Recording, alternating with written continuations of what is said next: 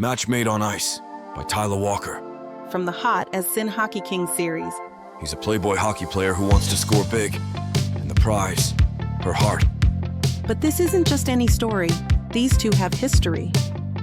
Childhood best friends, in fact.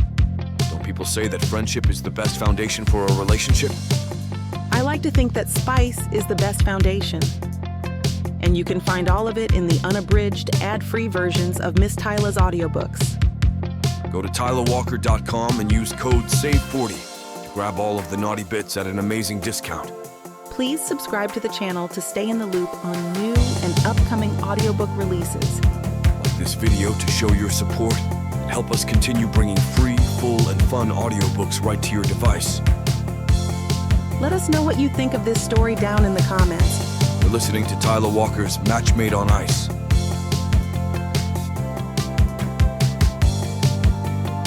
Chapter 1. Aaron. Only one way to celebrate. Arvin, one of the guys from my team, shouts as he comes back with a tray of shots. Let's get wasted. That, of course, gets a round of cheers before my teammates dive in, swiping at the booze. The victory tonight was hard-won, but that makes it all the sweeter. My body aches pleasantly while my head is slightly buzzed by the beer in my hand.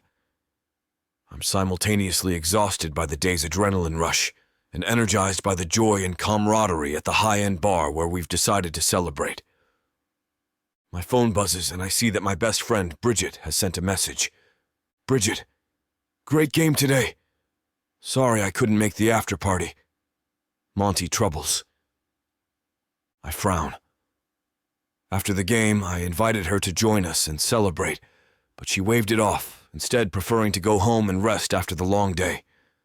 She works in the public relations department for our team, and considering the messes my teammates have been known to get into, she has her work cut out for her. But the biggest mess she's dealing with now is her deadbeat dad, Monty, who swept into town demanding her inheritance from her grandmother. Between our team and the troubles in her personal life, she's been stretched too thin to have much of a social life outside of work. I shoot off a reply to her message. Aaron, anything I can help you with? The triple bubbles appear, disappear, and appear again. Finally, I get a reply. Bridget, not really. I'm consulting with some lawyers later, so just send me some good vibes that we can get this sorted.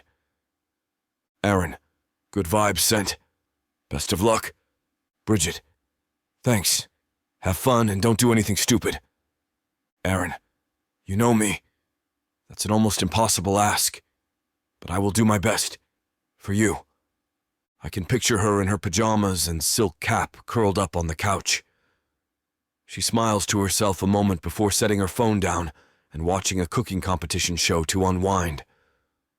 Shoving aside the thought that I wish I was there with her, I shut off my phone and stick it back in my pocket.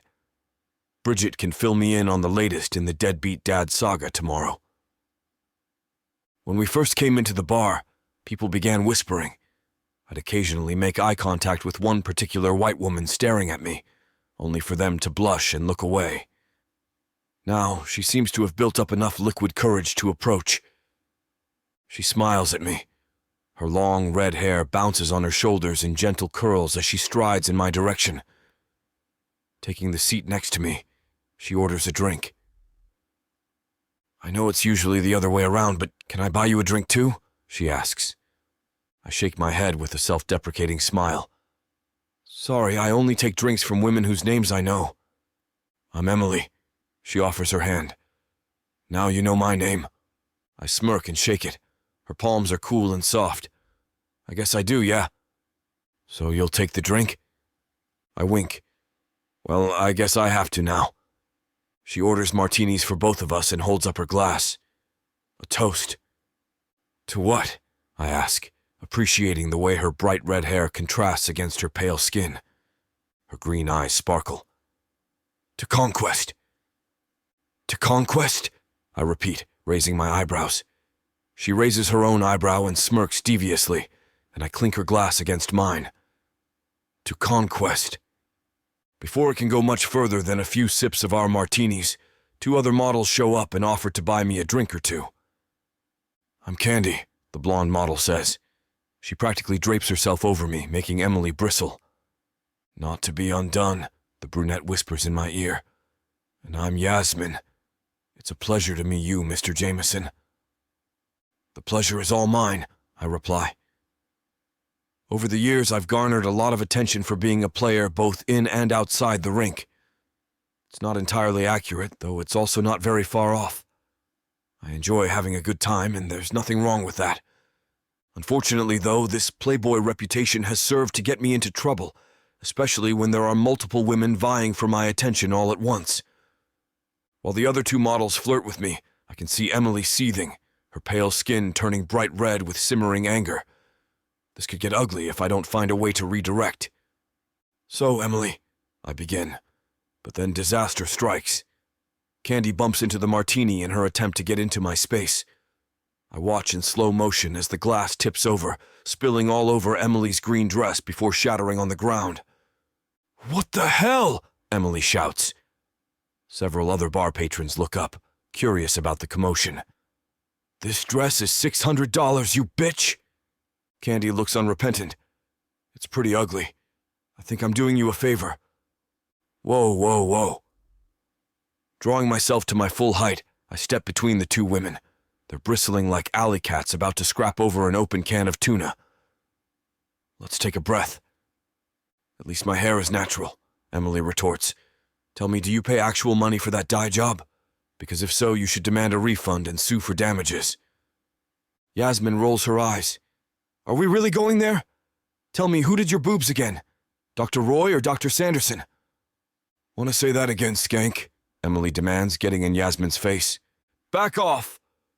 Candy pushes Emily to get her away from Yasmin. The next minute or so happens in a blur.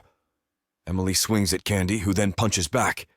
Yasmin joins in the brawl as the wild card, throwing punches at both of them. I act on instinct, getting between them and shoving them apart like I'm breaking up a brawl on the rink. This is a huge mistake. When you act on instinct, you forget important details such as the fact that you are a 6-foot-tall hockey player, getting physical and pushing around women half your size. It's not a good look, especially when you also forget your own strength. I push Candy harder than I intended. In the fight, the three women had moved around, so she falls closer to where Emily sat, and she lands on the broken martini glass. She shrieks, clutching her bloodied forearm close as I grab napkins, hoping to clear away glass and apply pressure to the wounds. Glancing around, I realize with dismay that half the bar has their cameras out. I know exactly what this looks like. A giant hockey player getting physical with a woman and injuring her. It's a complete accident, but no one will see it that way. But I can deal with it later. Right now, I have to make sure that Candy is okay. "I am so sorry," I say. "I'll pay for any medical bills you need." "Come here," Yasmin says, helping Candy to her feet. "There's an urgent care down the street." I give Candy my business card. I mean it. She doesn't meet my eye as she takes it. The crowd parts like the Red Sea as the two women head out the door. When I look around, I realize that Emily is long gone. With all the damage done, I decide that it would be better for me to also make myself scarce. Chapter 2. Bridget. Meanwhile, the Eagles won their game, but I assigned someone else to do the congratulatory social media posts. I sigh, rubbing my temples as I try to make order out of the chaos in my mind. My dad, Monty, has called a last-minute meeting between us and our lawyers, and I need to get there as soon as possible. And make no mistake, he knows that I'm working today. He's just so petty that he schedules meetings for the worst possible time. Aaron skates up to me with his trademark grin. "We're all headed to the after party. Want to come?" I force a smile. There's nothing more I'd like to do than cut loose and have some fun, but I need to get to the meeting. "Sorry, I gotta head out. You should have fun, though." The drive to my grandmother's old house gives me a chance to decompress before facing my dad again. The piece of hell walked out of my life as a child, but as soon as Nana died, he came charging back in demanding that I give up the inheritance she left me and sell the house. All the inheritance lawyers I've spoken to say that he has no real claim to the place. After all, She specifically left it in the will to me and bequeathed him a single dollar to show that omitting him was intentional. But it hasn't stopped him from trying. I pull into the driveway, where my lawyer, a white woman named Michelle, waits with Monty and his lawyer. Popping an ibuprofen for my growing headache, I grab the keys and let them in. We take our seats at the kitchen table. "What do you want, Monty?" I ask, too tired for niceties. Being in my childhood home fills me with a painful kind of nostalgia. I half expect Nana to come bustling into the kitchen, offering us cookies and lemonade while we chat. Seeing him here, sitting in her usual chair at the head of the table, the house starts to feel tainted by Monty's presence. I just want to scream at him to go away and beat him with a broom until he flees like a rat caught in the kitchen pantry. You know what I want. On her deathbed, Mom told me that the house was mine, and as next of kin, I'm entitled to it. He crosses his arms like a petulant child. I look to Michelle, giving her a nod to repeat the familiar refrain. It says in the will that Lucille Madison's house is to be bequeathed to Bridget Madison. A verbal agreement, especially one with no witnesses, is not a legitimate claim. The probate court seemed to believe otherwise, he retorts, bristling at being told no by a woman. His lawyer sighs. He has the look of a man who regrets ever taking this case and quite possibly being born. "Mr. Madison, we've been over this." He turns to me. "But we do have an alternative proposal." I arch an eyebrow, curious, in spite of myself. "What proposal?" "I'm taking my real estate license exam tomorrow," Monty says. "Good for you," I reply, furrowing my brows. I have a bad feeling about where he's going with this. He smiles smugly, like a bullfrog that just caught a fly. "I propose that you sell the house. I will be the agent and will earn a decent commission while the rest of the money goes to you. It's a win-win situation, and once the sale goes through, you never have to see me again." "No," I reply without hesitation. God, I was really regretting not getting that drink with Aaron. It would have made this whole conversation at least a little more tolerable. He blinks, apparently shocked by my lack of desire to even consider the idea. "What do you mean?" "I mean, no, Monty, I'm not selling my childhood home. As soon as the house is out of probate, I'm going to move in." My jaw starts to hurt from gritting my teeth. "Is that all?" "But," he begins. "No, that is my final answer. Now, if that's it, I'm going to have to ask you to leave." Monty springs up and points a finger at my face. "Listen here, you spoiled, ungrateful." "That's enough," his lawyer snaps, grabbing him by the arm. He turns to me. "We'll see ourselves out." With that, he leads Monty out the door. I make a point of locking it behind him, before going and sitting beside Michelle again. With a sigh, I bury my face in my hands. I wish he would just leave me alone. Michelle pats my arm. "I've seen some hell in my time as a lawyer, but he has to be the least pleasant litigant I've had to deal with. I've never met a more sexist and disrespectful asshole. Frankly, I have no idea why anyone would take him as a client. He has no real case." I flash her a weak smile. "Thanks." I run my thumb across the flower necklace pendant that my grandmother gave me. "I just wish he would back off." "Well, you are close to that hockey player, right? Maybe you can get him to play your bodyguard for a while. A physically imposing rich man might be the thing to scare Monty off." I shake my head. Aaron's too busy for that, and Monty will just wait until he's off at an away game to go back to terrorizing me. A thought seems to cross her mind, one that she seems about to dismiss before deciding not to. Instead, she chuckles as though the next words out of her mouth are going to be absurd. "I mean, if you marry him, then you'll be able to afford 24-hour security, and being in the public eye might get Monty to back off." After all, deadbeat parents harass their kids every day. It's very different when said harassment victim is the wife of a famous hockey player. I let out a shocked laugh. Are you serious right now?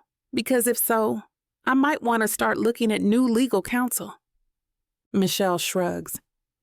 It's just a thought. Girl to girl rather than lawyer to client. She gets to her feet. I should probably get going now. Hopefully he'll realize that this is a losing battle. Fingers crossed, I reply, showing her out. The idea of marrying Aaron feels absurd, but at the same time it doesn't. After all, a part of me has always daydreamed about the possibility of him finally seeing me and being interested in the girl next door. He's a handsome, rich white man and also my best friend.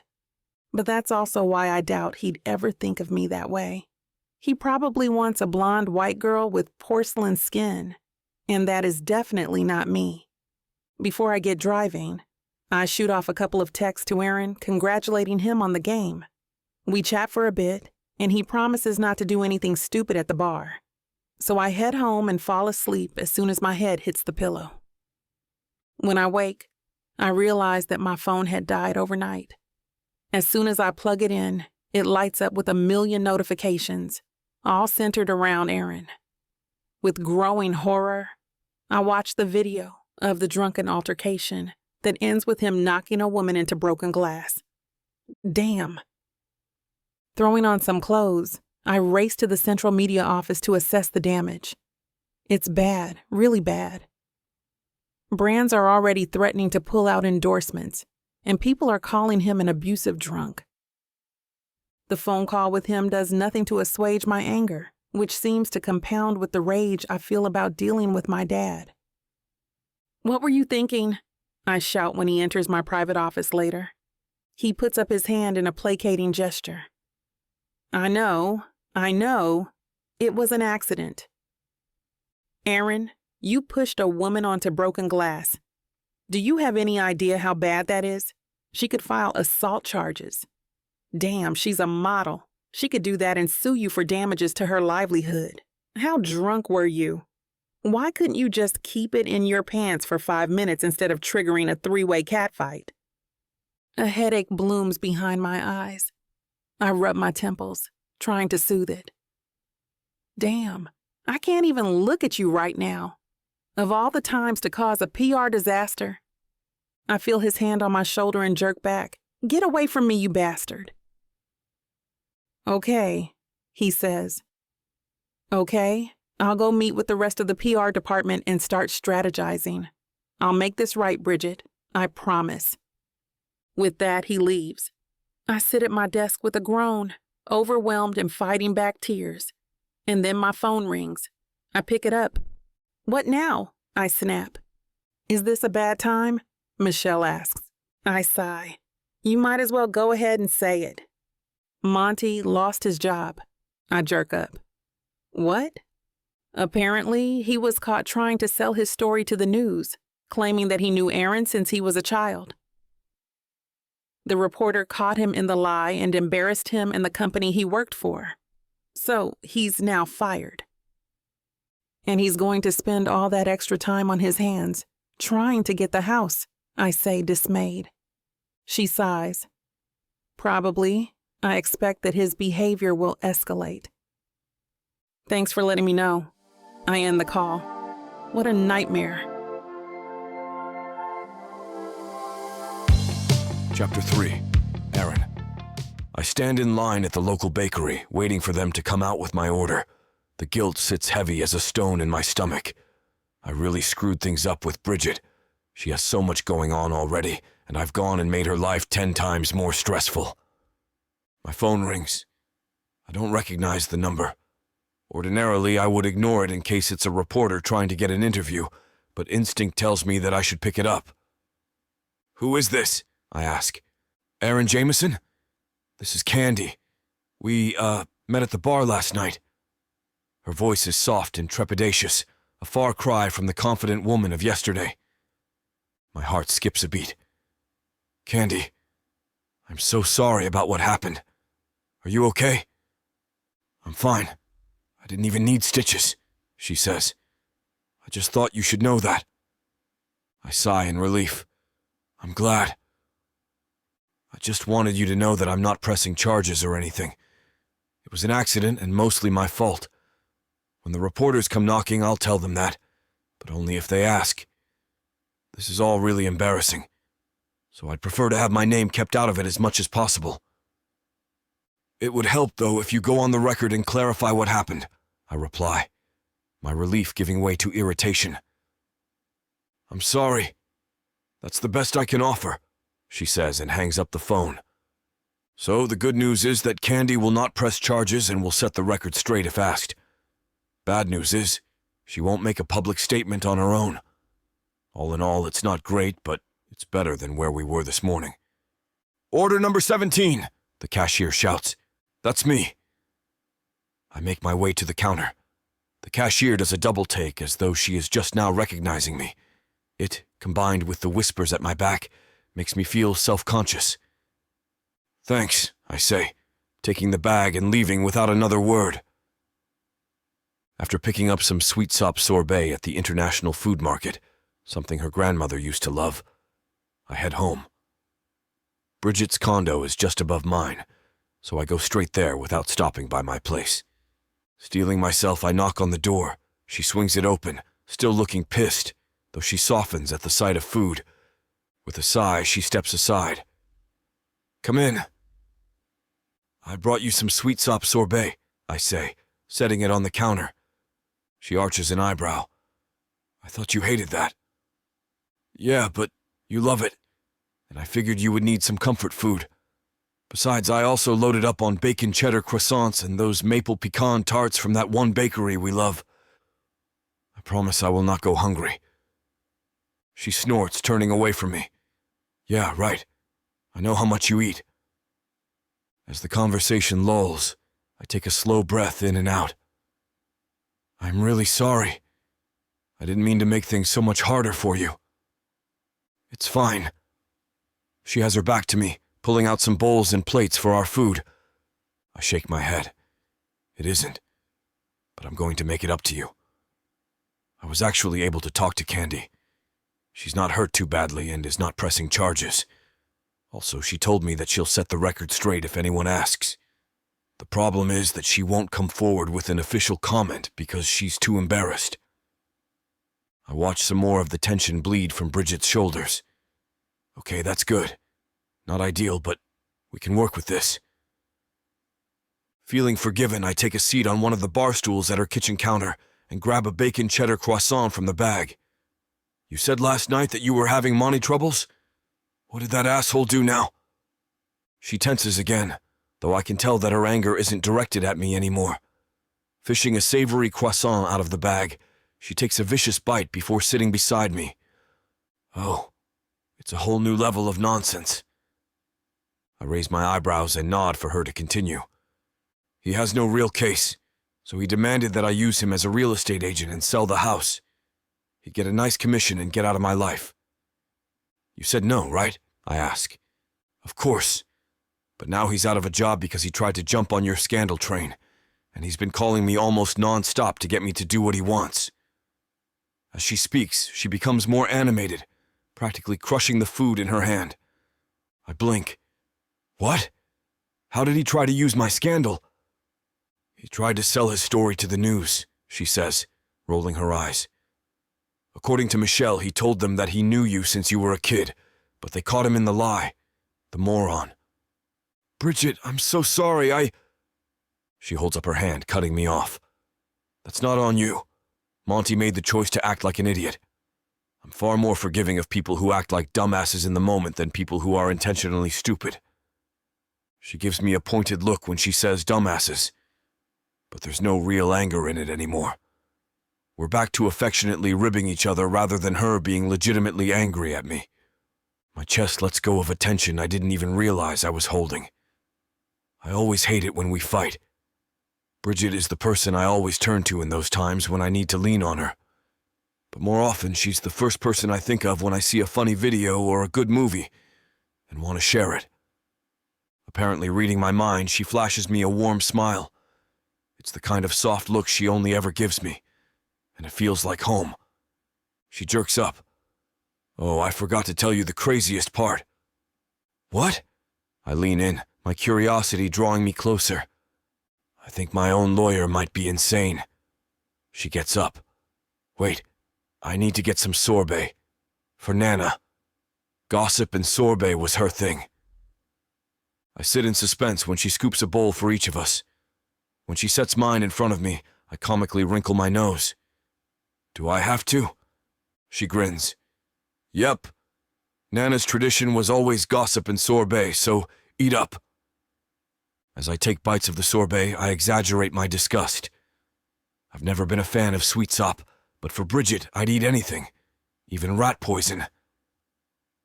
So, your lawyer is insane? I begin. It's nice to see her relaxing after a nightmarish 24 hours. Bridget laughs. Yeah, get this. She told me that I should marry you to get Monty off my back. You know, because he's so sexist and you're so rich, powerful, and intimidating. I laugh. Seriously? What is this, the 50s? Right? She shakes her head. I asked her if she meant it to be legitimate legal counsel because if it is, there's no way she passed the bar. She said it was just girl talk, but she said it like she really wanted me to think about it. I shake my head. That's insane. My laugh comes out a little forced. The idea of marrying Bridget actually sounds pretty nice, but she doesn't see it that way, and I won't contradict her.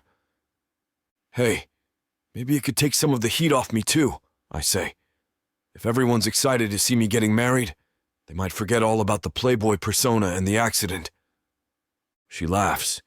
It's high and musical, like the ringing of bells. Can you imagine? Stretching, she gets to her feet, carrying the sorbet and the pastries to the couch. You coming? I need to unwind with some comfort shows to go with the comfort food. Be right there, I say, finishing the sorbet and vaulting over the back of the couch to plop beside her. She yelps at the displacement and reaches for the remote at the same time I do. When her fingers brush mine, they burn against my skin. I jerk back as my chest flutters and she does the same. Taking advantage of the distraction, I snatch it up. My turn to pick the show. Chapter 4. Bridget. Oh wait, stop. I hold out a hand to block the signal from the remote. Go back. What? Where?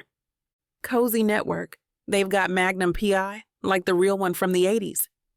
Aaron doesn't say anything. He grins and sinks back into the couch cushions, flipping quickly back to the exact channel. Wait, I say, suspicious. I know that smile. Aaron Jameson, you totally knew our man Tom was on TV right now. Aaron doesn't make eye contact, but smiles a goofy grin I've seen on him since we were kids. It's a grin he couldn't keep off his face, even when he'd just done something that was about to get him in trouble, and he didn't care because he was having a good time. You can't tell me this isn't the best intro music ever, he says, turning up the television. That electric guitar ripping underneath the punctuated orchestra? Come on. So you're a music theorist now? He shrugs one of his broad, muscular shoulders. What can I say? The world constantly underestimates me. Are you sure it's not the cool helicopter that you like so much? That's pretty good stuff, too. We smile at each other, the tension from earlier dissolving. We're back. Two old friends who can't get over the main character's 80s-style mustache.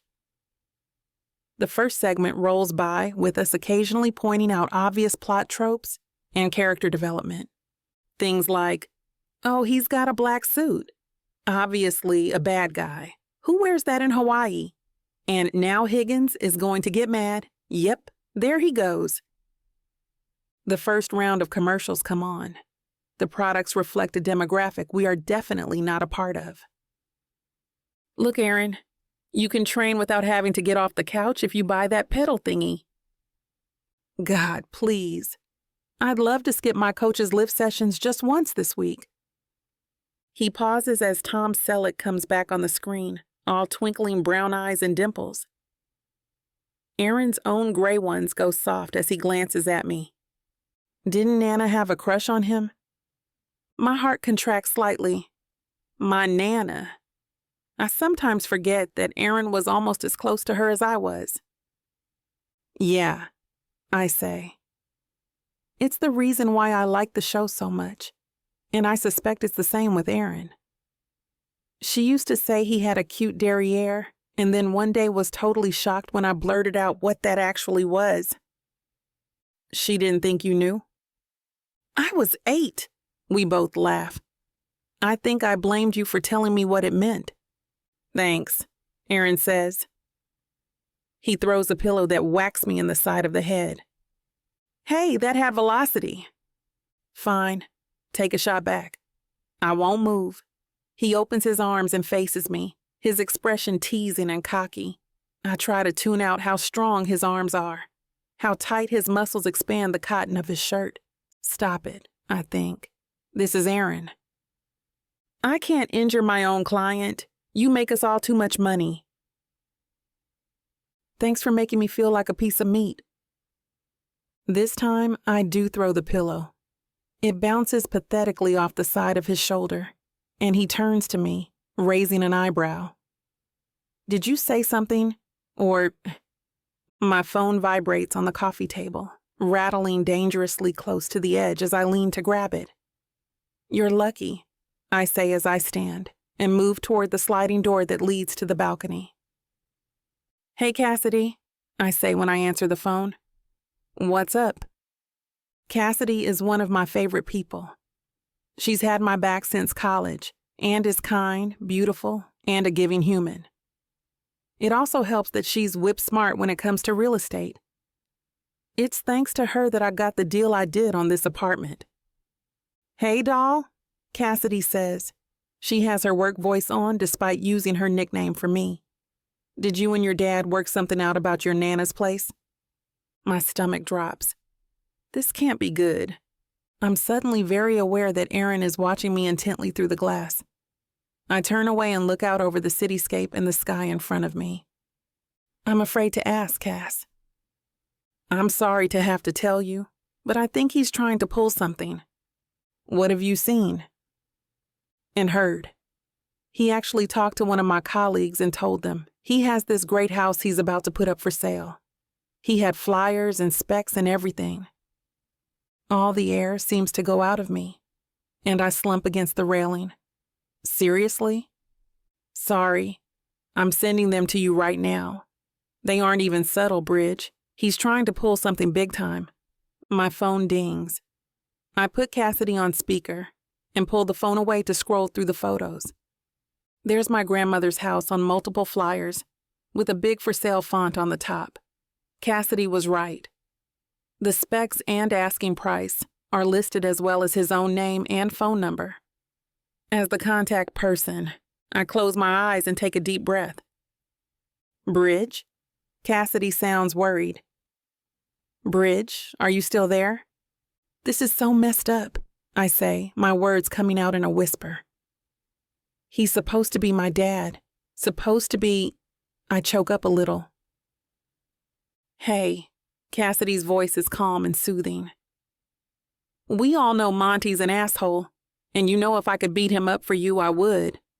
I nod, then realize she can't see it. Thanks, Cass. What do you think I should do? She sighs. You are a strong, independent woman, but I really think you need to bring someone else in to help handle this. Your dad can be volatile and drastic and just plain mean. He's never going to back down to you because he sees himself as being in charge of you. I know. Please don't handle this on your own. I mean, you have me, obviously, but you may need bigger guns than I've got. Thanks, hun. I appreciate this. I'll call you later to check in, okay? It's only when we're off the phone that I realize I've been pacing. Something Cassidy has said is resonating.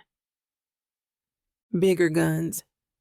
Aaron's strong arms come to mind, held out and ready for me to pelt him with a pillow. I can't help smiling to myself despite the ugly situation. I don't know anyone with bigger guns, both physically and ability-wise, who would be able to stand up to my father. I don't like what the lawyer suggested, that I marry someone who will intimidate my father. It feels demeaning, like as a woman I can't handle the situation on my own. But I have to admit that Cassidy is right. My father is not a good person, and he will always treat me with disrespect because of that very reason, because I am a woman. Because he sees me as his possession until I become another man's, a husband's. I find myself wondering if the marriage idea would actually work, if Aaron would ever really consider it. It could cost a lot of money, I think. But Aaron has the resources, and I'm sure he'd let me pay him back if I needed a loan for it. I turn back toward the living room and see he is still watching me with his lovely gray eyes. My face heats in embarrassment, wondering if I've been moving my lips, debating with myself as I think it over. It's ridiculous to think he'd ever consider it. He rises up from the couch, graceful, strong, one of my oldest friends. Seeing him come toward me, my throat tenses, and I think I may cry. I want to hug him. Instead, I grip the cool metal railing. "Bad news, eh?"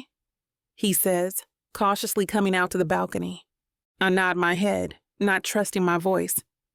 Aaron sighs. "What's going on? What's Monty done this time?"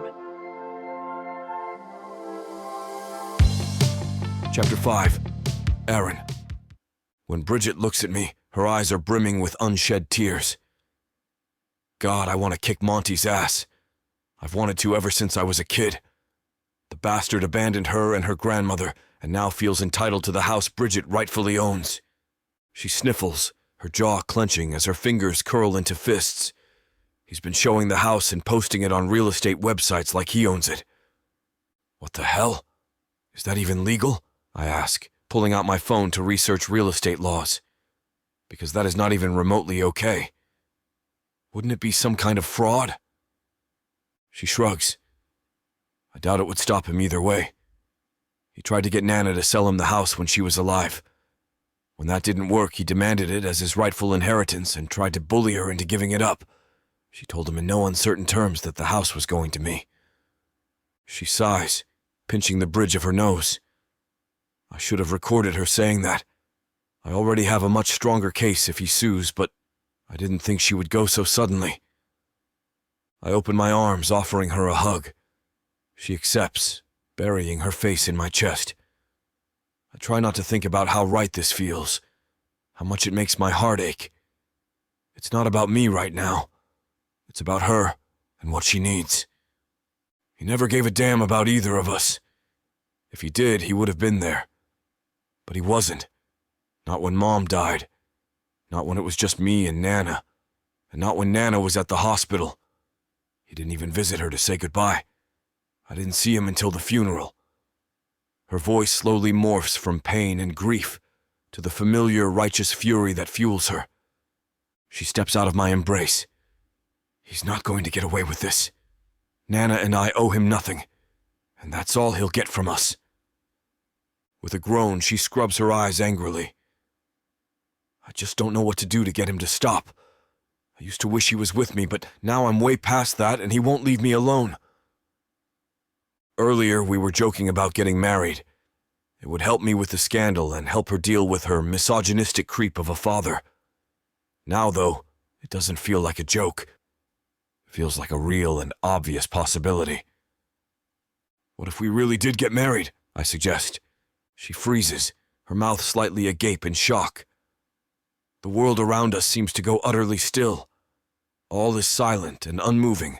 No birds, no insects, no wind. It's like these simple words have created a shockwave that has shaken the very foundations of our friendship.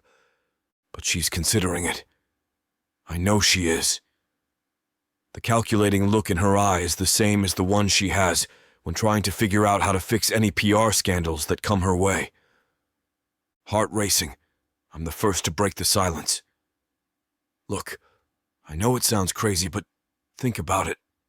I could use some good press, and there's nothing that people love more than a fairy tale romance between two childhood best friends. You need someone to help you keep Monty off your back. The man is a coward who only goes after people who he thinks are more vulnerable than him. If you have a built-in bodyguard, he won't dare come near you. And if he does, I'll show him exactly why he should have stayed away after all this time. Just give me 5 minutes alone with him, I think. My fists clench at the idea of laying that creep out. Fame forces you to meet all kinds of sketchy and disgusting people. I've been at parties with mobsters on the guest list and had dinner with crooked captains of industry for the sake of fundraising. Of all the damn immoral people I've met, though, nothing compares to Monty. I could never fathom the idea of abandoning your own daughter to be raised by your mother while you screwed off to God knows where, especially when that child is one of the most amazing people on the planet. It boggles my mind. And now, he has the audacity to come back and act entitled to the property of the child he abandoned. What a piece of damn. But more than that. Bridget only sees me as a friend. I've had a crush on her for as long as I could remember, but she doesn't feel the same way. Maybe, though, she'll start to think about me in a new light. If not, though, I'll still be helping the one person I care about most in the world, and that's enough for me. Aaron, Bridget begins, but her words seem to fail her. I force my voice to sound cool and casual. She can't know how much I want this.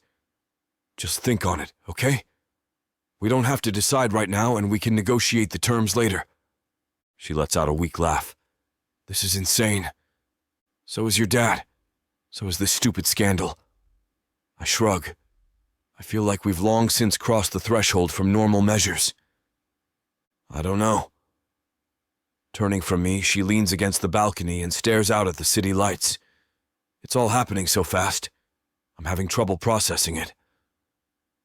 I place my hand on her shoulder and give it a gentle squeeze. I get it. But I think this might be the best thing for both of us. It doesn't have to change anything between us, right? No matter what happens or what you decide, we'll still be best friends. I got your back. She covers her hand with mine and squeezes it, giving me a weak smile. Thanks. I mean it. And I have yours too. I grin. You'd better. It's what I pay you for. And I don't get paid nearly enough. She shivers. Let's go inside, I'm getting cold. I open the door to the balcony and let her pass before shutting it behind me. I'll make us some hot chocolate, I say, heading into the kitchen. With whipped cream? She asks as she flops onto the couch. I roll my eyes. Obviously with whipped cream.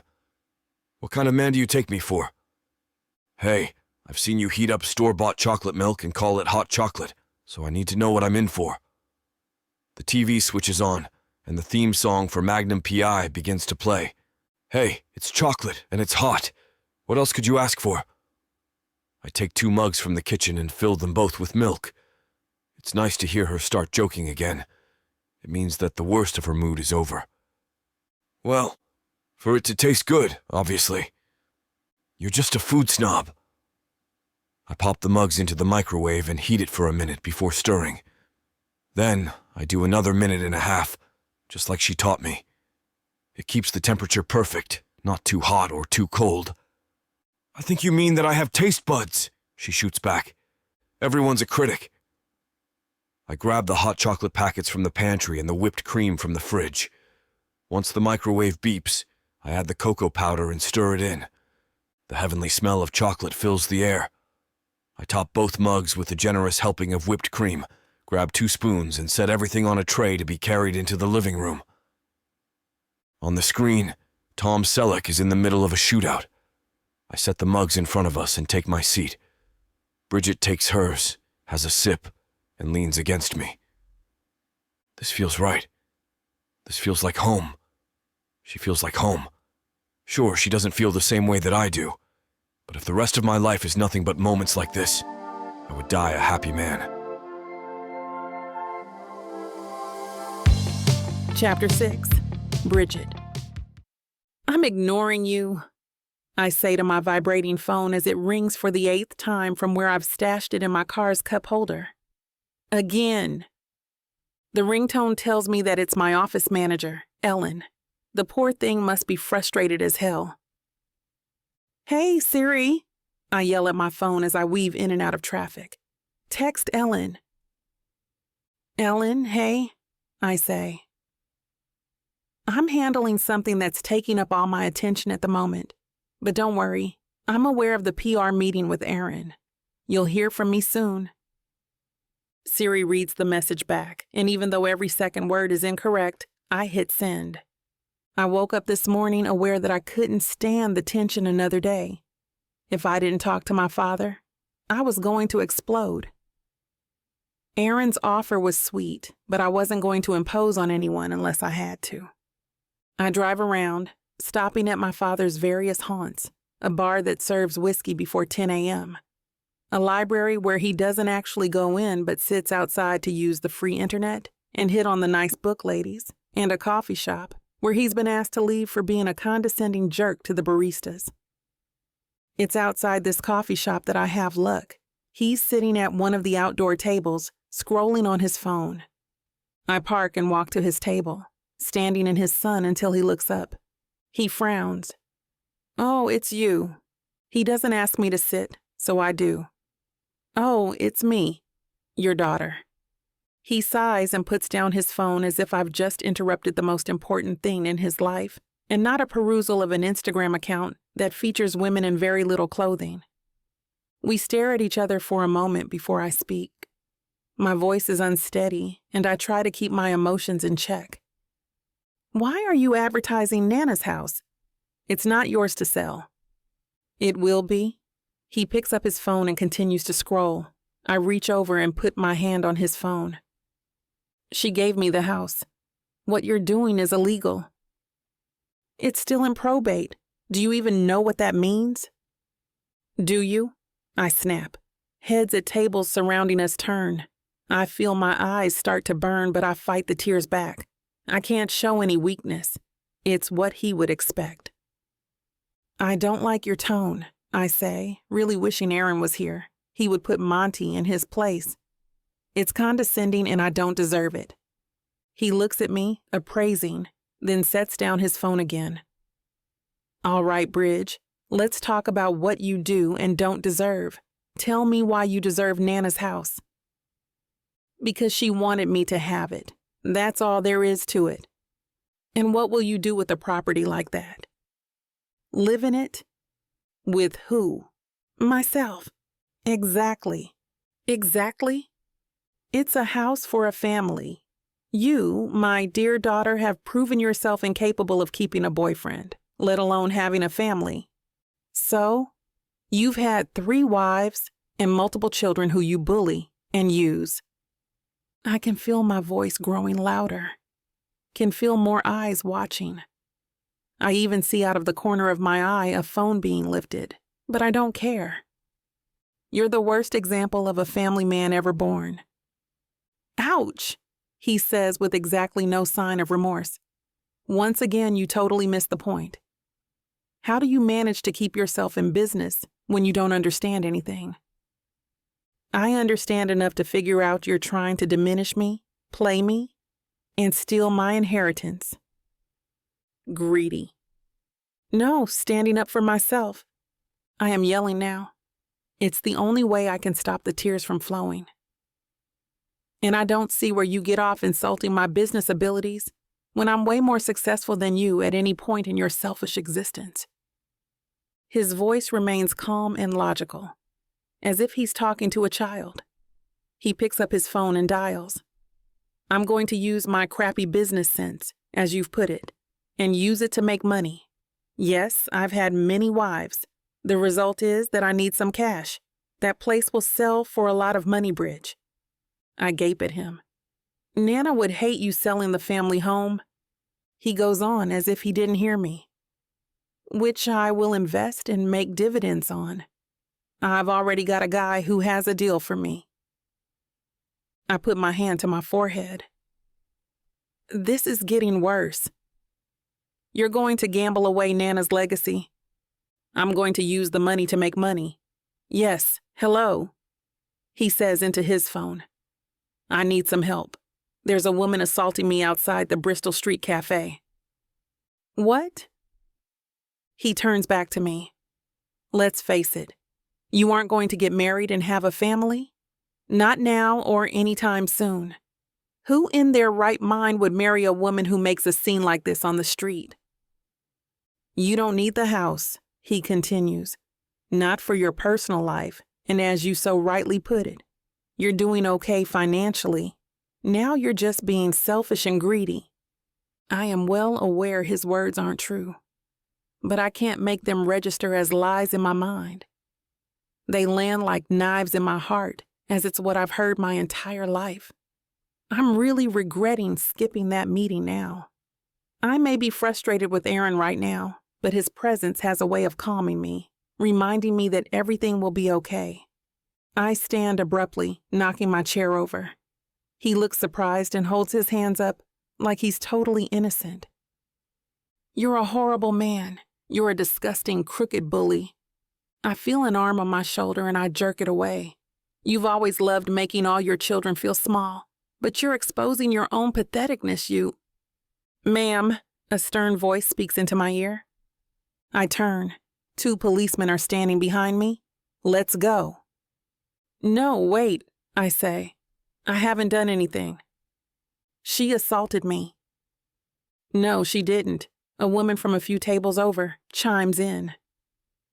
I only saw one person yelling and one person throwing the furniture, an officer says.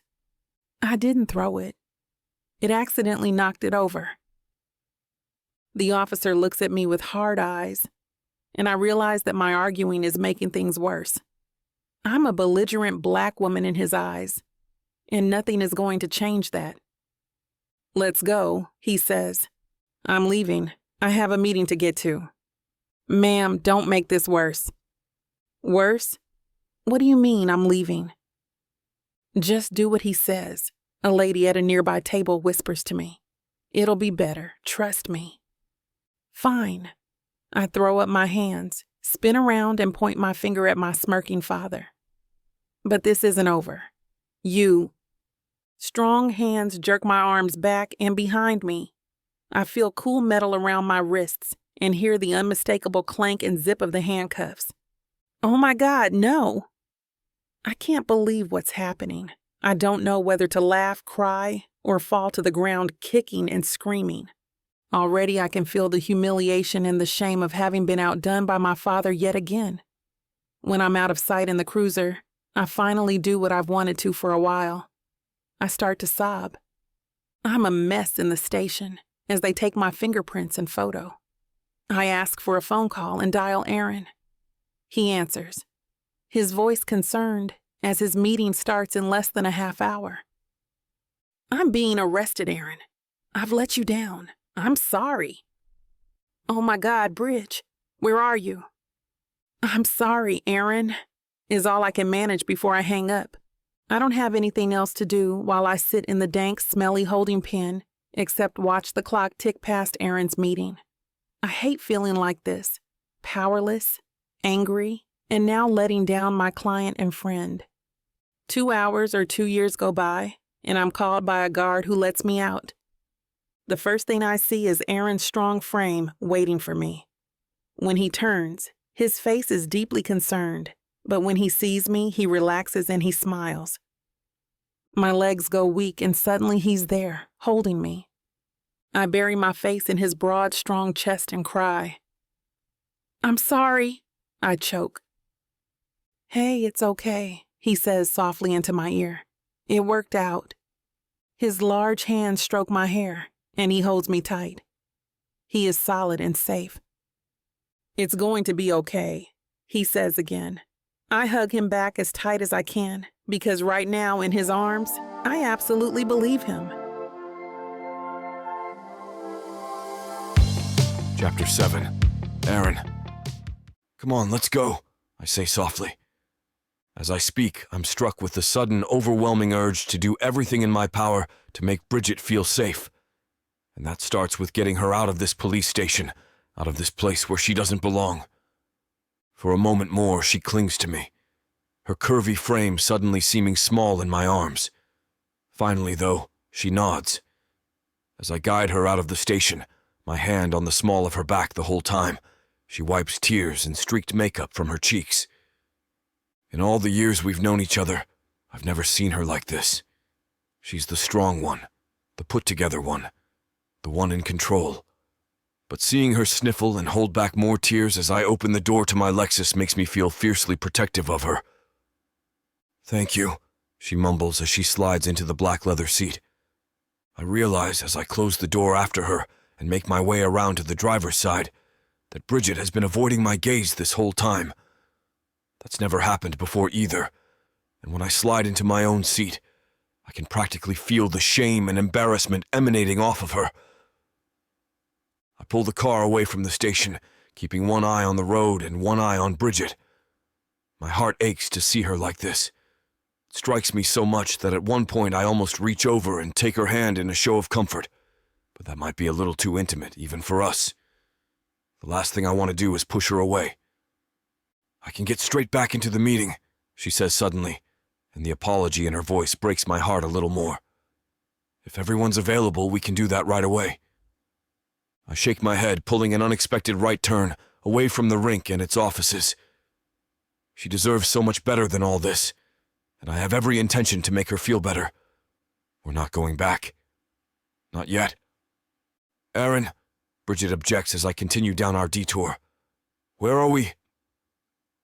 Her words trail off as I pull into a parking space right in front of Maritona's, one of our old haunts from our college days. "The meeting can wait," I say as I shoot Bridget a reassuring grin. Finally, she glances at me, then at the restaurant, her mouth hanging open as if she's about to protest again. But I don't let her. Instead, I jump out of the car and around the other side to open her door. "I really should be working," she tells me as I hold my hand out to her. But she gets out anyway, allowing me to lead her up the wooden steps toward the restaurant. "No, you shouldn't." My voice is gentle but firm. "You've just had a terrible morning, but Maritona's never fails to make things better."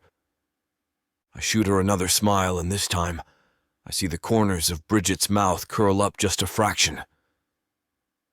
It sends a wave of gratification through me that I can make her feel even a tiny bit better.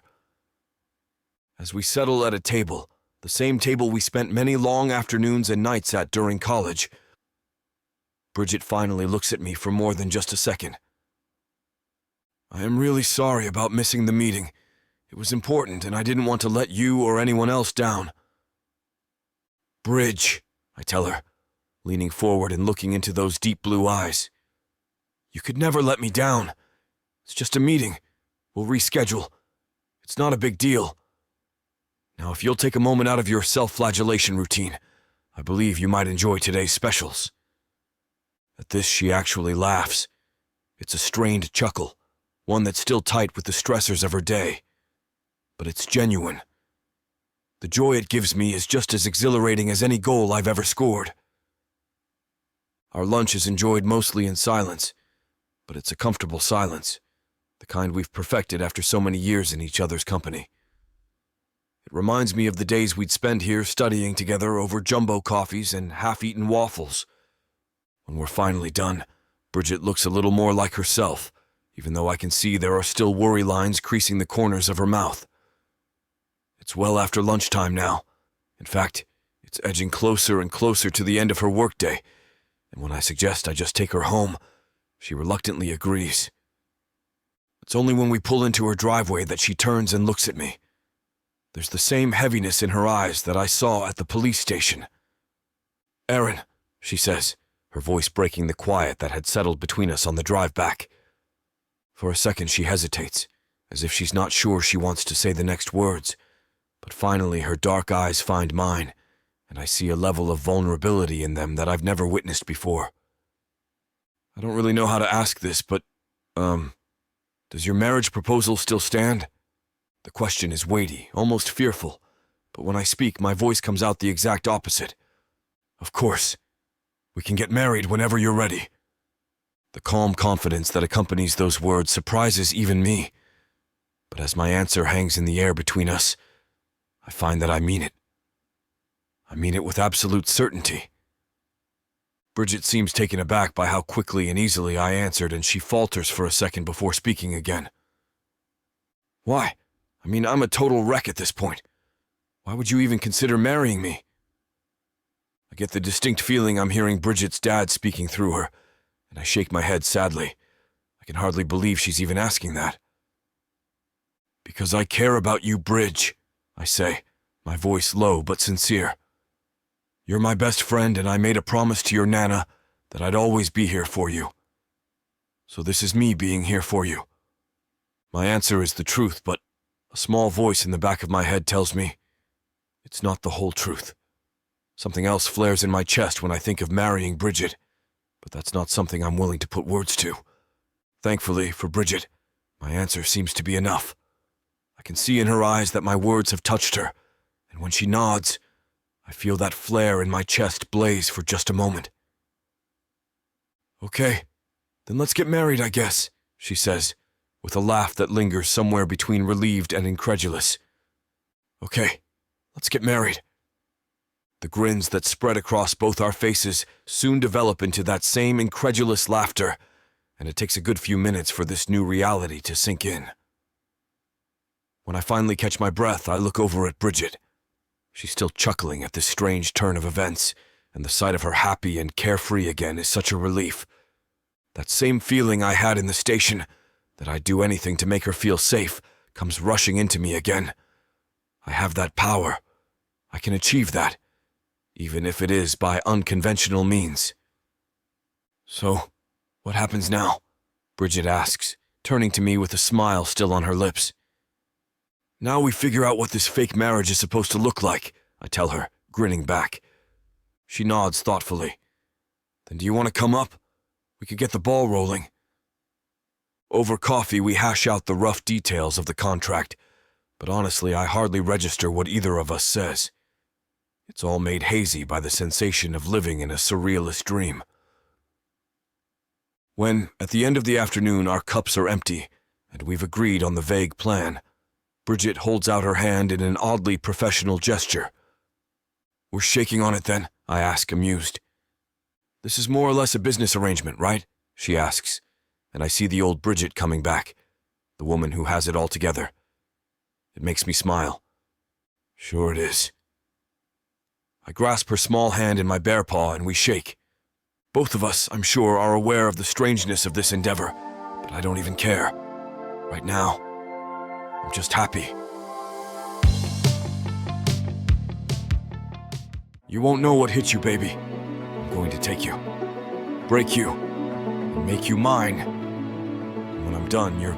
Now hold on just a minute. What? I got something to say. What's the meaning of this? Now you may be some fine-looking white boy. Got that right, baby. It takes hard work. And you might got the money. Fat stacks, baby, to spoil you with. But that doesn't mean I'm going to give it up to you without a fight. A fight? You want some limp wilting flowers? Go to historical romance, baby. But you want sassy and spicy strong black queens that tame their alpha male bad boys? I think our listeners do. Then you go on and look at Miss Tyla's Bougie Brides and Billionaires audio bundle. 50 hours of me whispering the most romantic things in your ears.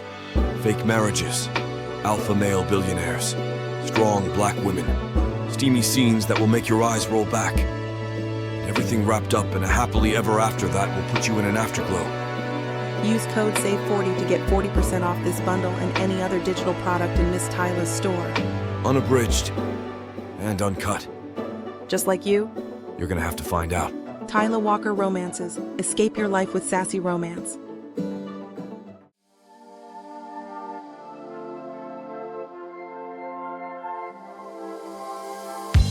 Chapter 8. Bridget. We sit down at my kitchen table, both our phone calendars pulled up like we're planning a trip or to see a play, not setting a date for the wedding or a timeline for our romance. It feels strange and almost clinical. Sure, this is a part of the process, but usually dating and romance comes first. I'm free on the 22nd, Aaron says. I shake my head. No, you're not? I'm not? You have a Make-A-Wish event that day? I roll my eyes. I swear without me, he would forget about his own games. Didn't you write it down? He flashes me a sheepish smile. I guess I forgot. Well, then do it now before you forget again. I scroll through my own calendar. Booked, busy. Possible if I move things around, but very inconvenient. What about the 10th? He shrugs. Might be a bit too soon.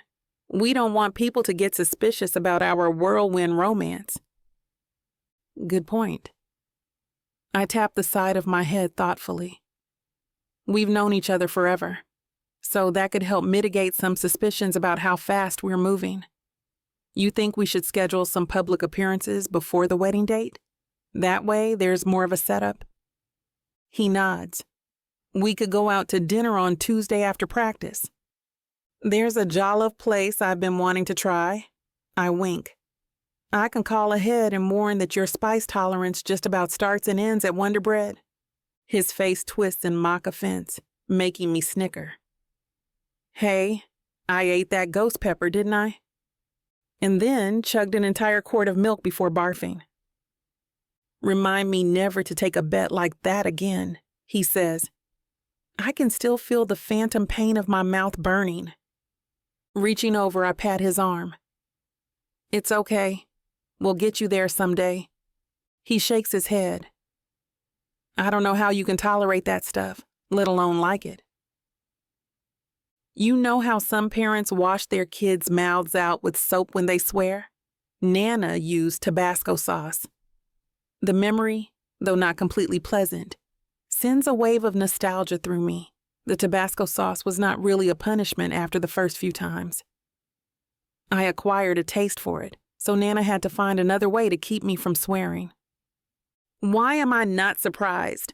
Aaron laughs, and I join in. This may be mostly a business transaction, but being with Aaron feels good. There is no one else in the world I would want to fake a relationship with. As the giggles fade, I look at the calendar again, and excitement bolts through me. What about the 19th, 3 months from now? His eyes widen. Isn't that the day you moved into the neighborhood and we first met? Yeah. It looks like I'll be free then. You? His lips curl into a grin. It's free for me too. Bridget, that's perfect. I grin, imagining all the PR boosts we could get from this. The media will go nuts for it. Childhood friends turned lovers get married on the anniversary of their first meeting. It's too cute. At this, he deflates slightly. Right. The media. Concern immediately floods my system. What's wrong? I thought he would love the idea. Are you okay? When he smiles, it's obviously forced. I'm fine. It's just a shame that Nana won't be able to see us get together. Are you kidding? She teased me mercilessly for getting married to you, especially for these reasons. She used to love to play matchmaker with us. I bet she'd never feel so vindicated and so disappointed at the same time. Is that why I kept finding wrapped gold protection in my backpack in high school? My jaw drops. She didn't. Apparently, she did. He laughs. I always assumed that it was a prank. Once our giggles start to abate, we make it official, setting the date for the 19th, 3 months from now. Until then, we were going to be the cutest couple in all of hockey. The next day, Aaron's boxes appear at my front door. We decided that my condo is better than his because it has a gorgeous view of the city, so he would be moving in with me. Aaron, like most single straight men I know, tends to live a very Spartan lifestyle. His condo is made up of a table, some chairs, a television, a bed, and a few personal items.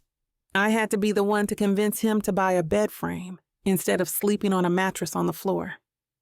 His tastes, though, are very similar to mine, so as we unpacked, his things began to blend in seamlessly around us. It's as though the objects we own were always meant to be entwined. I open one box and gasp. Is that Never Let Me Go? I pick up the familiar book. I didn't know you read this one. He smiles and flips through, skimming it. Yeah, when you read it a couple years ago and wouldn't stop gushing about it, I wanted to understand why you liked it so much. And what did you think?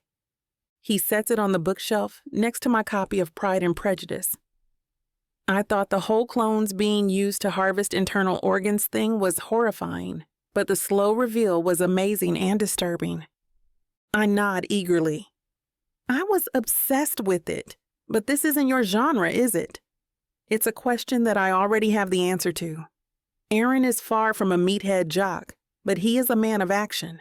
I have trouble imagining him sitting and reading for an extended period of time. Stranger things do happen, though. He shrugs. I just wanted to be able to talk to you about it, but by the time I finished reading, you'd started on other books. I'd love to talk about it with you. It's still one of my favorite books. The conversation starts to drift as we pull nostalgic items from boxes like a magician pulling a rabbit from a hat. We laugh at the duplicates. Similar taste means double the DVDs and kitchen gadgets. Oh, I almost forgot, he says, and heads outside. When he comes back in, he's carrying a box labeled, "For Bridget." What's this? I ask, opening it. My favorite shirt sits neatly folded at the top. It's a band tee from a concert we went to in college. After years of wearing it, the logo has long been worn away, but the fabric is incredibly soft and comfortable. I hold it up. I was wondering what happened to this. He smiles sheepishly. I've been meaning to get it back to you, but kept forgetting. Now that we're moving in together, I figured it was time to give you back the stuff you've left with me over the years. I stare into the rest of the box, taking stock of photographs, mugs, and hair ties, all bits and bobs that I would bring over and then forget. And when I look around, I see the things of Aaron's that were there before his boxes appeared on my doorstep. Our lives have always been intertwined. How has it taken me so long to realize just how much we've become tangled up in one another? Are you okay? Aaron asks, snapping me from my reverie. I flash him a grin. I'm fine. Just thinking about how we're going to be able to squeeze all our things into our little condo. He glances around the room. Though the floor is strewn with boxes, everything seems to have its place. His stuff and my stuff seem to blend into one another, as though they've always been there. It looks pretty good to me, he says. Way better than I expected, to be honest.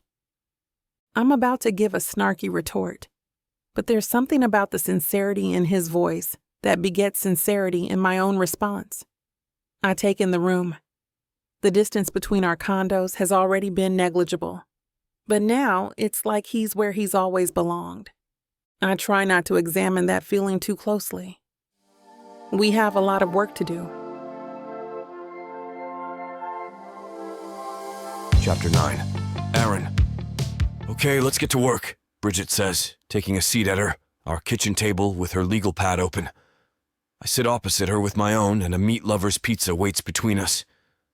I grab a slice and take a bite as I stare at the contract she's already written up and printed. Are you sure this is necessary? She shoots me a look. I feel like you, of all people, would understand the importance of a prenup, especially considering the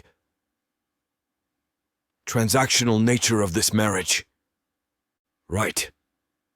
I deflate slightly at the reminder that this is more for business than out of any romantic feelings on her end. It's kind of funny. In a sense, we are marrying for love. We are doing this because we want to help each other out of the messes we're in. That is very much an act of love, just not the kind of love I'd hoped for when getting married. Hey, we don't have to do this right now, she says, reaching across the table for my hand. Apparently, I'm not as good at hiding my emotions as I think I am. You just moved in, and that's already an adjustment, so if you need a break... I shake my head, forcing a smile. No, we should get this out of the way first. That way, we're both on the same page going forward. Okay, first things first. I'd like to draw your attention to clause number 1. No falling in love. Subhead 1, subsection B. I laugh, but then I see the look on her face. She's serious about this one? Why is that there? She sighs, tapping her pen on the table. We have an amazing friendship. I don't want to ruin it. She lets out a weak laugh. I mean, it's not like I've had very good role models in the romance department. Like I care about the second thing, I think. But do not say out loud. The look on her face is daring me to object. It's the kind of fierce glint in her eye she gets when she has her mind set on something, and she's not about to budge anytime soon. So instead, I laugh. I'm just saying, it'll be hard to enforce it, right? The heart wants what it wants. She shrugs and takes a fierce bite of her pizza. I guess we'll just have to control ourselves then. There's no changing her mind on this, so I don't protest any further. My gaze returns to the contract. What about the exclusivity clause in subhead 2, subsection A? I'm not allowed to have sex outside of our marriage? I'm a bit relieved to see that she has not made herself completely off limits, but with the other clause it means that any activities will be nothing but meaningless sex. It does sting a bit how much she's determined to keep me at arm's length. I suspect that it's more to do with her personal hang-ups than anything to do with me. But still, it's rough. She rolls her eyes. The whole point of this thing is to help rehabilitate your image. Can you imagine the headlines if you get caught cheating on me? HL hockey player spotted cheating on childhood best friend turned wife. It'll make the Tiger Woods scandal look quaint in comparison. She has a point, and I don't plan on seeing anyone else anyway. But it doesn't mean I couldn't bellyache about it a bit to make her laugh again. Are you trying to kill me? She bursts out laughing at my complaint, and the musical sound lifts some of the weight I'm feeling in my chest at the thought of not being allowed to fall in love. Oh, poor baby, she exclaims. How will you ever survive a case of the blue balls? My point exactly. I'm risking my health here. As an athlete, I need to be at the top of my game, and if I'm too horny to focus, what will become of my team? Snickering into her slice of pizza, she shrugs. Maybe you and your right hand can get well acquainted. I know you really got to know each other well in high school. I tap my chin. Now see, that's where we run into a new problem. I might just fall in love with that hand, and that would break both the no falling in love and the no cheating clauses. I see. She hums thoughtfully as she chews on her pizza. Unfortunately, the exclusivity clause is non-negotiable. It's just common sense. I finish my slice and grab another from the middle of the table. Fine, but if I get too horny to play, I'm blaming you. She shrugs. Just use it to fuel your rage during the game. There's no one more aggressive than a man with repressed horniness. Grabbing her glass, she takes a sip of her wine. I laugh. Okay. I can see to your point. About how it will help avoid scandal or that your horniness will make you a better player, she asks, deadpan. Yes. This gets another snicker out of her. Okay, so moving on. We've gotten sex out of the way. I interrupt her, unable to resist another joke. Really? Because both our clothes are still on. Shut it, she retorts, picking off a piece of sausage on her pizza and throwing it at me. It bounces off my forehead. We're about to get to the really awkward part. I raise my brows. What's more awkward than sex? Money. Ah, I nod. Yeah, that's way more uncomfortable than sex. Bridget has never been a gold digger. She's aware I'm significantly richer than her, but it's never gotten in the way of our friendship.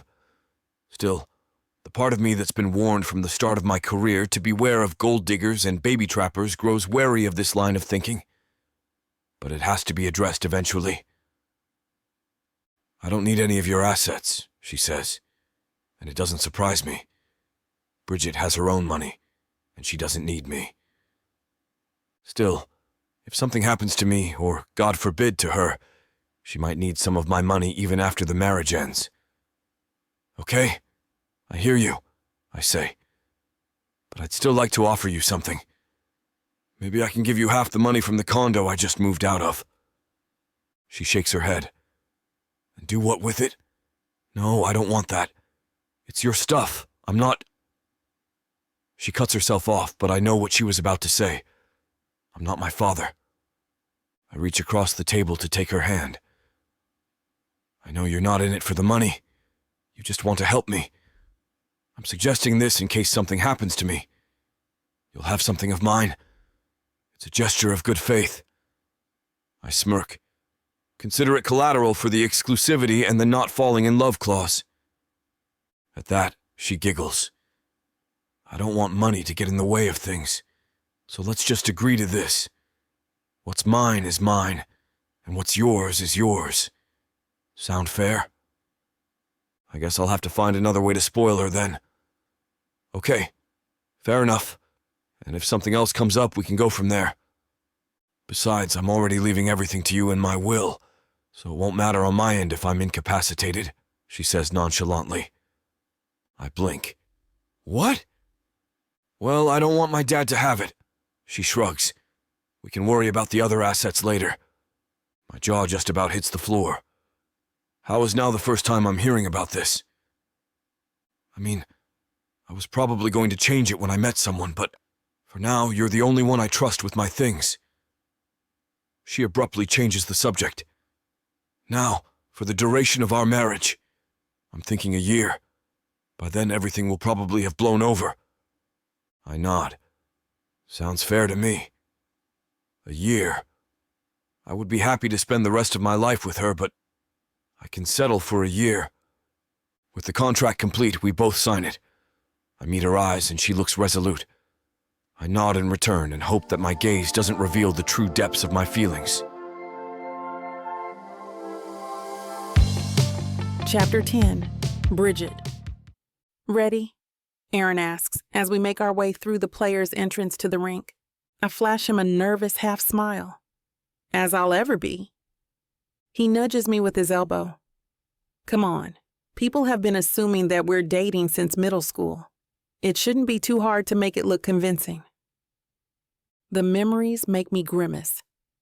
Everyone thought we were a couple when we were kids, but any feelings were mostly on my end, and even then, they seemed mostly platonic.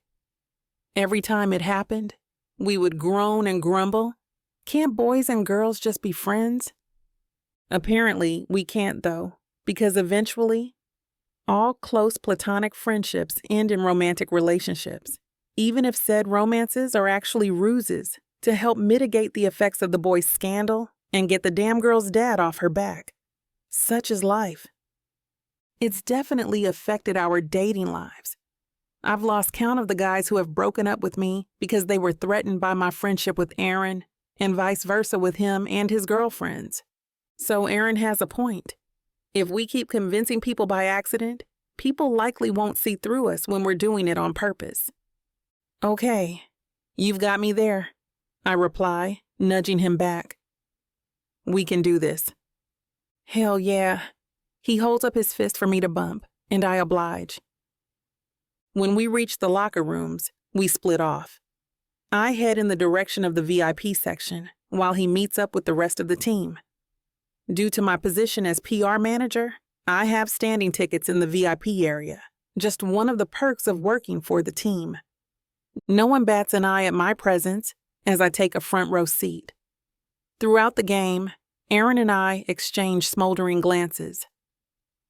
We keep it low-key this time, just enough to turn heads and get the whispers going. Over the course of the next few weeks, we start slowly upping the ante. Smoldering gazes become playful banter and brief touches that suggest a deeper intimacy. A hand on my waist as we walk together and a lingering stroke of his cheek when treating a black eye earned during a game. So, Arvin says during practice one day, Aaron is busy strategizing with Eric and the coach, so I'm working on some press releases while the rest of the guys take 5. I pick up my head.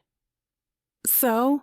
He grins, leaning against the boards surrounding the rink. You and Aaron, huh? I force myself to maintain a straight face as he waggles his eyebrows, looking smug. I don't know what you're talking about. His grin grows even wider. Come on. You both have always been so obvious. We've had a betting pool for the last 5 years. Wait, what? They've really been betting on when we would get together?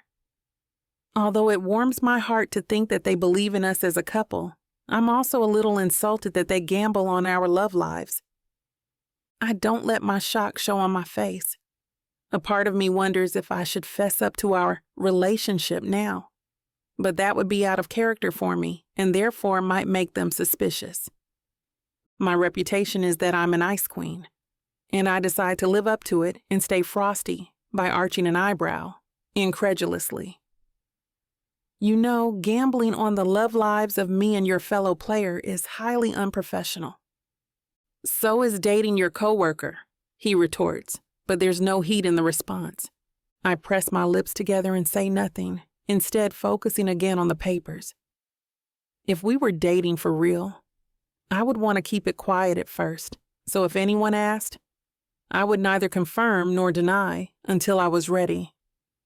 That said, it's incredibly satisfying to watch Arvin flounder for a bit as he tries and fails to get the gossip directly from the source. Pretending to be in a relationship with Aaron is almost as fun as I imagine actually being in a relationship with him would be. Almost. Still, sometimes it's like the lines are blurring between reality and the fiction we're creating. His touches and gazes will linger just a little too long when we're in private and there's no one around to see. And I'll find myself leaning into it. It's not real, but sometimes it's nice to pretend that it is. The next practice, though, is the coup de grace. Halfway through, we sneak off for a make-out session in the locker room during a break. Ready to make it all official, he whispers. I nod, too busy looking at his soft lips to give a coherent answer. He leans in, and then we're kissing. His stubble gently scrapes my face as his tongue licks against my lips, asking for an invitation inside. I let him in, and it's exactly like how I used to daydream about it. It's easy to lose track of time during a kiss like that. We could have been there for minutes or hours, and I wouldn't have noticed. I'm too lost in the pleasure of his lips on mine to even think about the fact that this is all a ruse. It just feels right. I knew it, Arvin shouts, making me yelp in surprise. I whip around to find him standing in the doorway with a massive damn-eating grin on his face. Mike's gonna owe me so much money. We don't get a word in before he's off to tell the rest of the team. Laughing, I rest my head against Aaron's shoulder. Well, now I know who's gonna win the betting pool. They were betting on us? For how long? Aaron asks. I shrug. Arvin mentioned it yesterday when he was trying to pull the truth out of me. He cranes his head to look out the door. You think he's told everyone yet? Probably. The cat has officially escaped the bag. I hook my arm around his. Let's go see what chaos it causes.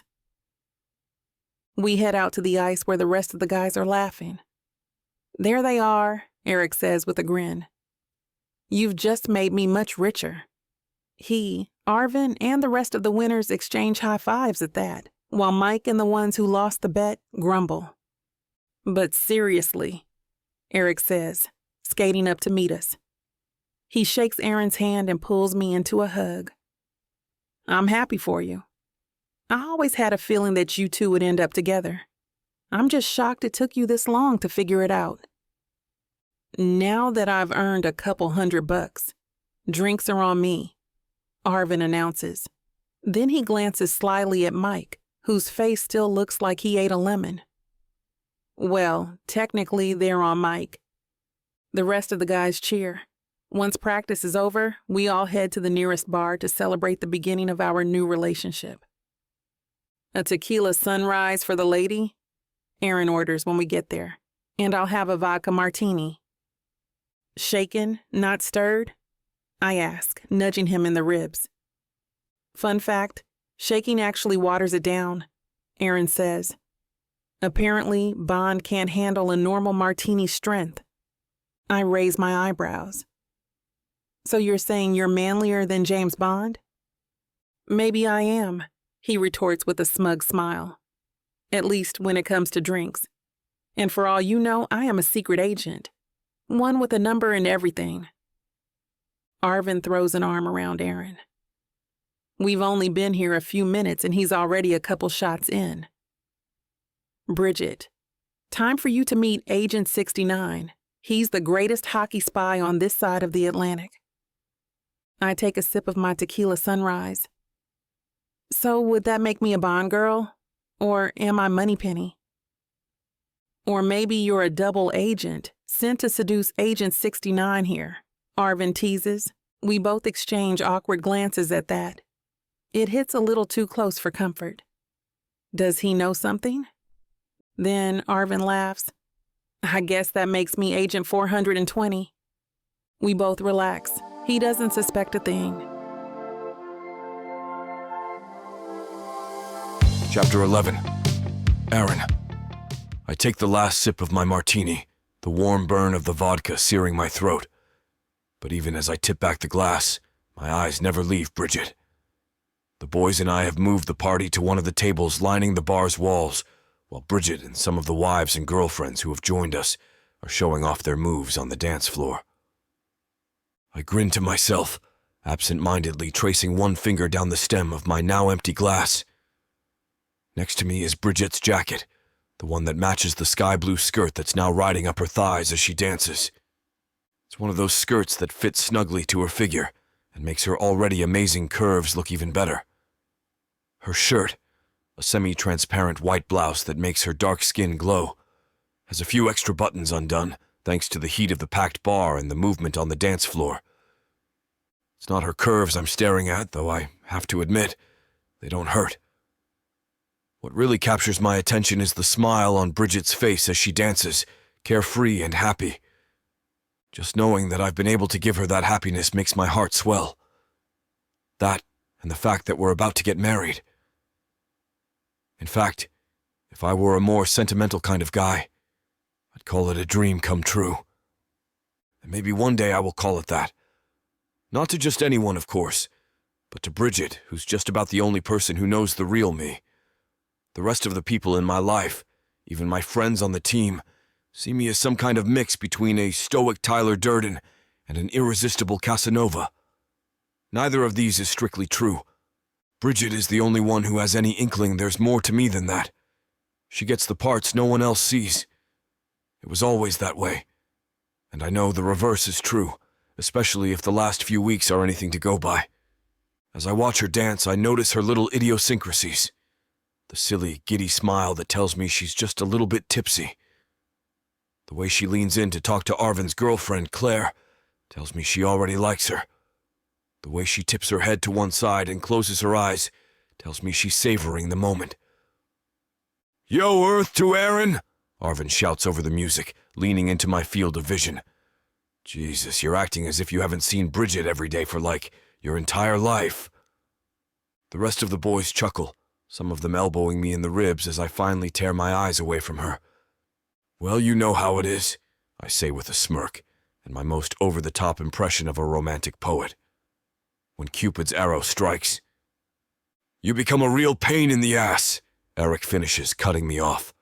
This sends the group into a round of hoots and hollers, and I'm in such a good mood I can't help but laugh along with them.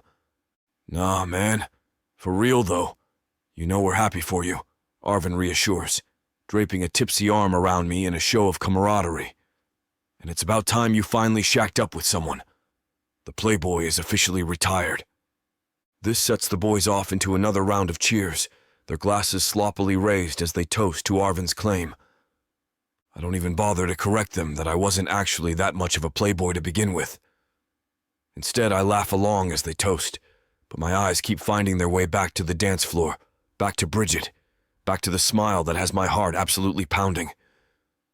Finally, I set down the glass that's still clutched in my hands, leaving the boys to their revelry while I make my way across the bar and toward the dance floor. The last raucous chords of an 80s jam ring out just as I approach Bridget, and when the next song plays, I find it's a slower number.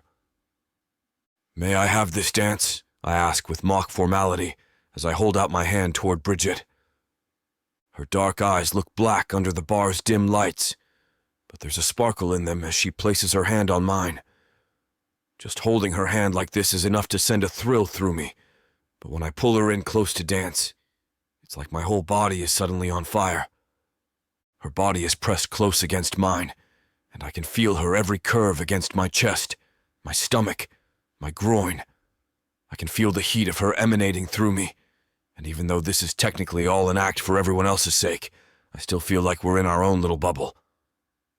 The song, an incredibly cheesy 80s ballad, speaks of an enduring love, and it's hard not to be affected by the lyrics as I move Bridget in soft circles across the dance floor. We move fluidly, in perfect unison, as if we've done this 1,000 times before, even though, as far as I can remember, it's the first time we've ever danced like this. When the last notes finally sound, it feels like waking up from a dream. But then the next song comes on. It's an intense, upbeat number, a favorite of both of ours, and even as we part, we shoot each other a knowing grin. There's no way we're not dancing to this song. With a goofiness that only Bridget brings out in me, I dance along to the beat, my limbs flailing in what must be the silliest dance moves of all time. But I don't even care how it must look to anyone who's watching, because I only care about the eyes of one person in that room. Bridget is just as into it as I am. With her arms raised above her head and her braids fanning out with every flick of her head, she laughs, stomping to the beat right along with me. We dance circles around each other, singing along loudly and badly to the song, and paying zero attention to anyone around us. I can't take my eyes off Bridget the entire time, and it seems she can't take her eyes off me either. When the song finally ends, I'm overcome by the sudden urge to pull her into a tight embrace, and whether it's the martini, or the marriage contract, or the pure joy from that last dance, I don't hold back. Taking her by the hands, I pull her swiftly towards me and wrap her in my arms, and she folds into them naturally. We're both panting from the exertion, and as the next song starts up and the other bargoers move around us, we remain there locked in this intense embrace. The closeness is electrifying, and I feel a sudden spark of longing ignite in me. A second later, though, another feeling follows. It's fear. Fear of crossing the lines of our agreement and all this up. Fear of pushing her away by trying to draw her in. And fear that if I allow myself to act on the feelings that I've harbored for so long, I'll lose her for good. Instead, I pull away, looking down into her eyes with what I hope is a stoic expression. "Want another drink?" I suggest, and she nods silently against the din. As I turn toward the bar, I feel Bridget slip her hand into mine. For a second, my heart thumps loudly in my chest, but the shadow of my fears hangs over me, and finally, I push down the jolt of hope that threatens to overwhelm me. Instead, I manage to convince myself that it's just to navigate through the crowd, and nothing more. Chapter 12. Bridget. I awake with a throbbing headache and groan. The night before comes back to me in bits and pieces. I'm glad I've been accepted by the team, but I think I'm getting way too old to party like this. The smell of fried food reaches me. With another groan, I sit up and wait for the throbbing in my head to abate before I stumble into the kitchen. "Good morning," Aaron says in a sing-song voice, probably just to spite me with his chipperness after a night of drinking. "Ugh," I grumble in response. "How are you so—" I gesture at all 6 feet and 3 inches of cheerful morning person. "Years of practice." He presses a coffee mug into one of my hands and some ibuprofen into the other. I take the pills and wash them down with coffee. "I'm getting too old for this, damn." He shrugs. "That or you're a lightweight." Still sipping the coffee, I flip him off. It's made exactly how I like it, with just enough cream and sugar to drown out the bitterness of the beans. The bastard. Aaron's face twists in mock offense. "Is that how you treat the man who made you breakfast?" He slides a plate in front of me. It's topped with pancakes, bacon, and scrambled eggs. "Thank you," I say and tuck in. The food and the coffee help to revive me. "So I was thinking," grinning, he stops mid-bite of his bacon. "Always a dangerous thing. We should go out today. Let people and the press see us doing cute couple stuff. I mean, we don't have work or practice, so it should be fun." He chews a piece of his pancake thoughtfully. Yeah, I'd be down for that. How about the mall? He waggles his eyebrows.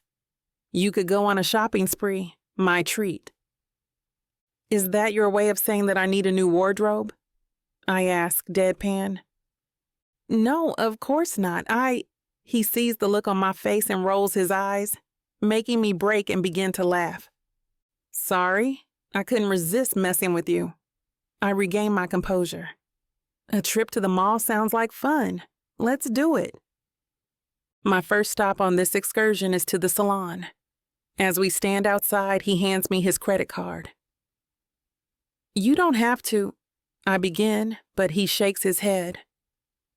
I told you this is my treat. Even if I won't be around for this part, what kind of boyfriend would I be if I didn't pay on our date? He curls my fingers around the card in my hand. Go ahead and get whatever you want done. My treat. I laugh. Oh, honey, you're gonna regret that offer. He smirks. Spoiling you? Never. Tilting his head, he glances behind me. In the meantime, I'll be at that sporting goods store. The guys on the team and I have been talking about donating sports equipment to some local charities. I don't think people realize just how much Aaron quietly does for charity. He doesn't like getting credit for it. When I suggested that we publicize some of his works to help his image after the scandal, he was emphatically against it. To him, giving back should never be about looking good. It's only about doing good. Sounds like a plan, I reply, and head into the salon. First, I get my finger and toenails done. They're painted a nice shade of fuchsia, a color I don't normally pick because it draws attention. But now, attention is the goal. Then I have my hair cut. I don't typically wear a weave or keep relaxers in it, so it can be a pain to deal with. The stylist and I decide on bob braids, keeping my dark hair short, chic, and easy to manage. Aaron is waiting at the food court by the time I'm done. When he sees me, he freezes as though stunned. It's nice to be looked at like that, and it gives me a flutter in my chest. I've always been attracted to Aaron, but never really thought that I would be his type. He could have just about any woman on the planet, so why would he settle for me? Still, seeing him look at me this way makes me feel like I'm floating. My cheeks warm, and I glance at the tray of food on the table. I thought I took your credit card.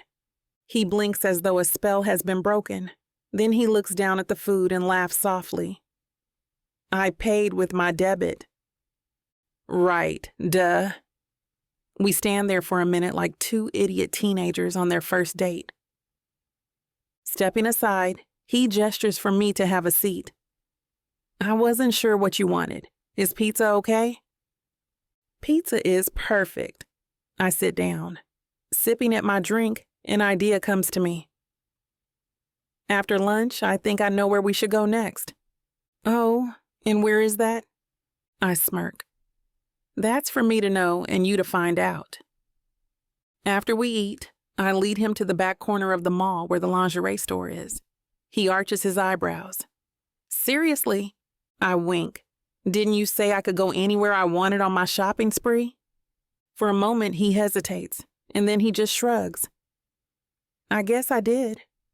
I'm not completely oblivious to the whispers around us and the sight of phones being taken out when we enter the store. Instead, I play into them. What about this? I ask, holding up a sexy lace bra and underwear combo with the eggplant emoji printed all over it. The outfit is ugly as sin, but it makes Aaron laugh, and that's enough. I don't think it's exactly your style. No, but I think this is. I hold up a pleather corset and thong. Yeah, if you want to look like a dominatrix, he replies, not saying that I'd mind too much. I straighten and do my best impression of one as I hold the outfit against me. Why? Have you been a naughty boy? Do you need to be punished? Maybe I do.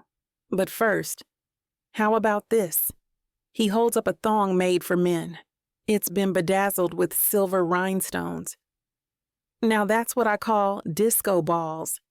I let out an amused shriek, and I hear some giggles from the crowd around us. Ah, that was so bad. 0 out of 10 for the pun alone. Waggling his eyebrows, he glances at the dominatrix corset still in my hands. I guess I have been naughty after all. Laughing, I set down the outfit. Talking about sex like this, with everyone watching our public display of intimacy, feels strange. But being here and joking with Aaron feels right. Our bantering is interrupted by a woman who looks like she could be a model. I try not to be too jealous when she holds out a metal water bottle. Mr. Jameson, could you sign this for me? My little brother is a massive fan. Flashing her with one of his winning smiles, he grabs a pen from his back pocket because apparently he hasn't learned from the last time one broke in his pants. He swiftly signs with a grin. Soon others are lining up for this impromptu meet and greet. While he's occupied, I discreetly shop for real this time, buying myself a red lace lingerie set, and then I watch him and wait for the perfect opening to steal him back from his adoring fans. It's strange.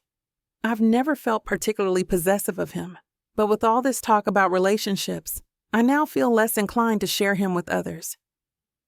Approaching, I stand on my tiptoes to rest my chin on his shoulder. Look what I got, I whisper, opening the bag to show him the red lace number I just bought. His eyes widen, and he glances from it to me and back again. You're going to kill me, Bridget Madison. There's a small chorus of HUS from the people surrounding us. Now fully playing to the crowd, he leans in and gives me a kiss. It's a slow, romantic one. Something meant to impress onlookers. It's not real. I just wish I could convince my still tingling lips of this fact. Chapter 13. Aaron. 5 days after our first official date as a public couple, Bridget files a restraining order against her father. I sit in the courtroom as she gives her testimony, my blood slowly boiling as she reads out his abusive texts.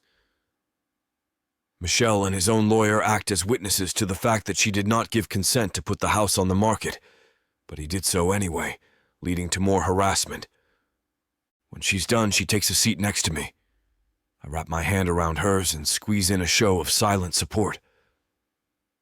The judge is quiet for a moment, reading through the transcripts. Finally, she speaks.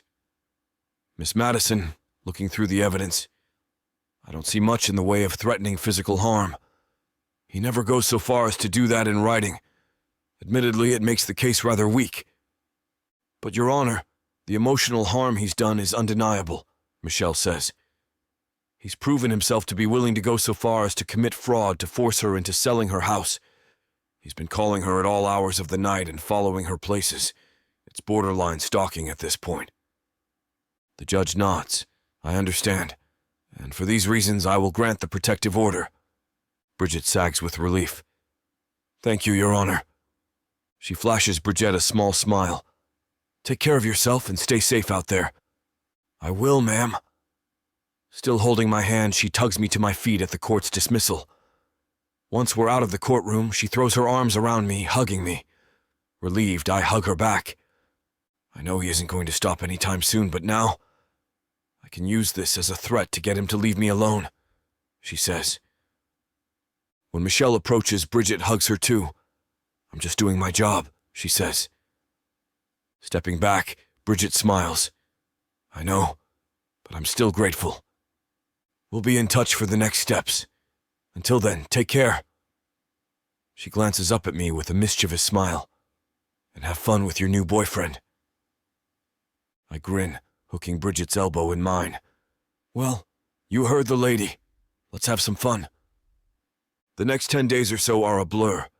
We're inseparable, smiling for the camera flash as the paparazzi follow us everywhere we go. Our faces are splashed on every newspaper and tabloid site. When we aren't at work or practice, we're going on dates, or on the nights where we need quiet, we're eating takeout and watching reruns of Magnum P.I. in her condo. It's nice and a lot of fun, but I feel like she deserves something more. She deserves a night where we get the best of both worlds and pull out all the stops. So I make a reservation at Folie à Deux, a popular high-end French restaurant. "What's this?" she asks the day of the date, holding up a sunflower yellow dress that perfectly complements her dark skin tone. I grin, already wearing my nicest Armani monkey suit. "I made a reservation for tonight at Folie à Deux." Her eyes widen. "Hasn't that place been booked for months?" "Not if you sign all the memorabilia belonging to the owner's hockey-obsessed son," I reply. She throws her arms around me. "You're amazing." All the strings I pulled are worth it to see the elation in her eyes as she pulls back. "I'll go get dressed." When she emerges, my breath catches in my throat. The golden dress hugs her curves like a Nubian goddess, and I want nothing more than to worship at her feet. She flashes me a grin and playfully cocks her hip. "How do I look?" "Amazing," I reply. For a moment, her brows furrow like I'm a puzzle in need of solving, but then her features quickly smooth back over. "Ready to go?" "The limo is waiting below," I reply, taking her hand. Her eyebrows shoot up. "Limo?" "Nothing but the best for my girlfriend." I wink, giving the statement a layer of irony to mask the true sincerity of what I said. "Then what are we waiting for?" she says, and we head down to the waiting limo below. When it pulls up to the restaurant, I am blinded by the camera flash as soon as the door opens. Folie à Deux is the current favorite restaurant of celebrities and those who want to rub elbows with them, so paparazzi hang around it like antelopes at a watering hole in the Serengeti. I get out first and help her exit the vehicle more gracefully than I did. For a moment, I just stand there on the sidewalk. She faces me with her hands in mine. I tell myself that I'm just doing it for the cameras when I pull her into a kiss. But passion gets the better of me.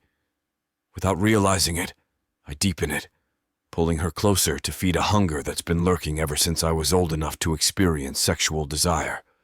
She responds, pulling closer at first, just as lost in the sensation as I am. But then she tenses, pulls away. Standing on her tiptoes, she whispers in my ear, "The pact." "Right," I whisper back. She flashes me a soft, secret smile before turning back to the crowd and grinning as she hangs off my arm. I lead her inside into a private room. For dinner, I order the sous vide steak and she gets the duck confit. Both are delicious. We share a creme brulee for dessert. It's not a limo that's waiting for us when we get outside, but a slick SUV. She arches her eyebrows. "What's this?" "I was thinking we would make a detour before we head home," I say, getting into the car. "You're not going to take me into the woods and kill me, are you?" she asks as she slides in beside me. I grin. I doubt that would help my reputation. She chuckles at that. "Gee, thanks. I'm glad I'm just a scandal shield to you." "And my TV buddy for when I want to watch grandma shows," I reply. She playfully smacks my chest. "Okay, but seriously, where are we going?" "It's a surprise." The car takes us out of the city and suburbs, the world around us growing darker and darker by the second. She keeps stealing confused glances at me, but I say nothing. Finally, the car parks on a grassy lookout point. "Where are we?" she asks. "The middle of nowhere," I reply, approaching the surprise I'd set up a few hours ago. "That's comforting." She crosses her arms anxiously over her chest. With a flourish, I remove the protective sheet, revealing a telescope and 2 lawn chairs. "I saw that the Geminid meteor shower is tonight, and thought you would want to watch." As if on cue, a meteor streaks across the night sky. She gasps and races towards the telescope like a kid on Christmas morning. "Make a wish," I say. "You know all my wishes," she replies, her eyes already on the telescope. "You make a wish. You already know all of mine, too." This is a lie. There's one wish that I have, but I'd never voice it to her. Not until I know she wants to hear it. Straightening, she turns back to me. "Thank you for this, Aaron. I didn't realize how many stars were visible in the sky." I take my seat on one of the lawn chairs. The meteors are bright enough that I can see them with the naked eye. "Light pollution really sucks, doesn't it?" There's something so peaceful about darkness like this. She takes the chair beside me. Do you know any constellations? I point up, tracing a shape. I know the Big Dipper and Orion's Belt. You? Well, I know those, yeah. The Little Dipper is right there, too. It's a part of Ursa Minor, the little bear. You see? It makes up the tail. She points to a different section of the sky, and that over there is Ursa Major, the big bear. We fall into easy conversation, occasionally pointing out when we see a falling star or spot another constellation. After all the gawking eyes at the restaurant, it's nice to have a little bit of privacy. Sure, the driver is nearby entertaining himself with a book or podcast, but it feels like it's just the two of us. The way things are supposed to be. You think you can catch me? You think you can tame me? Oh, I know I can. And you know it too, baby. I gotta tell you, you're not the first to try. But don't worry, baby. I'll be the last. With sass like that, maybe I'll be the one that needs to tame you. Let's cut to the chase, big boy. What you selling me? Your appetite is big AF. I have just the thing that'll satisfy you. Oh, really? And what's that? Over 120 hours of romance audiobooks. Brought to you by Tyler Walker Romances in the Big AF Audio Bundle. 120 hours? That sounds amazing. Your knees won't work afterwards if I do my job right. Don't make promises you can't keep. Well, I can keep this promise. Because these audiobooks are unabridged with all the spicy scenes that will make you put your earbuds on. You know, Tyler can get freaky because she marked the bundle down by 69% for a limited time. I can't wait to take this bundle for a ride. Visit tylerwalker.com and get this audio bundle. Just don't start listening if you're going to be cooking dinner. Because you might just forget to feed your family. TylerWalker.com. Escape your life with Tyler. Chapter 14. Bridget. The next day, I don Aaron's spare jersey and head out to the packed rink. He says he has a surprise for me during the game, but has kept mum on what it is. I'll have to go to find out. Pushing my way through the crowd, I head to the VIP area, where the other wives and girlfriends are watching the game unfold. We erupt into cheers as the captain, Eric, steals the puck back from the opposing team. Bridget, I'm glad you could make it, Claire exclaims and offers me the empty seat beside her. She's Arvin's longtime girlfriend, and we've become close in the past couple of weeks. Wouldn't miss it for anything, I reply, sitting down. How are you?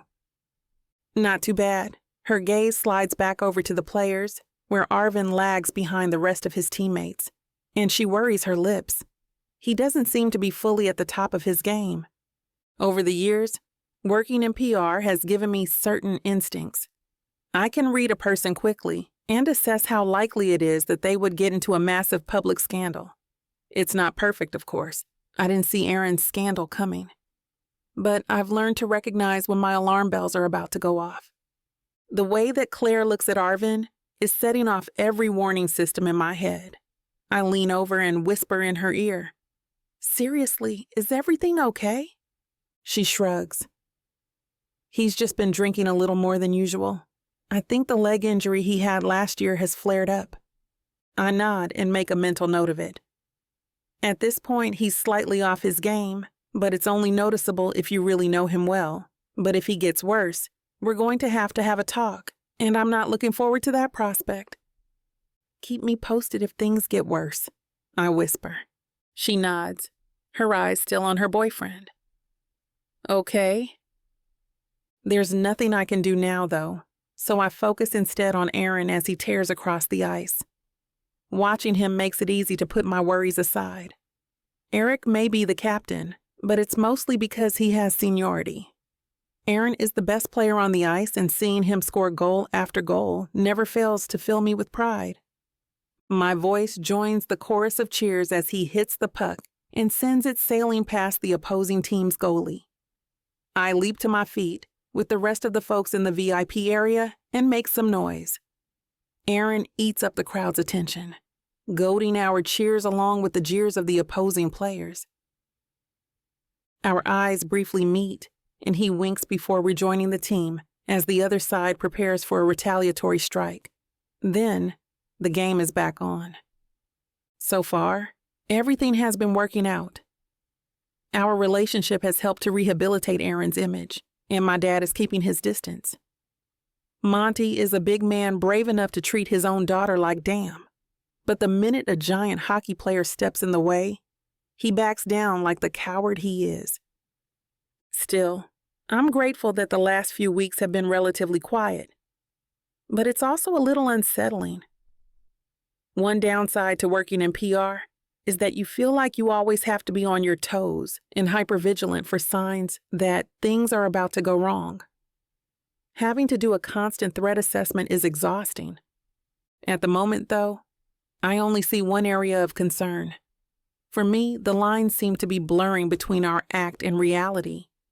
I try to remind myself that Aaron will only ever see me as a friend, but then he'll do something incredibly sweet and thoughtful, and despite myself, I get a flutter in my chest and am nearly bowled over by a wave of longing. But this is all for show. Aaron is a sweet, thoughtful guy, so obviously he'd be a sweet, thoughtful boyfriend, even if he is only pretending. Still, if he wants to keep up the ruse for longer than a year, I wouldn't mind. Maybe it could even stop being one. Shaking myself from that thought, I refocus on the game, watching from the edge of my seat as the clock ticks down to halftime. 5. Aaron has the puck. 4. He's broken free from the opposing side. 3. He lines up the shot. 2. He hits the puck. 1. It lands in the net just as the buzzer rings out. The crowd erupts into cheers. "Yeah, Aaron!" I shout, jumping out of my seat. Claire and the rest of the partners hug me, and I hug back. We're all screaming. But instead of going to the bleachers to sit for their precious break, the players stay in the rink. Eric and our goalie, Mike, skate up to our VIP box. Mike has removed his helmet, and he's beaming. "We need Bridget on the ice." I blink. "Me? What's going on?" "No time for that. Come on." Mike and Eric flank me, helping me out to the ice so that I don't slip as I make my way to where Aaron waits in the center of the rink. A hush falls through the crowd. "Aaron?" I question, my voice soft. "Bridget, we've known each other since childhood," he begins, and suddenly the world descends into the surreal. "We've been best friends for almost our entire lives. Your grandmother basically adopted me, and my parents see you as family." My hands fly up to my mouth. I knew this was coming. Of course, I knew this was coming. It was all a part of the plan, but we'd also decided to keep the proposal a surprise. That way, my reaction would be genuine. Aaron continues, "You've been there for me, and I want to always be there for you. All my life, you've been my rock. I've turned to you in my darkest times, and you've done the same with me. We've laughed together, cried together, and I want us to spend our lives together. You are the most spectacular person I have ever met." He gets down on one knee. "So, Bridget Madison, will you marry me?" It's strange. I know I should have expected a huge public proposal for this public relationship. But seeing him in the center of the rink, kneeling on one knee as the crowd cheers, I'm struck with a sudden wave of unexpected emotions.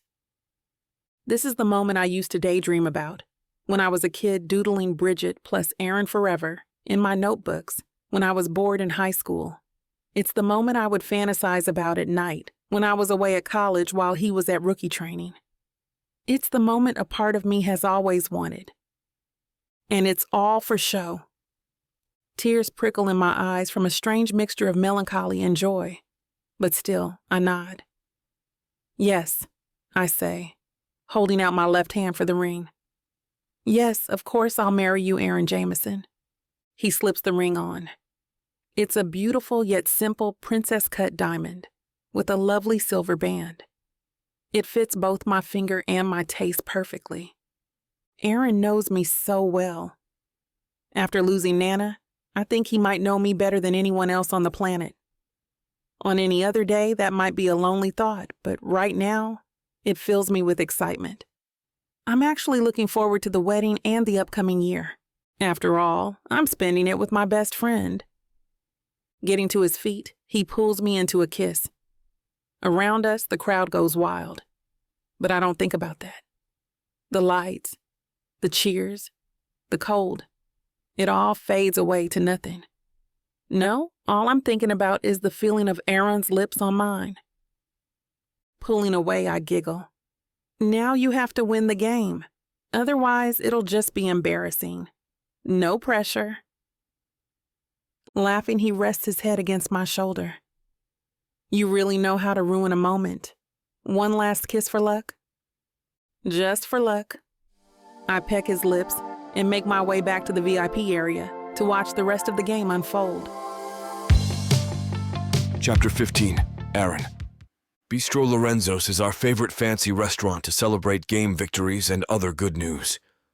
I had let Coach know about my plans to propose to Bridget so that he would reserve a table regardless of whether or not we won. After all, we have more to celebrate tonight. She said yes. I knew she would, but she seemed to mean it beyond just our plan. It feels a little stupid to be so excited when I know she doesn't feel this way, but I've been wanting to propose since the 6th grade. As the hostess leads us to the back room of the restaurant, Bridget wraps her arm around my waist and leans her head against me while we walk. "All good?" she asks softly. I nod. "Yeah, just a little tired. And you?" Her smile is breathtaking as she looks up at me. "I'm good. More than good, actually." Leaning down, I kiss her forehead. "And the proposal?" "Was perfect." The words send my heart racing, but I carefully maintain my poker face. "See? I told you I could be a hopeless romantic." I never doubted it. She doesn't let go as the hostess seats us. "I hope you both know that everything's on me tonight," Coach says from behind, making us both jump. "Oh, you don't have to," Bridget begins. He holds up a hand, his expression commanding. "I know I don't. I want to. I'm glad that you and Aaron are together. It's obvious how happy you make each other." She looks like she's about to argue some more, but then she just smiles. "Thank you, Coach. That means a lot. And you." He jabs a finger in my direction. "You'd better not break her heart. Hockey players are replaceable, but a great PR manager is not. If you scare her off, I'll kill you myself." I laugh. Okay, I understand. And I wouldn't dream of hurting her. "Good. Now get whatever you want. No item is too expensive." He glances over at the door. Here comes the waiter with the champagne I ordered for everyone. "Enjoy." With that, he wanders off to mingle with the rest of the team and their families. Bridget leans against my arm and laughs into it. "Coach really is a character.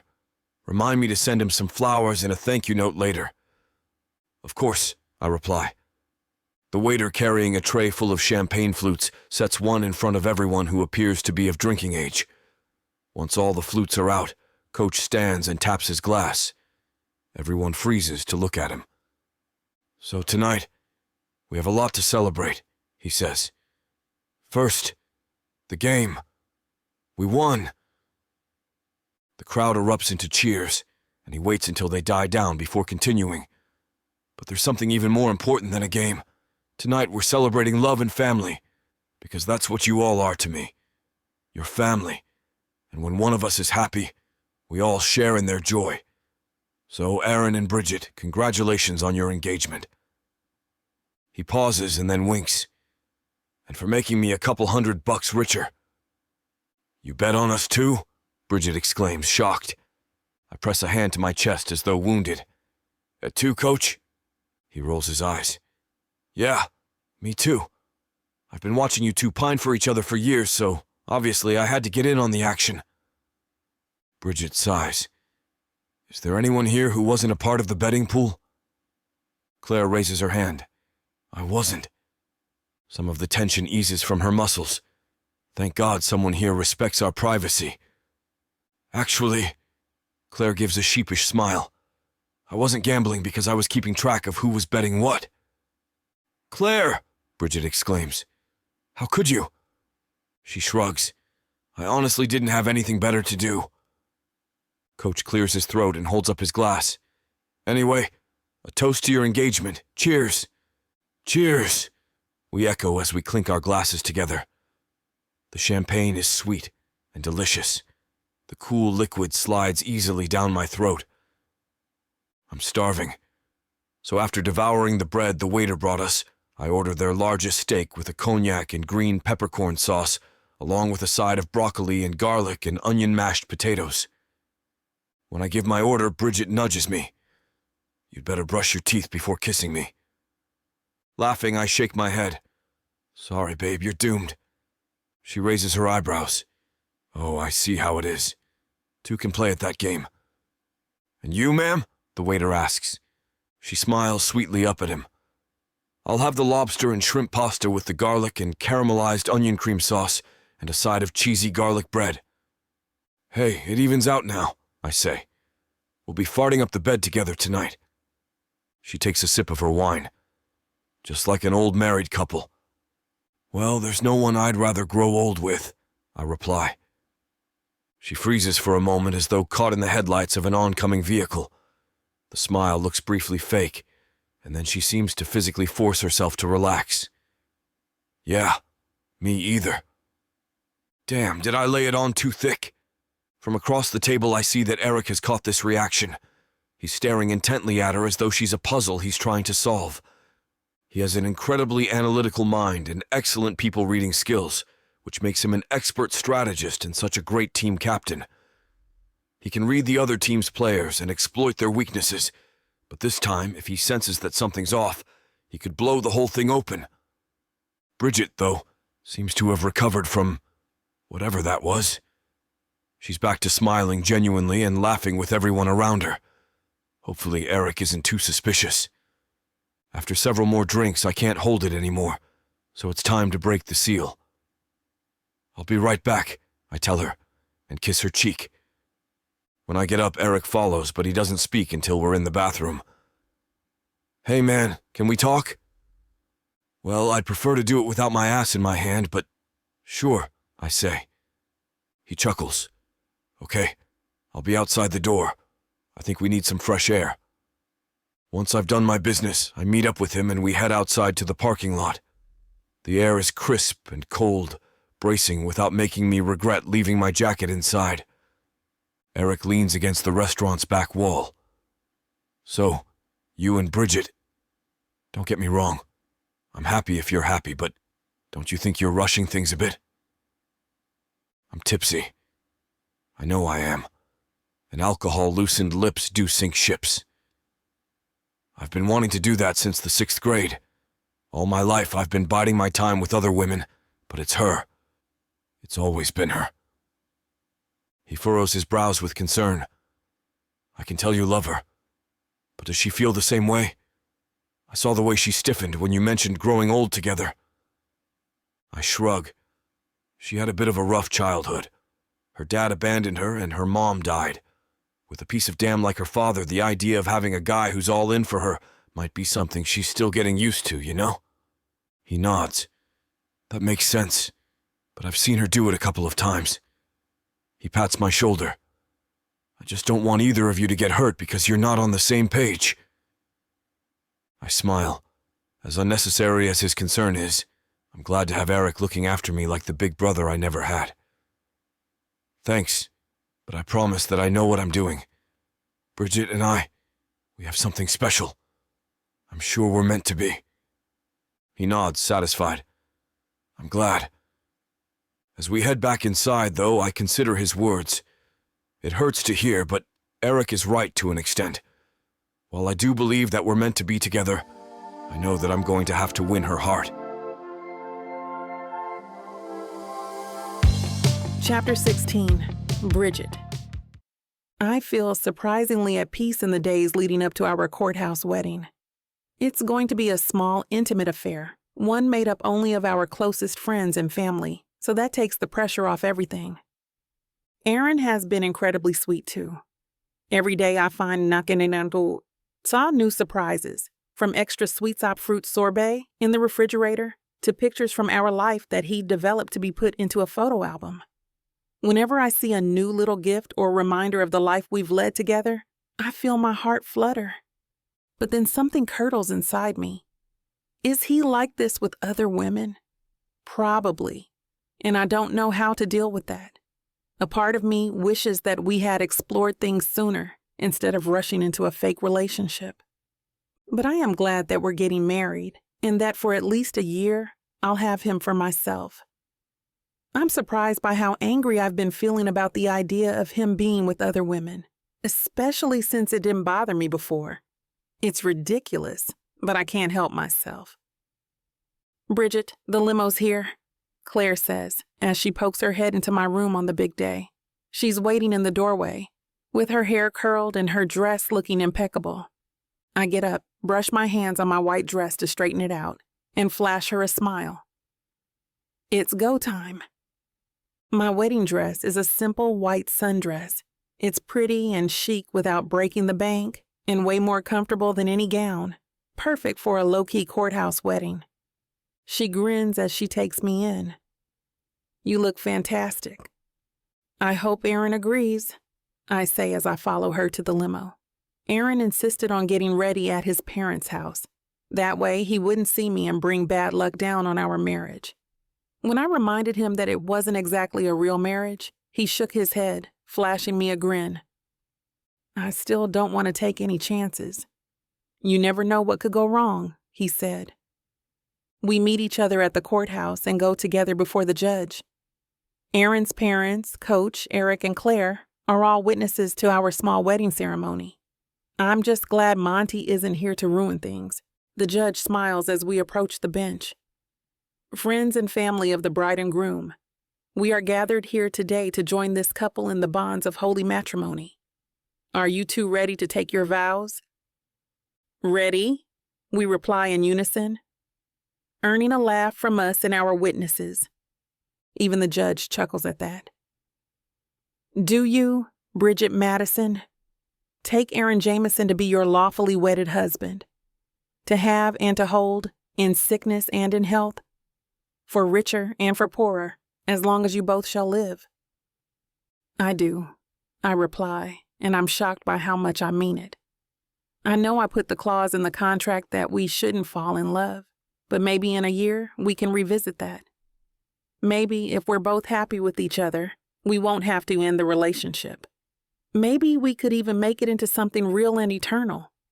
The judge turns to Aaron. "And do you, Aaron Jameson, take Bridget Madison to be your lawfully wedded wife, to have and to hold, in sickness and in health, for richer and for poorer, as you both shall live?" He beams at me and says the words with complete sincerity. "I do." Then we both look up at the judge. She returns our smiles with a soft one of her own. "Then I now pronounce you man and wife. You may now kiss the bride." Aaron pulls me close into a dip while kissing my lips. Our witnesses break out in cheers that last long after we separate and sign the marriage certificate. The next step is the reception. We reserved a private room at Bistro Lorenzo's again, both because the food is amazing and because we have so many wonderful memories there already. It's where we hold our victory dinners, commemorate one another's promotions and awards, and where we all celebrated the engagement. "Bridget," Aaron's mother Mindy exclaims, pulling me into a hug. "I'm so glad you're an official member of the family now. I've always considered you to be like a second child to me, and I'm honored to call you my daughter-in-law." "Thank you," I say, hugging her back. With the way that she's welcoming me into the family, I do feel a little guilty about the ruse. But if all goes to plan, no one will ever know it was fake in the first place. And Aaron and I can go back to being best friends. His father, Richard, also envelops me in a bear hug. "Welcome to the family." "I'm happy to be here," I reply, and I mean it. I love his parents, and they've always been good to me, especially after Nana passed. The lights dim as our small dance floor clears. And now it's time for the couple's first dance, our MC announces. A Nat King Cole song begins to play on the speakers. "Ready?" Aaron asks, offering his hand like a gentleman. I smile. "Ready." We quickly fall into the soothing rhythm of the waltz. He leads like a professional ballroom dancer, making it easy for me to follow. I look up at him and am left momentarily breathless by the way he gazes at me. My mind tries and fails to formulate words. His smile and gentle pressure on my back as he guides me through the dance. It can't all be for show, can it? I didn't know you could dance, I say. There's a million other half-formed thoughts swirling through my head, but I of course stumble gracelessly to the one thing that shies away from any real emotional intimacy. He chuckles. I can't. Not really. But I took some lessons before the wedding because I wanted this to be perfect. The breath catches in my throat as my heart stutters to a stop. "Oh," is all I can get out. "Thanks." "Anything for you," he replies, and the feeling in my chest is almost unbearable. So I do what I always do with inconvenient feelings and ignore it. I focus on the dance and our easy grace as we move in tune with one another like we've been dancing together our whole lives. We party long into the night. As the guests start to dwindle, Aaron sits next to me. He yawns. "Man, and I thought championship games were exhausting." "Tell me about it," I reply. His yawn makes me yawn, and I'm struck by just how exhausted I am. "I think I'm gonna need some R&R after this. You?" He fiddles with an empty wine glass, not yet meeting my eyes. I have the feeling he's getting at something, but I'm too tired to try to figure out what. "Yeah, same." Apparently that's exactly what he wants to hear, because he smirks like I've walked into a trap. "I was thinking about a honeymoon in the Caribbean. What do you say?" I blink. "What?" "Yeah, I hear that it's gorgeous this time of year. We'll get plenty of sun and sand, and I know you've always wanted to go there." "I don't know," I begin. My budding feelings for Aaron are far from under control. Going with him to a tropical paradise sounds both like heaven and a recipe for disaster. But I also grew up on the stories Nana told me about her life in the Caribbean before moving to the United States. I used to dream of those white sand beaches and the street food, just like Nana used to make. And Aaron, that wonderful bastard, knows this. "Okay," I say. "Okay, let's do it." His eyes light up. "Really? Just like that? I had a whole PowerPoint ready to convince you." That earns a laugh from me. "Well, you can still show me if you want, but you're right. We can both use some time to relax and catch our breath." The idea of the two of us alone on vacation fills me with a mixture of dread and excitement. I guess I'll just have to keep myself under control. Chapter 17. Aaron. The warm Caribbean sun greets us as we disembark on the team's private jet. Management was kind enough to let us use it for the trip there and back. They told us to consider it a wedding gift. Bridget holds onto her wide-brimmed hat as we descend the stairs. When she looks up at me, her eyes are bright with excitement. Growing up, her Nana loved to tell stories of the island where she was born and would make traditional Caribbean food.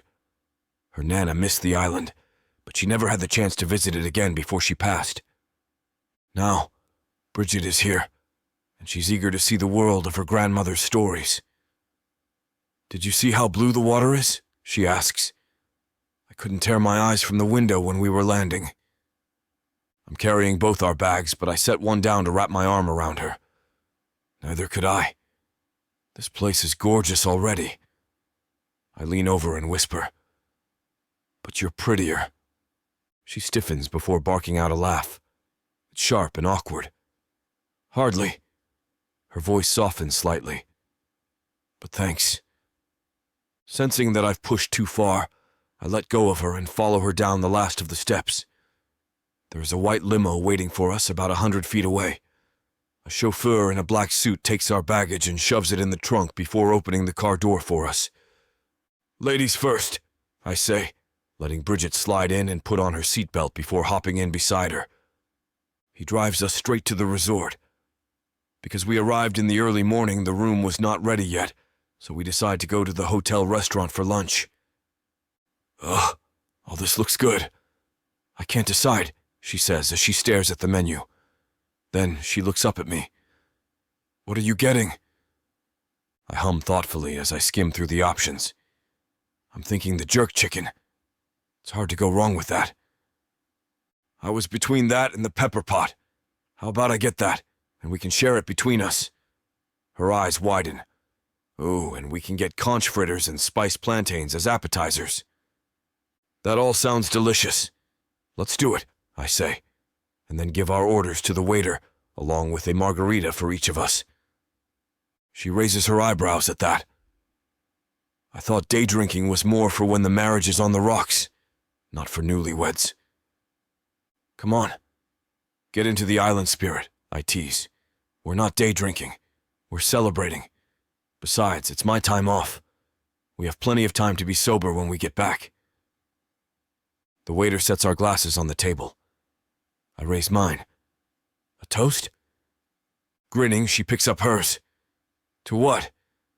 To us. May it all go right in the end. It's a neutral enough blessing. As much as I want to toast to the two of us having a long and happy life together, I don't want to scare her off or lead her to believe that I'm insincere. Here, here, she replies, and I'm relieved that it seems I've made the right decision. We clink the glasses together. Soon the appetizers arrive. The spiced plantains are the perfect mixture of spicy and sweet, while the conch fritters are perfectly battered and come with a fantastic sauce. I could probably devour both on my own, but I know that our main meals are yet to come. Once our appetizers are cleared, the main courses arrive. My jerk chicken is perfectly spiced. I place some on a bread plate for her to try, and she returns the favor with some of her pepper pot stew. When she takes a bite of the chicken, she closes her eyes appreciatively. I hate to insult Nana's memory, but that's some of the best jerk chicken I've ever had. And your stew is pretty amazing too, I reply. I could eat this stuff all day. She nods, her smile turning melancholy. Yeah, I've missed Nana's cooking. I can never seem to get the recipes right. Not like she used to make anyway. For what it's worth, you're a really good cook. I take a bite of my chicken. Maybe not Nana's level, but you have 40 years to get there. Still, I'm not sure if you're gonna beat this place. She chuckles and returns to her stew. Agreed. After a dessert of coconut rum cheesecake for me and bread pudding for her, our room is finally ready. The receptionist grins as he hands me the keys. We went ahead and upgraded it for you, Mr. Jameson. Free of charge. Bridget arches a curious eyebrow at me before smiling back at him. That's very kind of you.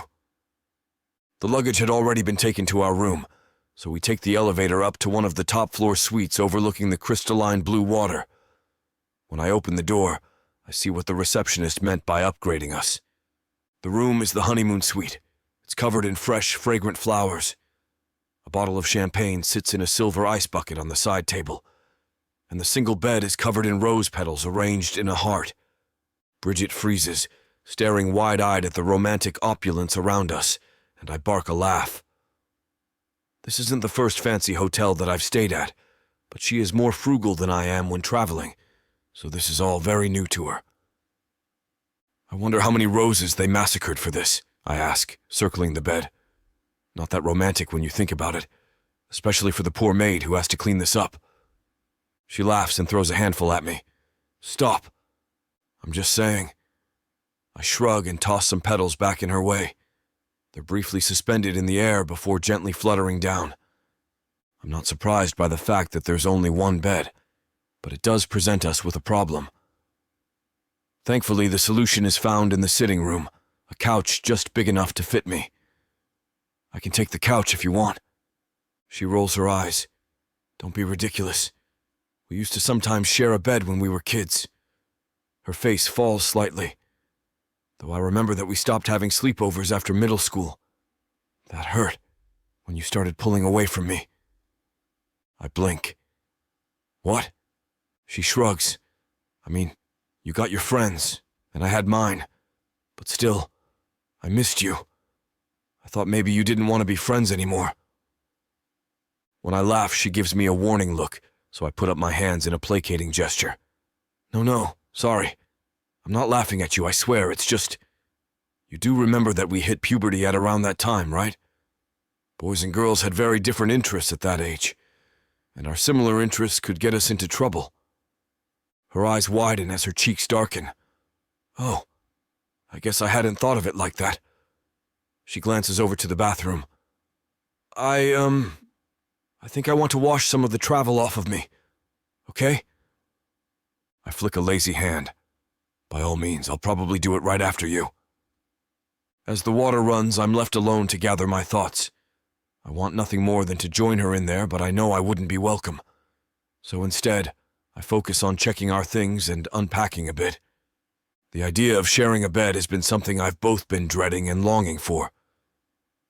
Did I make a wish on a monkey's paw or something? How did I end up in my personal hell of forbidden desire? But it's okay. I can do this. She's only the love of my life. I just can't let her know that. Not until she's ready to hear it. Once both our suitcases are unpacked, I sit on my phone to connect to the Wi-Fi. I don't anticipate using it much, but it gives me something to distract myself with while I wait. I can do this.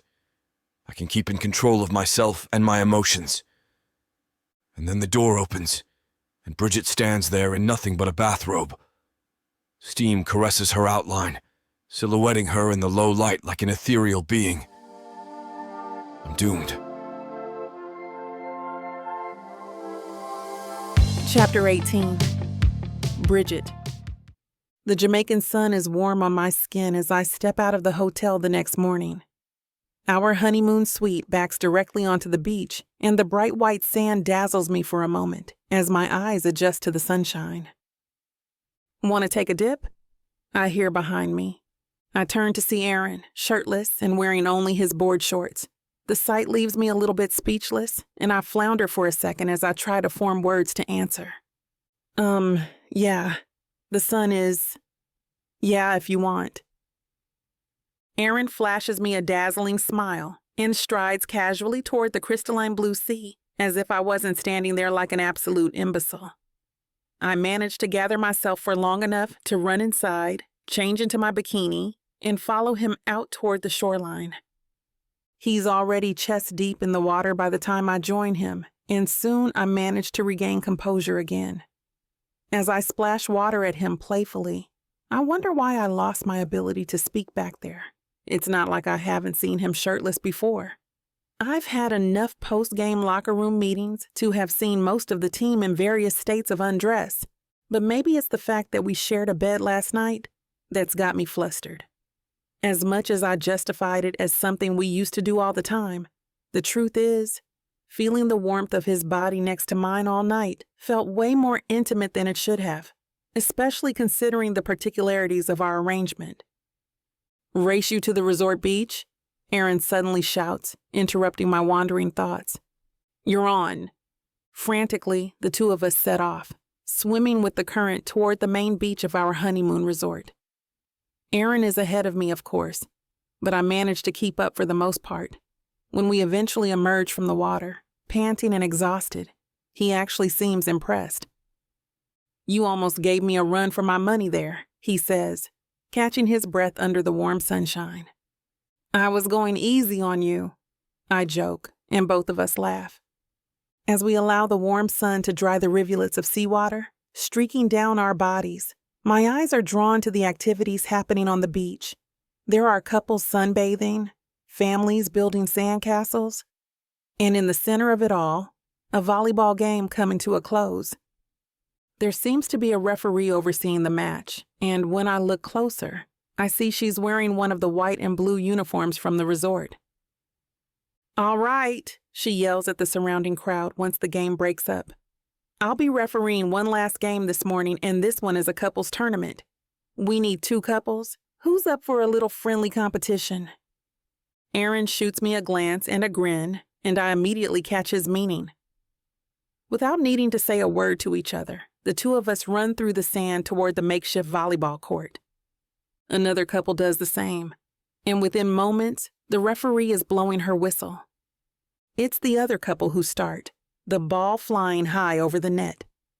Aaron jumps up and slams it back down immediately, getting us our first point of the match. The small crowd that has gathered to watch let out a cheer, and he and I exchange a quick high five before setting up for the next shot. This time, there are a few passes back and forth before we work together to score another point. Over and over, he sets up the shot for me to send the ball over the next, or vice versa.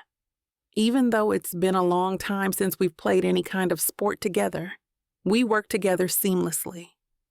The other couple tries their best to keep up, but the virtual lifetime that Aaron and I have spent learning each other's smallest idiosyncrasies and unspoken thoughts gives us a distinct advantage. Aaron blocks a desperate attempt from the other side, flicking the ball toward me. With a cry of triumph, I hurl the ball over the net, and despite a valiant effort from our opponents, the shot goes undefended. "Yes!" I yell, knowing that was the final point we needed to win. Aaron is absolutely beaming, and in a rush of victory, he rushes over to me, picking me up, spinning me around and planting a kiss on my lips. It's a startling moment, one that immediately sobers me from the rush of adrenaline that had me hollering a second earlier. "Hey, good game," comes a voice, and Aaron and I pull out of the kiss to see the other couple making their way toward us. A moment later, my feet are on the ground again, and Aaron and I are both acting like that was totally normal, that we're a totally normal couple. "Oh, thanks. You guys did great too," I counter, throwing myself into the conversation to try to force my heart to stop racing and my lips to stop tingling with the taste of that kiss.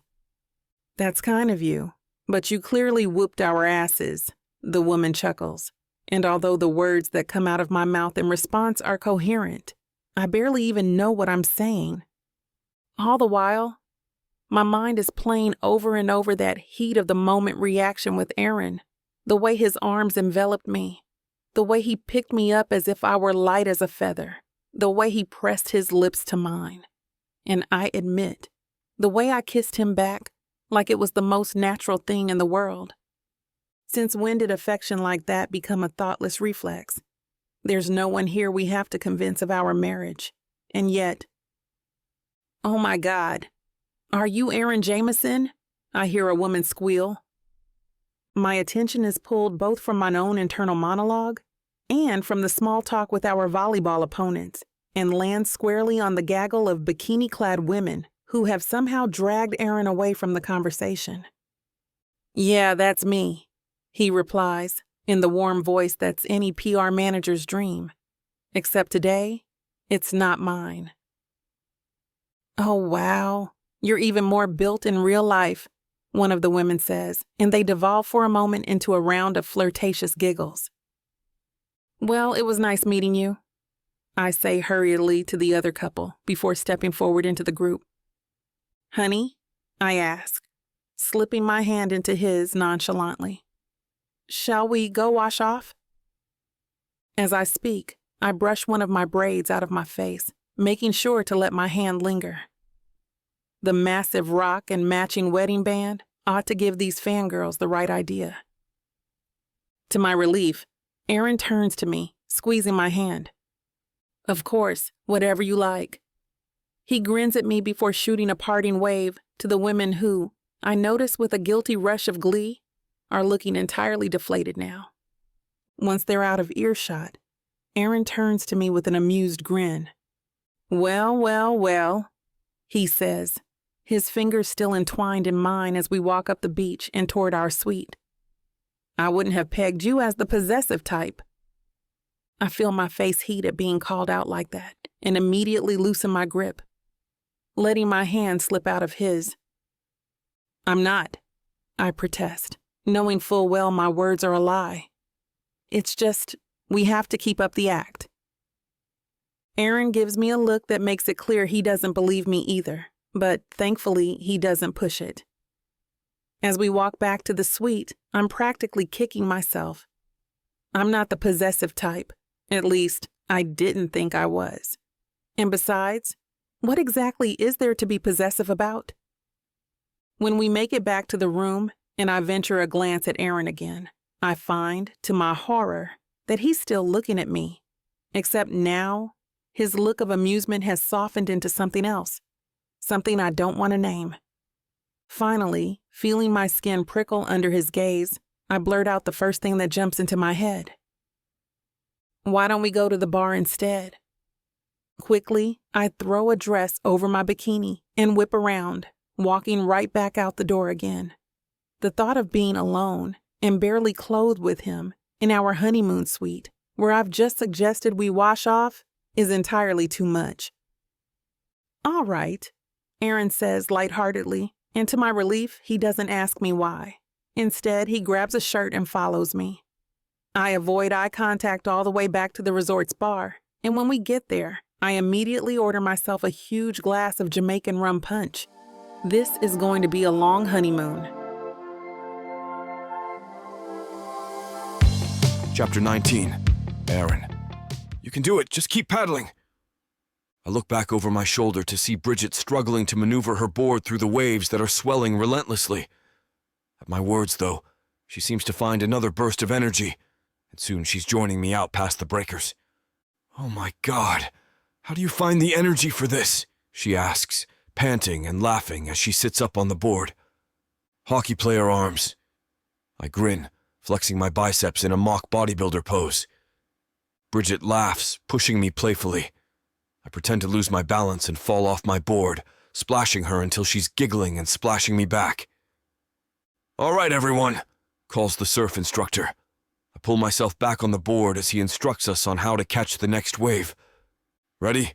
I ask, glancing over at Bridget. Nope, but I think it's too late to chicken out now. That's the spirit. I grin and wink at Bridget before paddling forward, knowing that she's close behind. My arms slice through the water until I feel the waves swell beneath me and carry me forward. When the moment is just right, I hoist myself up onto the board, feeling it wobble beneath me momentarily. And then, it's happening. I'm riding the wave, being carried swiftly toward the shore as the water splashes and breaks around me. When I finally reach shallower water, I jump off my board and turn to see how Bridget is doing. But when I catch sight of her, I don't know if I should laugh or lament. She clearly hasn't had the same luck as I had, and is obviously wiped out at least once in her attempt. You made that look way too easy, she yells with mock annoyance as she catches my eye. Her hair is dripping wet, and she's wiping seawater out of her eyes as she approaches me. The surfboard is dragging behind her by the cord, and she doesn't look like she's having the best time. Oh, Bridge, I say, half laughing, half consoling her. I told you I wasn't ready, she tells me, shaking her head and laughing. But the next time we go out together, I make sure to stick to the smaller waves. This time she manages to crouch on the board, even if she does fall off again a few moments later. In spite of her struggles, the afternoon is filled with laughter, just like every afternoon that follows. When we go snorkeling in the stunning reefs that surround the island, Bridget grasps my hand to point out the angelfish darting in and out of the coral. I can't help but notice she holds on long after she's caught my attention. And when we look over our underwater selfies back in the hotel later, her hand rests gently on my shoulder for a long moment. Every morning we go swimming together, like we did on that first day. In spite of my best intentions, it's impossible for me not to gape at her incredible body, those curves that I would do anything to have pressed against me. And sometimes I do.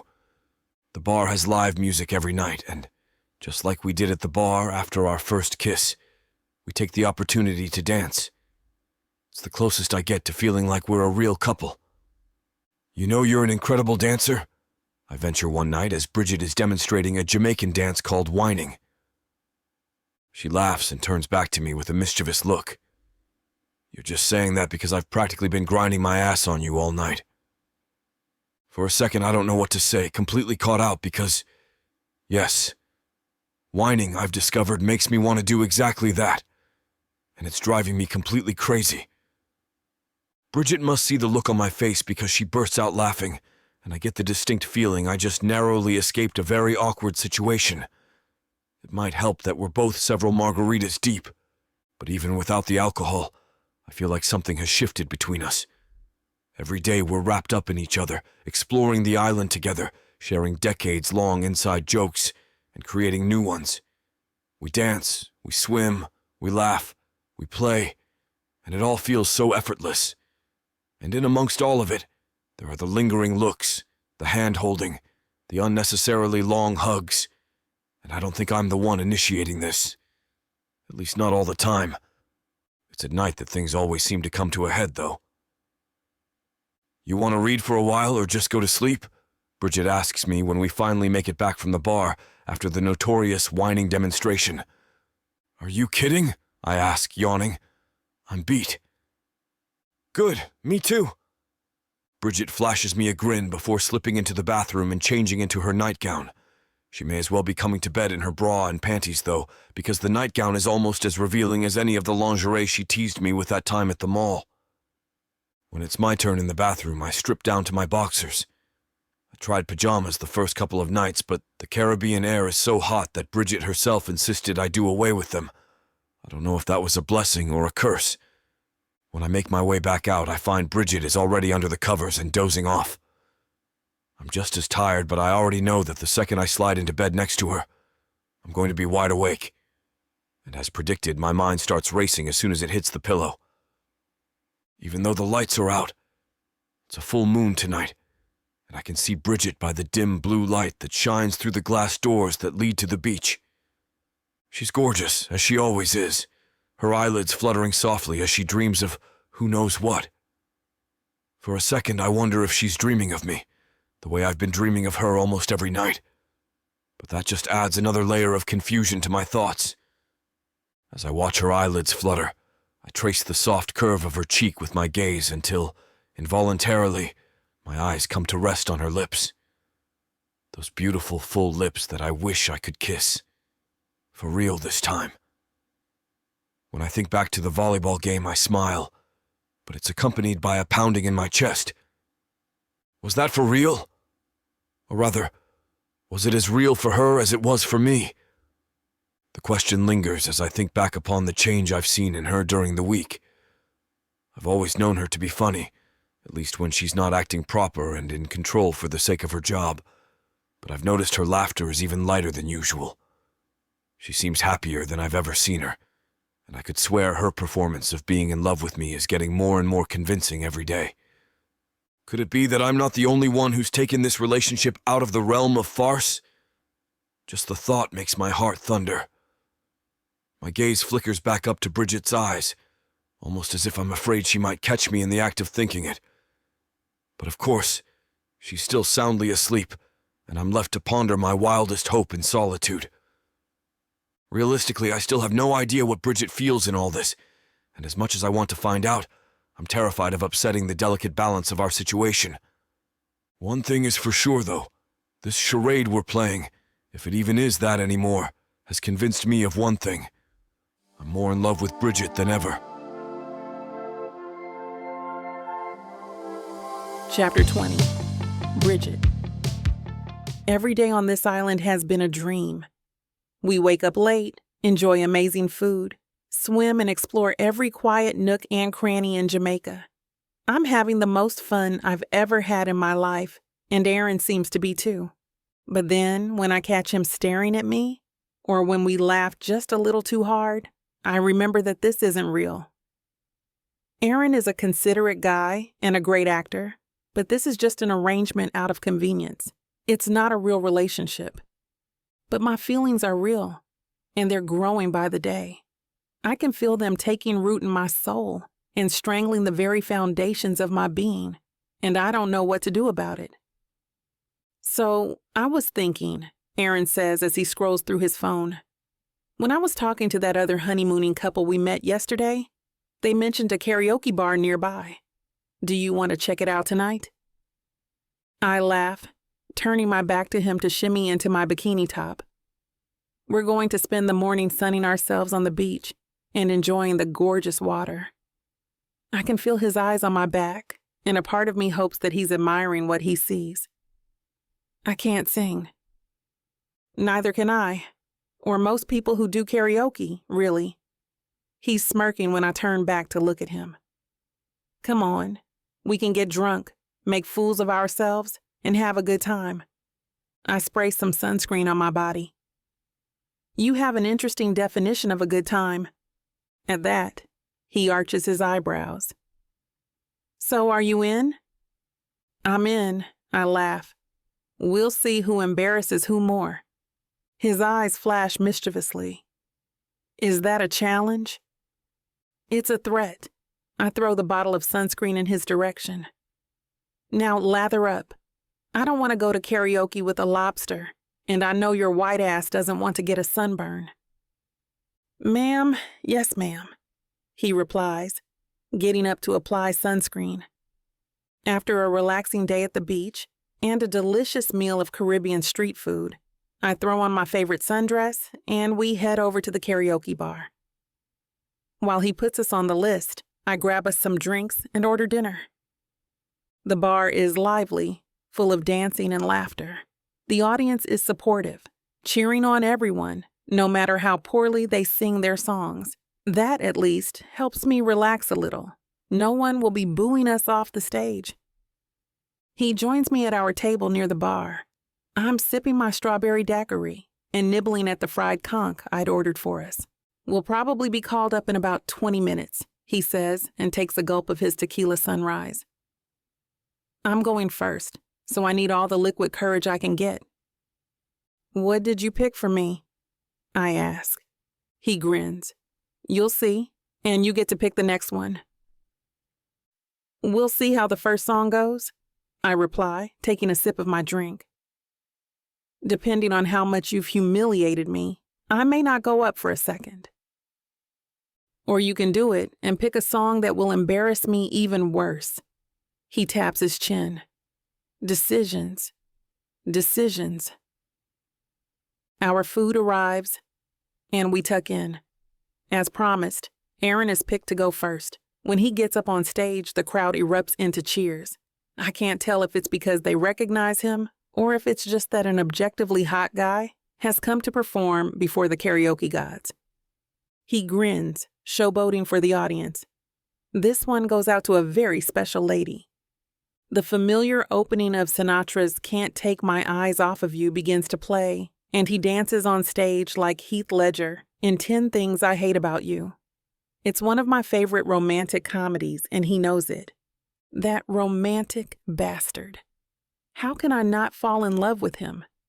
He may not be the best singer, but his energy whips up the crowd into a frenzy. By the end, we're all laughing and singing along. And then it's my turn.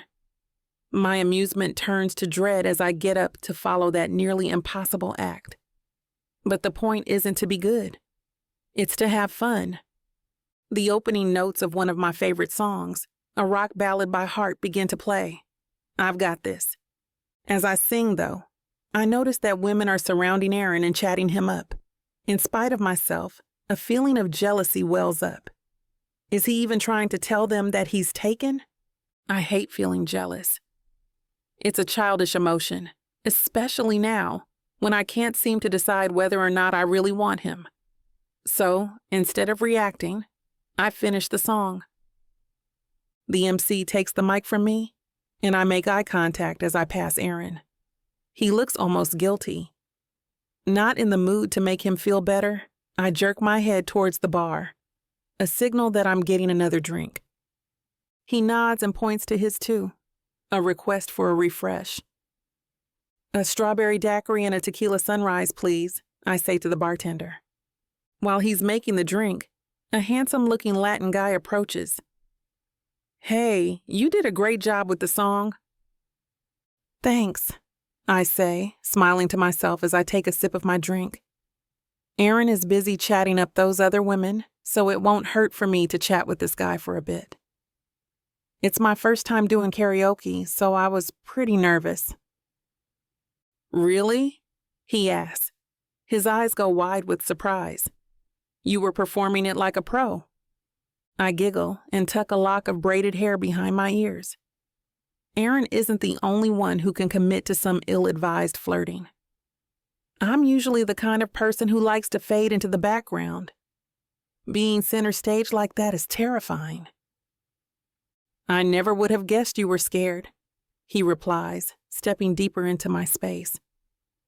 You were so confident. He leans even closer. And incredibly beautiful. Thank you. That's very kind of you to say. Without realizing it, I take a step back. I sneak a glance at Aaron, who is apparently oblivious to the fact that his new wife is being cornered by an admittedly hot guy. But there's something about him that feels off. I have trouble placing it, but all my internal alarm bells are ringing about this guy. Taking my hand, he strokes my knuckles. I would love to get to know you better. I think we could have a lot of fun together.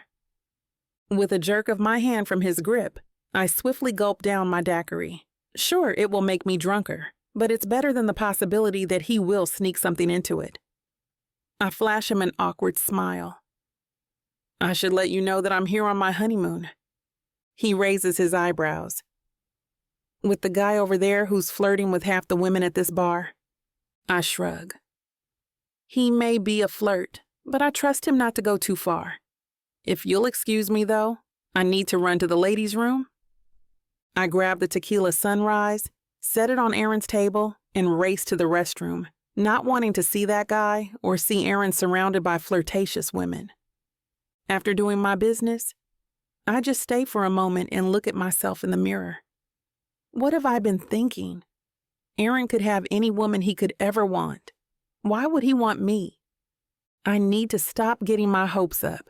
It's the best way to keep myself from being disappointed yet again by the men in my life. Hey, an unfortunately familiar voice says as soon as I step out of the bathroom. The man from the bar is standing there blocking my exit.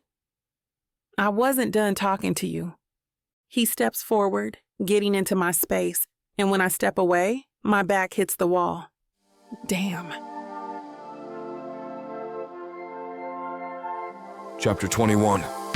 Aaron, I'm trying hard not to look, but the image of Bridget flirting with this random guy is nagging at the periphery of my vision.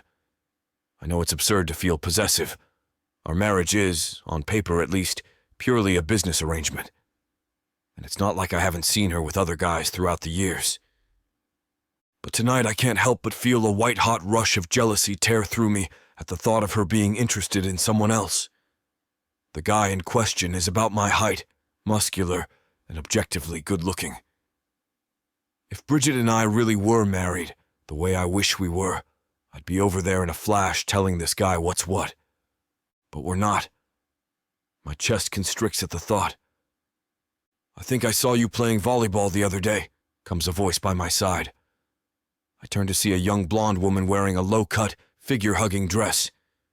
She's one of the half-dozen women who have hemmed me in and refused to let me leave. You looked great out there, she continues, leaning close. Her eyes show that familiar eagerness of a doting fan that I know all too well, and when it comes to female fans, the familiar hint of flirtation too. The 5 other women gathered around me hum in agreement, each of them trying their best to monopolize my attention. You really are a man of many talents, another one adds.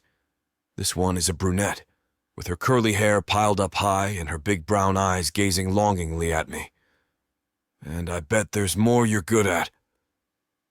She winks at me, which I dutifully ignore. Thanks, I say absent-mindedly.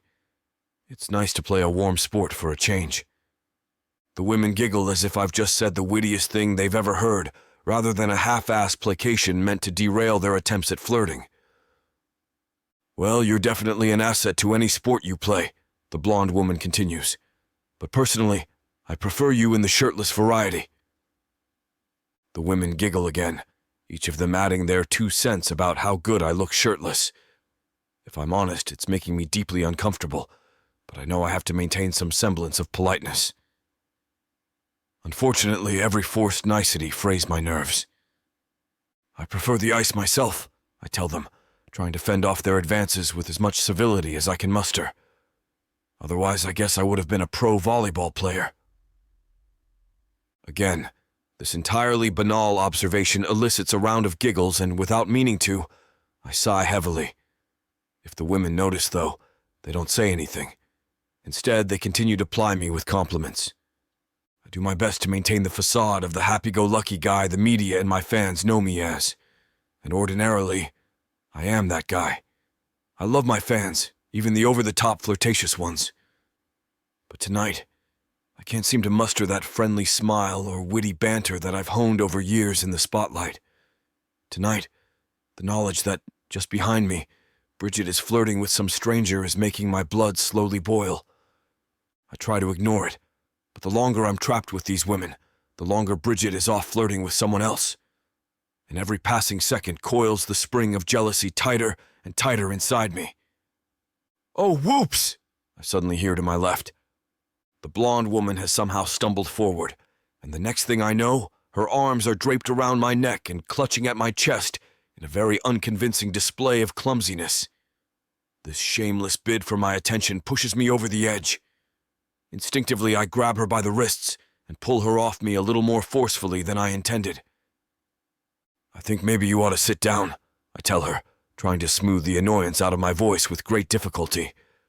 Seems like you've had a little too much to drink. No, I'm fine really, she insists, trying to press herself closer to me again, but I'm having none of it. With a reprimanding look that only she can see, I guide her firmly down into a chair before turning to the other women. Get her some water. Before any of them can try to turn their charms on me again, I extricate myself from the circle and turn my attention to the corner of the bar that has been itching at the back of my mind this entire time.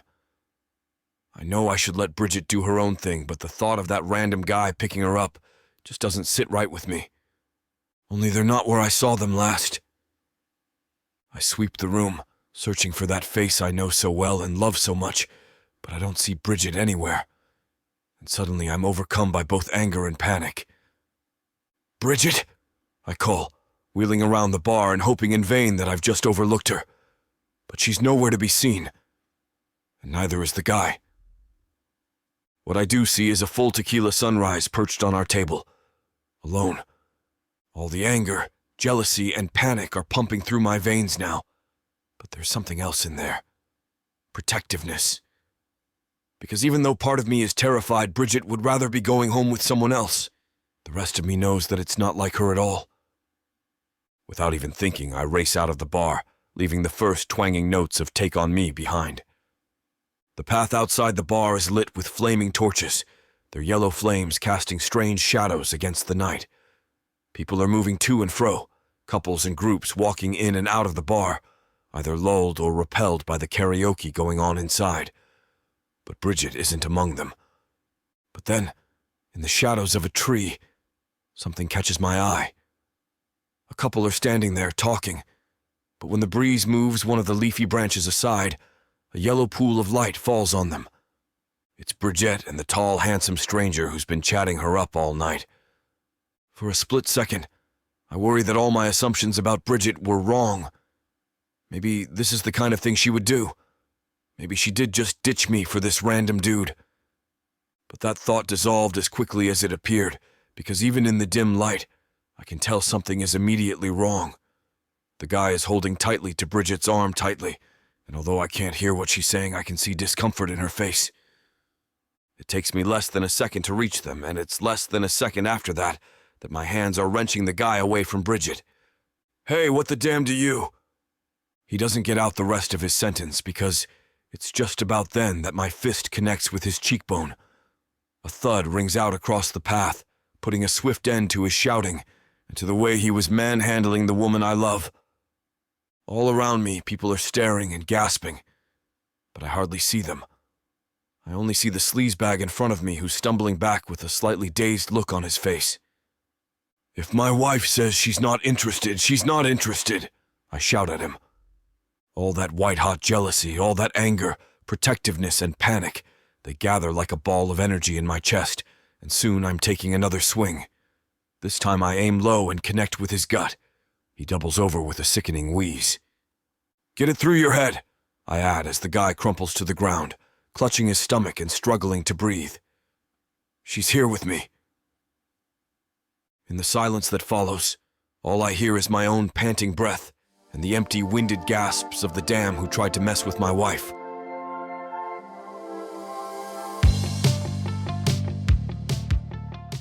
This is it, baby. This is what you can get me that'll make me happy. You know I'll get you whatever you want. All you need to do is ask me and I'll give it to you. This ain't just it. This is everything I could ever want. Now I'm curious. What does a strong, sassy woman like yourself want so badly? Baby, you know what I want? I can't wait to hear. The Big Baddie Bundle from Tyler Walker. It has everything I need. 20 ebooks with over 1 million words of sassy romance and spice that'll keep you on your toes. 10 audiobooks containing over 60 hours of that seductive voice telling me naughty things all night long. You don't need an audiobook for that, baby. Right here. You may be fine and all, but no one tells it like the way Miss Tyler does. And I need her in my life. The Big Baddie Bundle is everything you need. You can get it for 80% off. Go to tylerwalker.com to browse the bundles that earn you the best deals. It's time you treat yourself. Because you deserve it. Escape your life with Miss Tyler.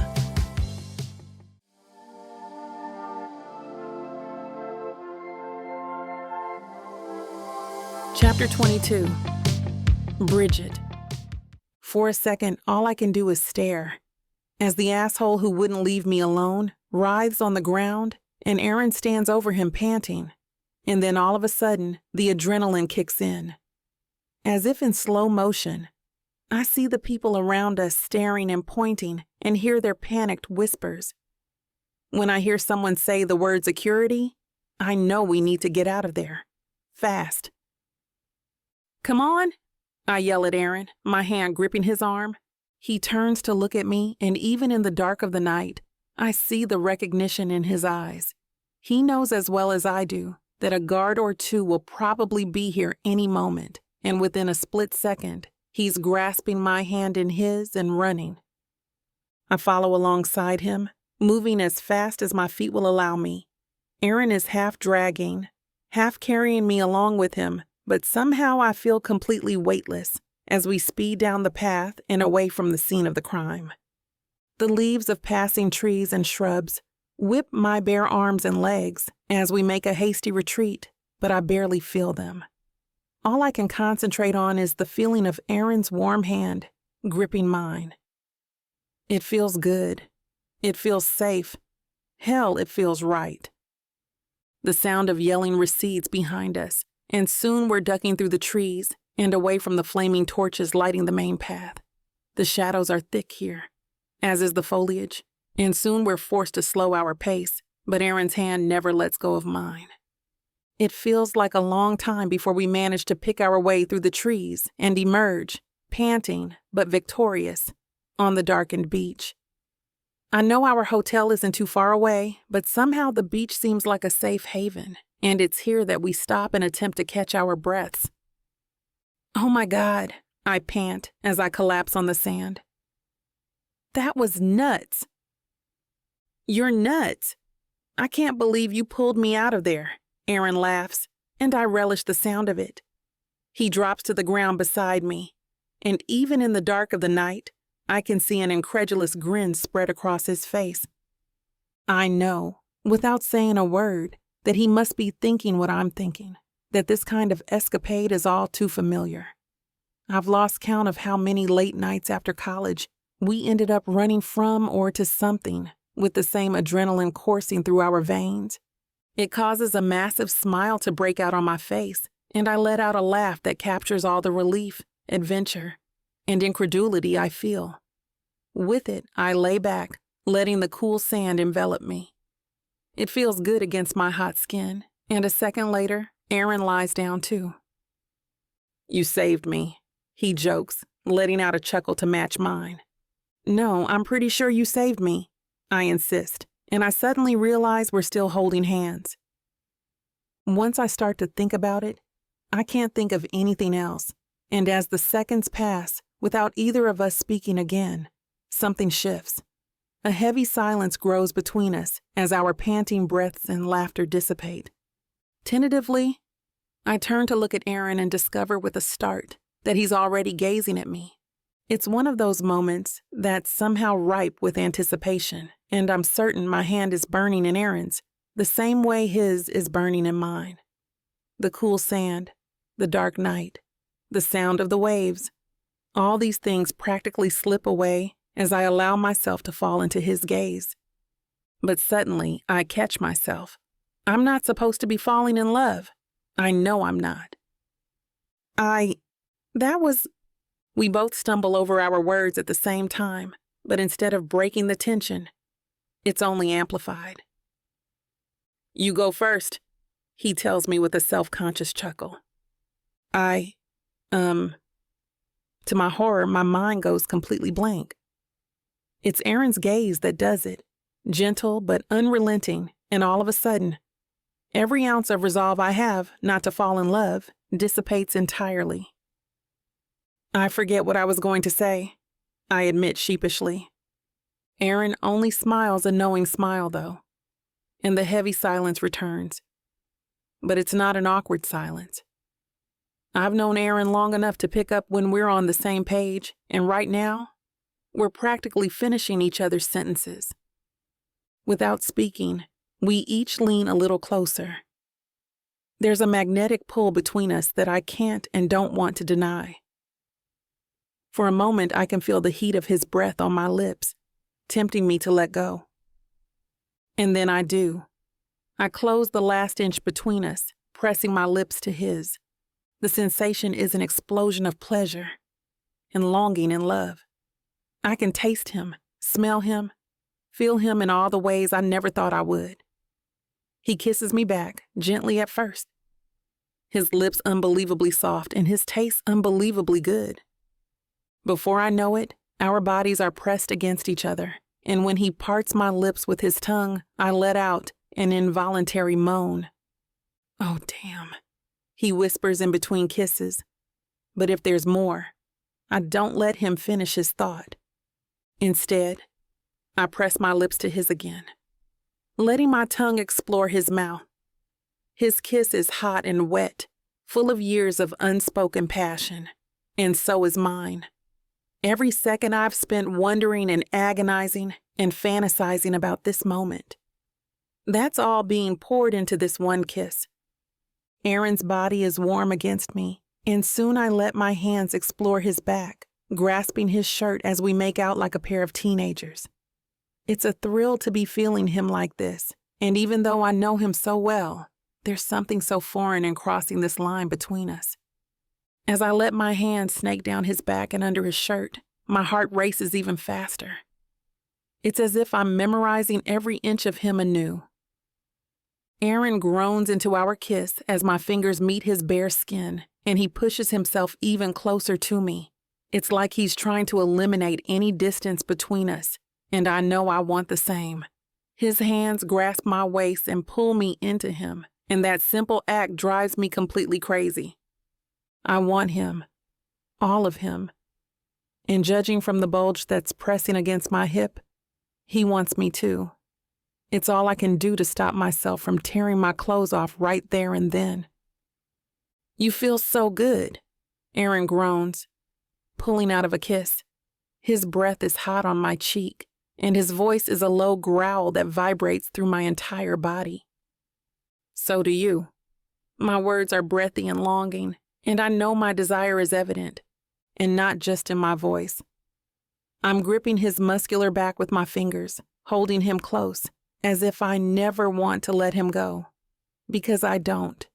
The moment somehow gives us renewed fervor.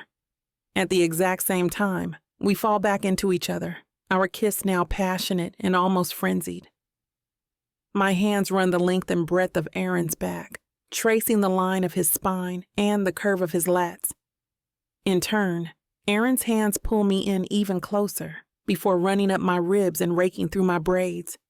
His thumb soon finds its way to my jaw, and I gasp a little as he follows my jawline before tracing my lower lips with his fingers.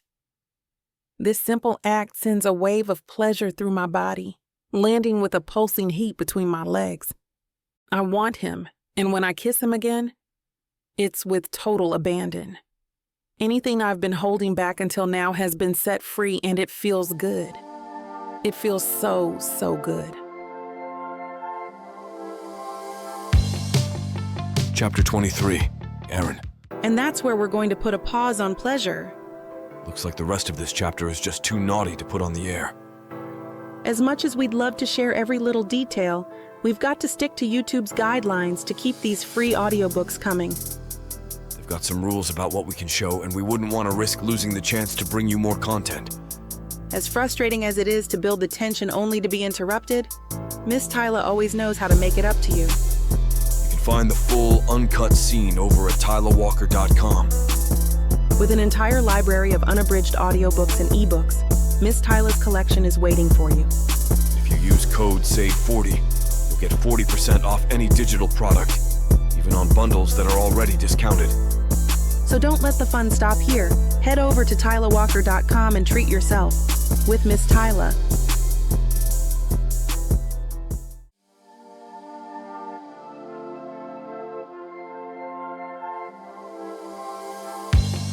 Chapter 24. Bridget. I hate to put a stop to a good time, but it looks like we've hit YouTube's limit for spiciness. YouTube's got some rules we have to play by if we want to keep giving you these stories for free. And trust me, this scene isn't something you want to miss. While we can't get into all the details here, you can still dive into the full, uncut version at tylawalker.com.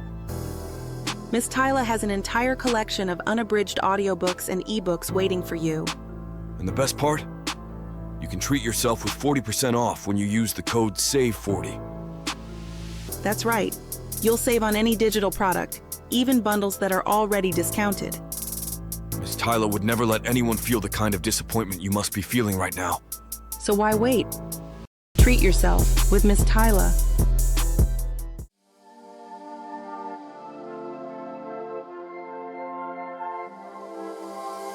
Chapter 25. Aaron.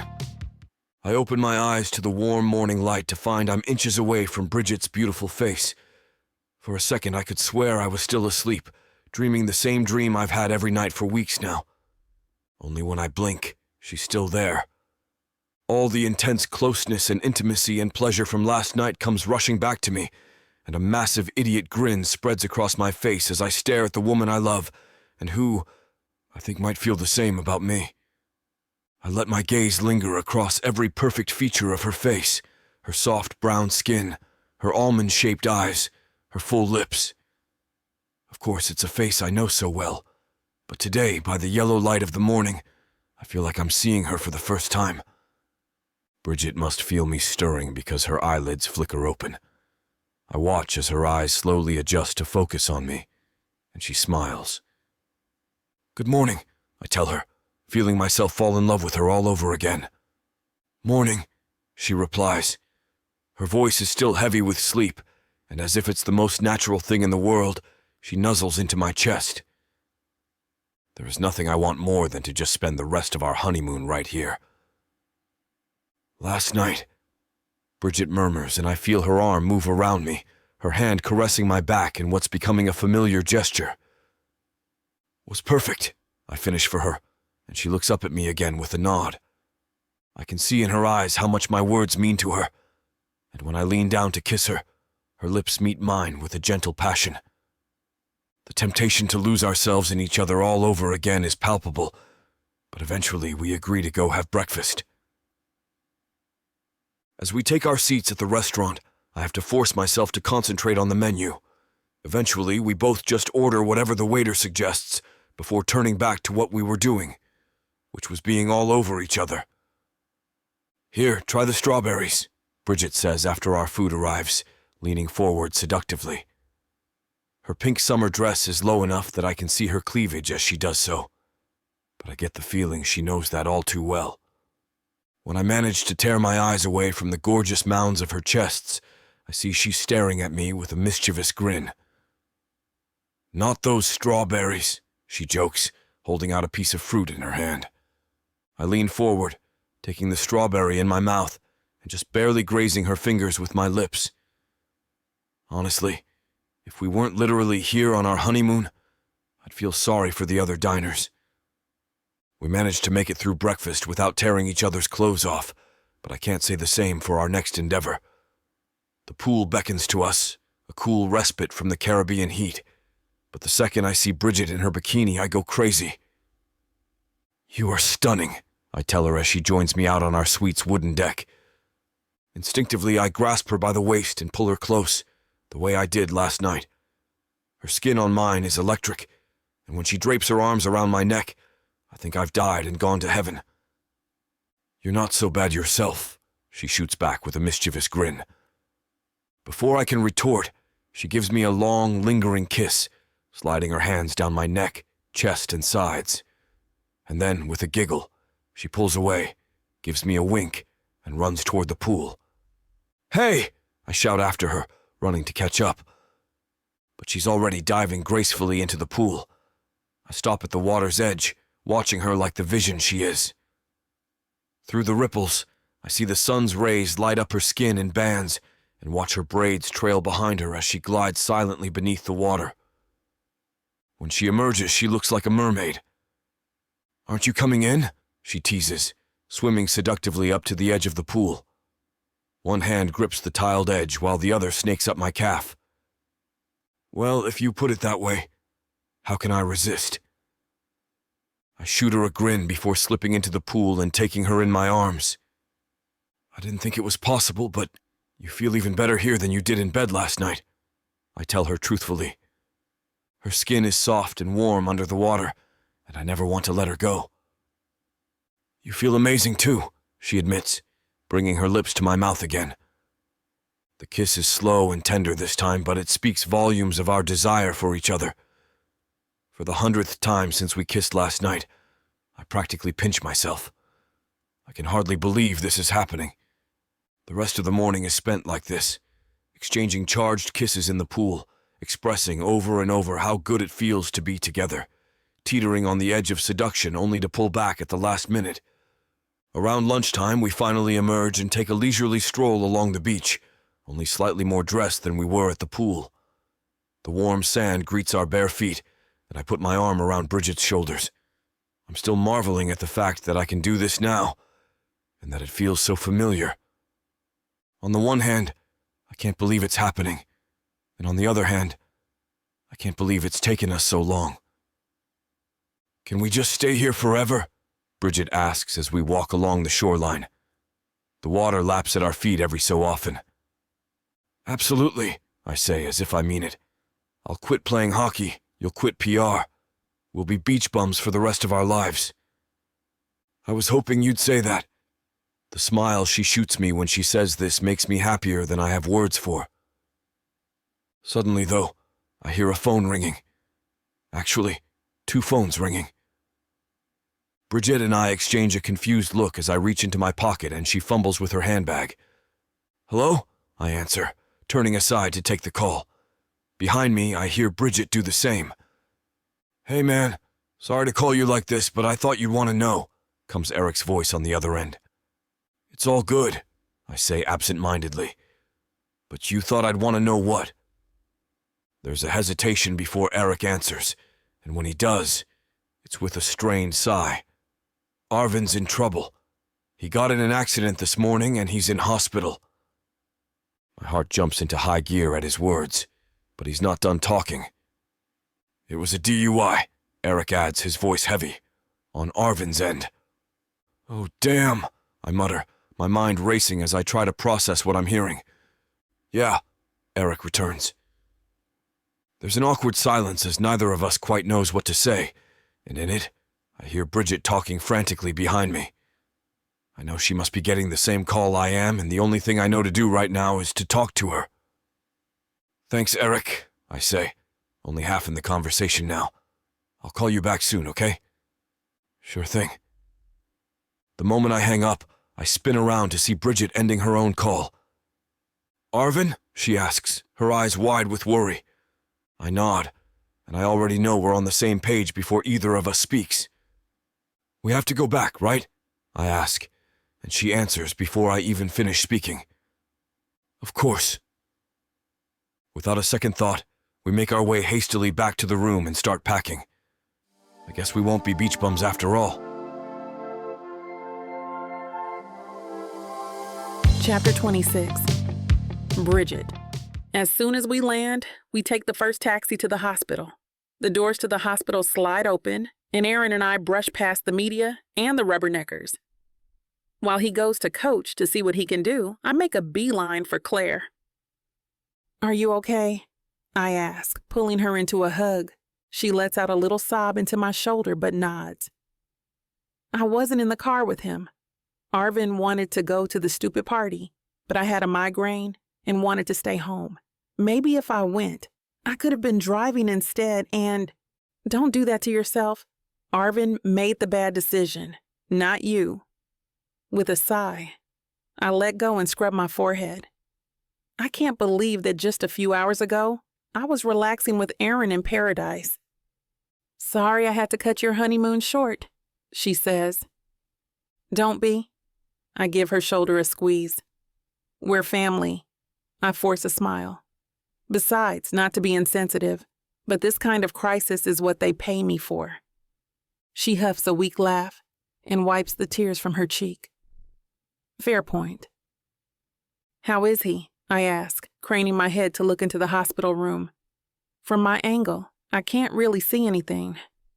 Now that I know Claire is okay, I've compartmentalized my worries and have entered damage control mode. Wiping her eyes, she takes a breath. Claire and I get along so well because we're both good at compartmentalizing when we have to. Now that the worst of the scare is over, she is focused on how to best help her boyfriend. A concussion and a few fractured bones. He probably won't be able to play for the rest of the season. I nod. Was anyone else involved in the accident? As far as I know, he swerved at the last moment to avoid a deer and hit a tree. No one human was hurt. I thoughtfully chew my lip. Media strategies are already flashing through my head as I calculate the best way to proceed. Okay, let's focus on the positives right now. This could have been way worse than it was. Arvin will be okay, and he didn't hurt anyone else. She sniffles and nods, wiping her eyes. I trust you, so do whatever you have to do to protect us and the team. I pull her into a hug. Of course, Claire. My phone rings, and it is the PR team summoning me to the office to figure out what to do next. I say my goodbyes to Claire, let Aaron know where I'm going, and head over. The place is abuzz with activity as the team strategizes about how to handle this situation, doing our best to juggle the desires of our team's sponsors with the guys in charge of the NHL and the team managers. "We should keep this quiet," one manager says.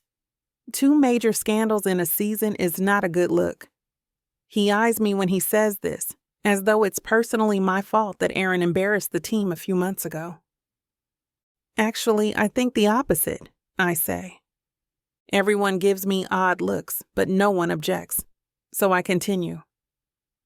With scandals like this, the cover-up is often worse than the crime. Arvin got a DUI.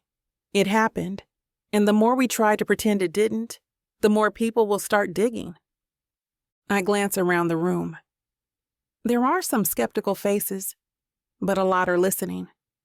I think he needs to face consequences, of course. He put people in danger, so he should be suspended from the team for however long the NHL deems appropriate. But we should also emphasize that his drinking is a form of self-medication from injuries he sustained as a player. Then we'll get him into rehab and turn anti-drunk, driving into a pet cause for the team. We could even partner with organizations like MAD and go on lecture circuits at schools to teach kids about the dangers of drinking and driving.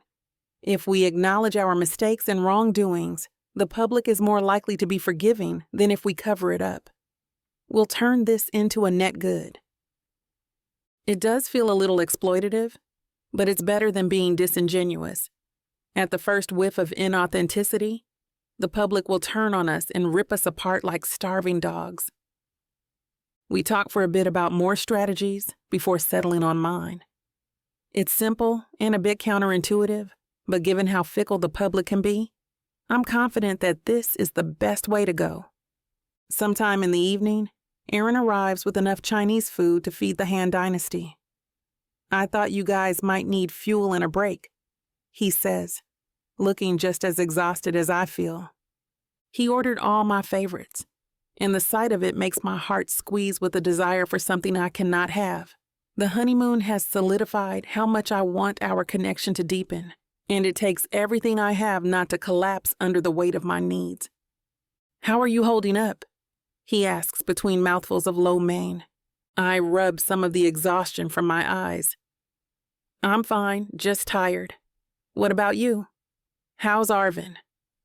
Aaron sighs. "He's fine, just disappointed by the fact that he'll be spending most of his time in rehab and PT instead of in the game." I nod. "I just hope he and Claire will be okay." It's the middle of the night by the time the crisis seems to be on the path to resolution. With nothing else to do for the moment, Aaron and I walk to his car. I'm exhausted. All I want to do is go home and take a shower before going to bed. But then, the last person in the world that I want to see emerges from the shadows. "Bridget," Monty slurs.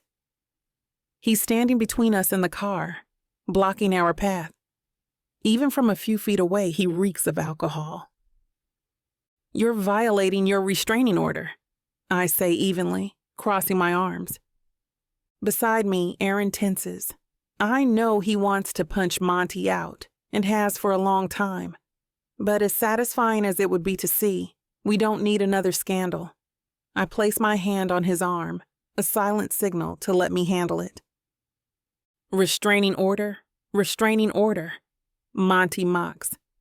"My own daughter thinks she's so much better than me that she'll call the courts and the cops on her own father, just because the little gold digger found the perfect piggy bank. Hey, you can afford anything now, and all I've ever asked from you is one thing. One thing, and you're too selfish to give me what I'm owed." I take a slow breath in and out, forcing myself to stay calm. "Nonsense. You gave up your right to ask anything of me when you abandoned me and your own mother when I was a child. Now I'm going to ask you to leave one more time before I call the cops." He turns to Aaron. "I feel so bad for you. Stuck with a piece of damn woman like this. I hope you have a prenup. If you don't, she'll take you for everything you have." My grip on Aaron's arm tightens. He's furious, and I am too. But unfortunately, we have to be the bigger people here. "Okay, that's it. I'm calling the cops." I pull out my phone, hoping that it would scare him off. The next few seconds are a blur. Monty lunges at me, presumably to grab my phone and stop me from calling the police. Then Aaron is between the two of us. There's the sound of a fist connecting with flesh, and I shriek. Monty falls, landing on his ass. A trickle of blood running from his nose gleams in the streetlights. "Damn," he shouts before pushing himself to his feet. "You're gonna pay for this." "Just keep walking," Aaron says, his gaze steely. "We don't want you here." Monty staggers off. When he's gone, Aaron wraps his arm around my shoulder. "You okay?" I let out a slow, staggering breath to try to calm my racing heart. "I'm fine. Can we please just go home?" He presses a kiss to the top of my head. "Of course. Anything you need." Chapter 27. Aaron. These past few days have been full of charity community outreach events. While we're not making Arvin's accident a secret, it doesn't mean we can't divert attention until he's well enough to go on a good press tour. The uptick in charity work as damage control feels a little cynical, but if we can squeeze some genuine good from this disaster, we might as well try. Things do seem to be going well, though. The media is paying attention to the good we're doing rather than Arvin's bad decision. But then I get the call. Halfway through a silent auction where we're selling team memorabilia to benefit a local children's hospital, my phone rings. Like most millennials, Bridget texts me often, but will rarely call unless it's an emergency. I feel myself growing cold, a sensation worsened by the tremble in her voice when I pick up the phone. "Aaron," she says, her voice barely above a whisper. "I'm here. Let me just get somewhere quieter." I step outside where people are milling about. Some are smoking while others are making out or just enjoying the cool night air. "What's wrong?" "There was a break-in. I don't know who. I mean, the police are here and I have my suspicions, but..." I cut her off, a wave of fear and protectiveness threatening to bowl me over. "Are you okay?" "I'm fine." She takes a deep breath, exhales, and repeats it. "I'm fine. Just scared." "I'll be right over, okay? Give me about a half hour." "Okay, thank you." We hang up the phone. Bridget said that she had her suspicions, which means that the person who broke in is someone that she and I know. And there's only one asshole I know who has the audacity to break into our home. When I get my hands on Monty, he'll wish he'd never waltzed back into Bridget's life to demand what rightfully belongs to her. God, I hate that man. I text Coach and Eric that something came up with Bridget, and I have to go check on her. They understand and wish her well. Then, I hop into my car and speed back to her. Our condo. She's standing out front with her arms wrapped around her torso in a self-soothing hug. I've seen her do it 1,000 times before when she was feeling particularly vulnerable. I hold my arms out, silently offering her a real hug. She walks into me and I wrap my arms around her, holding her close. I feel honored by this. Aside from me, the only other person who she has shown any vulnerability around was Nana. I swear that I won't let this trust go to waste. She sighs. I don't understand. Whoever it was, they broke in, but they didn't take anything. At least, nothing obvious. What did they want? I don't know, but we'll figure it out. I crane my neck, searching for signs of police combing the area. But there is no one, save for a few officers milling about and trying to look busy while doing nothing. Where is everyone? They're in the super's office watching the CCTV footage, she replies, her voice still shaky. I just came out to get you. Okay, let's see what they find. We head back over to the building superintendent's office and join them in the security room. My mind swirls with questions. How could security have let this happen? Was anything stolen or broken? Why now? The super, a middle-aged guy named Bob, sits scrubbing through the footage as the police peer over his shoulder. He glances back at us when he hears us come in. We think we may have found something, he says and pauses the footage. Do you recognize this man? Oh my God. Bridget's hand covers her mouth in horror as she stares at the grainy footage of a black man walking out of the apartment. It's my dad. Her eyes widen in panic. Damn. Breaking off into a sprint, she races to our shared condo. I chase after her while the police and superintendent look baffled. The first place in our condo that she checks is the desk, where she keeps most of her important paperwork. Looks as though a tornado has gone through it. Whatever Monty was looking for, it was in here. But nothing obvious seems to be missing. I don't understand, she says softly, shaking her head. He took my copy of the will, but that won't do anything. Our attorneys both have it as well. There must be something else he took, I say. But what else could he want? Knowing Monty, he was looking for dirt on us, something potentially embarrassing to ruin our reputations.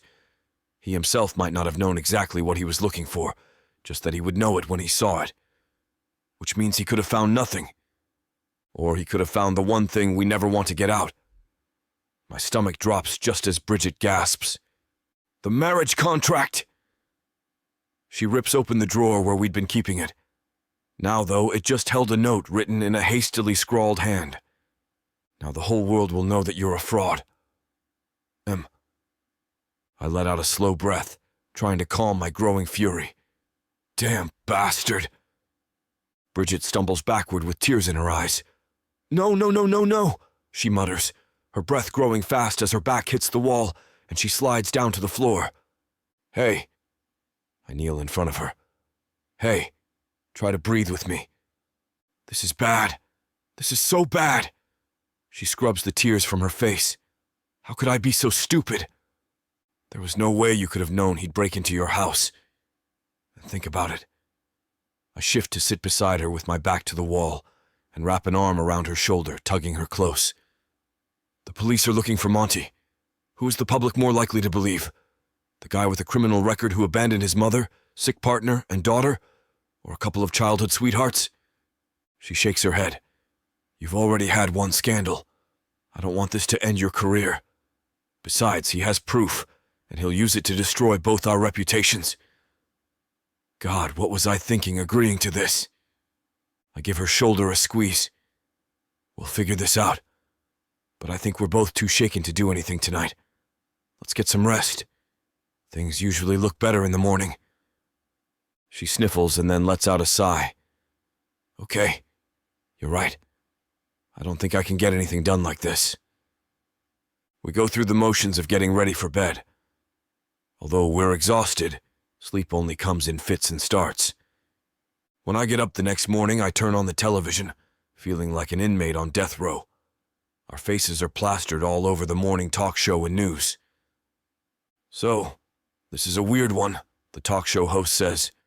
Hockey player Aaron Jameson has faked his marriage with his childhood best friend and PR manager, Bridget Madison. This was uncovered when her estranged father allegedly broke into their apartment last night. Apparently, they both signed a private contract with a clause that they wouldn't fall in love with one another. What? The co-host asks with a laugh. Why would they do that? Was it like some publicity stunt or something? The host laughs too. I have no clue. The news only broke this morning, so we have no statement from the alleged couple just yet, though I literally have no idea what you would say to all that. I'm still trying to figure out why they would do it in the first place, and why her estranged father broke into her house. The co-host offers the host a conspiratorial grin. Maybe we should invite him on the show. He might be able to explain what the hell is going on. Turn it off, Bridget says from behind, startling me.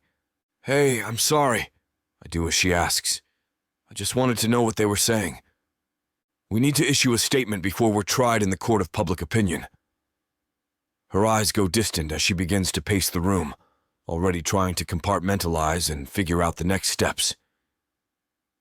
We need something to damage Monty's credibility, which shouldn't be too hard to do, and how about we take a breath, I say, cutting her off as I get to my feet. Are you okay? No, she replies, and I don't think I will be until Monty is out of my life. Chapter 28. Bridget. I've seen nightmares like this before with other teams. It's a cold comfort that our scandal is comparatively harmless. After all, it's not like Aaron was caught with drugs, committing acts of domestic violence, or running dogfighting rings. Still, we've become the laughingstock of the internet. It's like watching a giant snowball roll downhill, picking up more and more snow and detritus as it goes. We put out an official statement the day after Monty broke in, but it's still too late. Bridget and I, Aaron Jameson, are legally married. The reasons for our marriage are private, and it has been a violation to have this information leaked to the public, especially by someone with a known grudge against us, for reasons unrelated to our marriage. We ask that you respect our privacy at this time and will provide no further comments. I've had to lock down and private all social media for myself, while Aaron has been fielding countless internet call-outs and phone calls from reporters. Most people want to know why we did it, and I'm finding it difficult to give an articulate answer. Did you see the new meme? Aaron asks, showing me a picture on his phone. It's his helmeted face photoshopped onto an actor playing Hamlet. The caption reads, "When you have a hockey game at 1 and need to act like you're married at 5. What? That doesn't even make sense. I bury my face in my hands. He pats my shoulder. Well, it's better to be a joke than to be hated, right? If people just think we did something weird, they're more likely to forgive us. I give him a baleful look. Yeah, but less likely to forget. You'll always be the guy who pretended to marry his friend. And if that's the worst thing I'm known for, it's not so bad, right? I guess. My phone rings, and I see that it's Nana's estate lawyer. Heart racing, I pick it up. Hey, is this a bad time? Michelle, my lawyer, asks. Aaron shoots me a concerned look, and I hold up a finger, indicating for him to be quiet. Have you seen the news? I answer dryly. I'm not sure any time is a good time, so go ahead. Monty's been posting on social media, she replies. He's been trashing you, saying that if you lied about this, you could have lied about your grandmother's will. He's been talking with his lawyers, too. A stab of fear courses through me, making the blood turn to ice in my veins. But he's still on the run from the police. How could he show up in the courtroom? The good news is that he can't. He might be able to convince a judge to hear his case after he's arrested, but it's still flimsy as hell.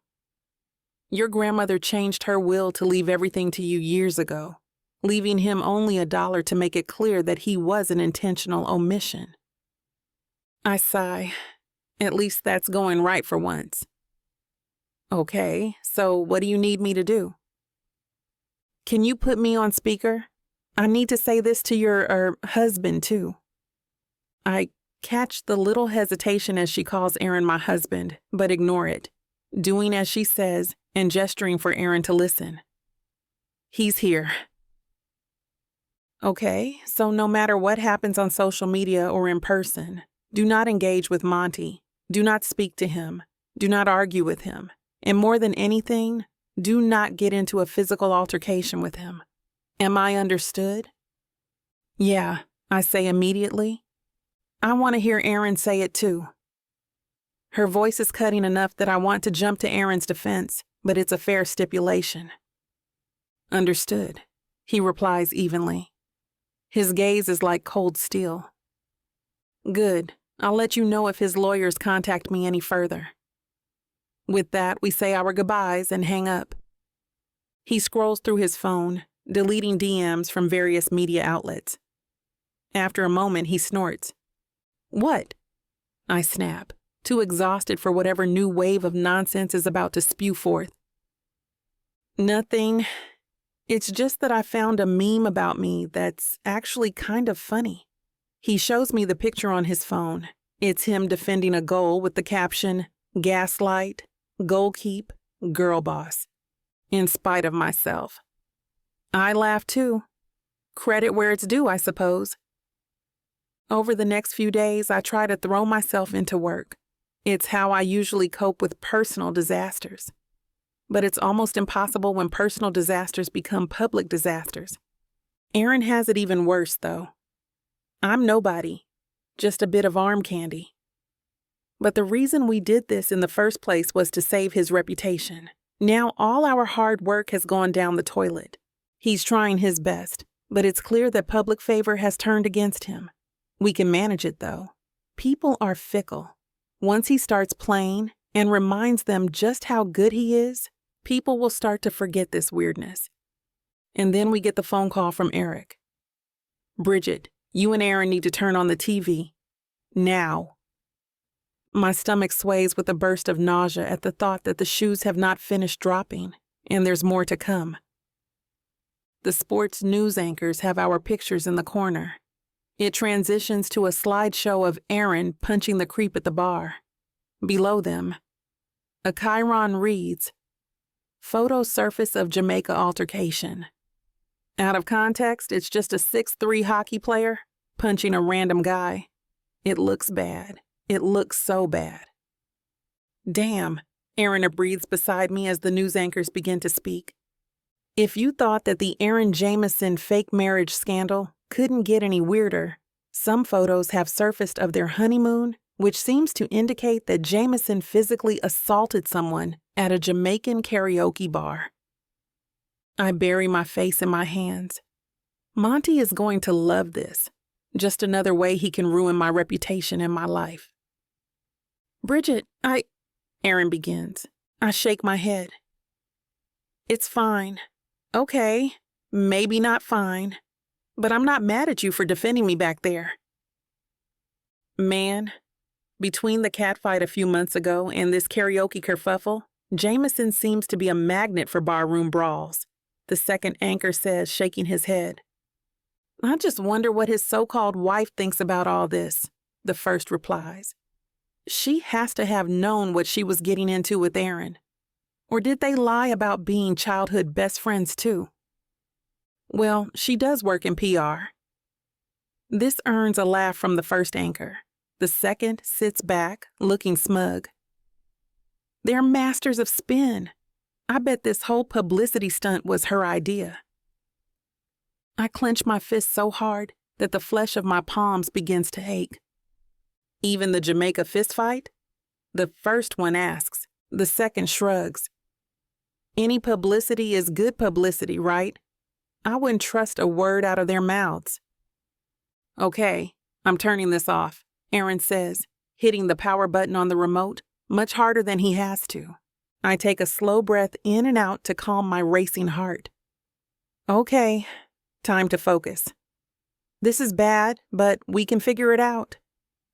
There was probably security footage, and there were definitely witnesses. We might be able to get them to tell the truth. Aaron was protecting me from sexual harassment.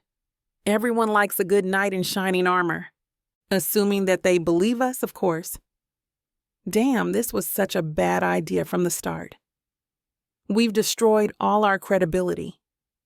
And for what? A scandal that likely would have blown over anyway? And to get my asshole dad off my back? What the hell were we thinking? But it was nice for a while, wasn't it? I wish I could go back to a few weeks ago, when I could close my eyes and pretend for just a moment that our romance was real, and Aaron really loved me. It was a fantasy, a daydream. Aaron's hand finds mine, and he gives it a reassuring squeeze. He's an ocean of calm, the eye of this storm, and his presence reminds me of one fundamental truth. No matter what, we're in this together. Chapter 29, Aaron.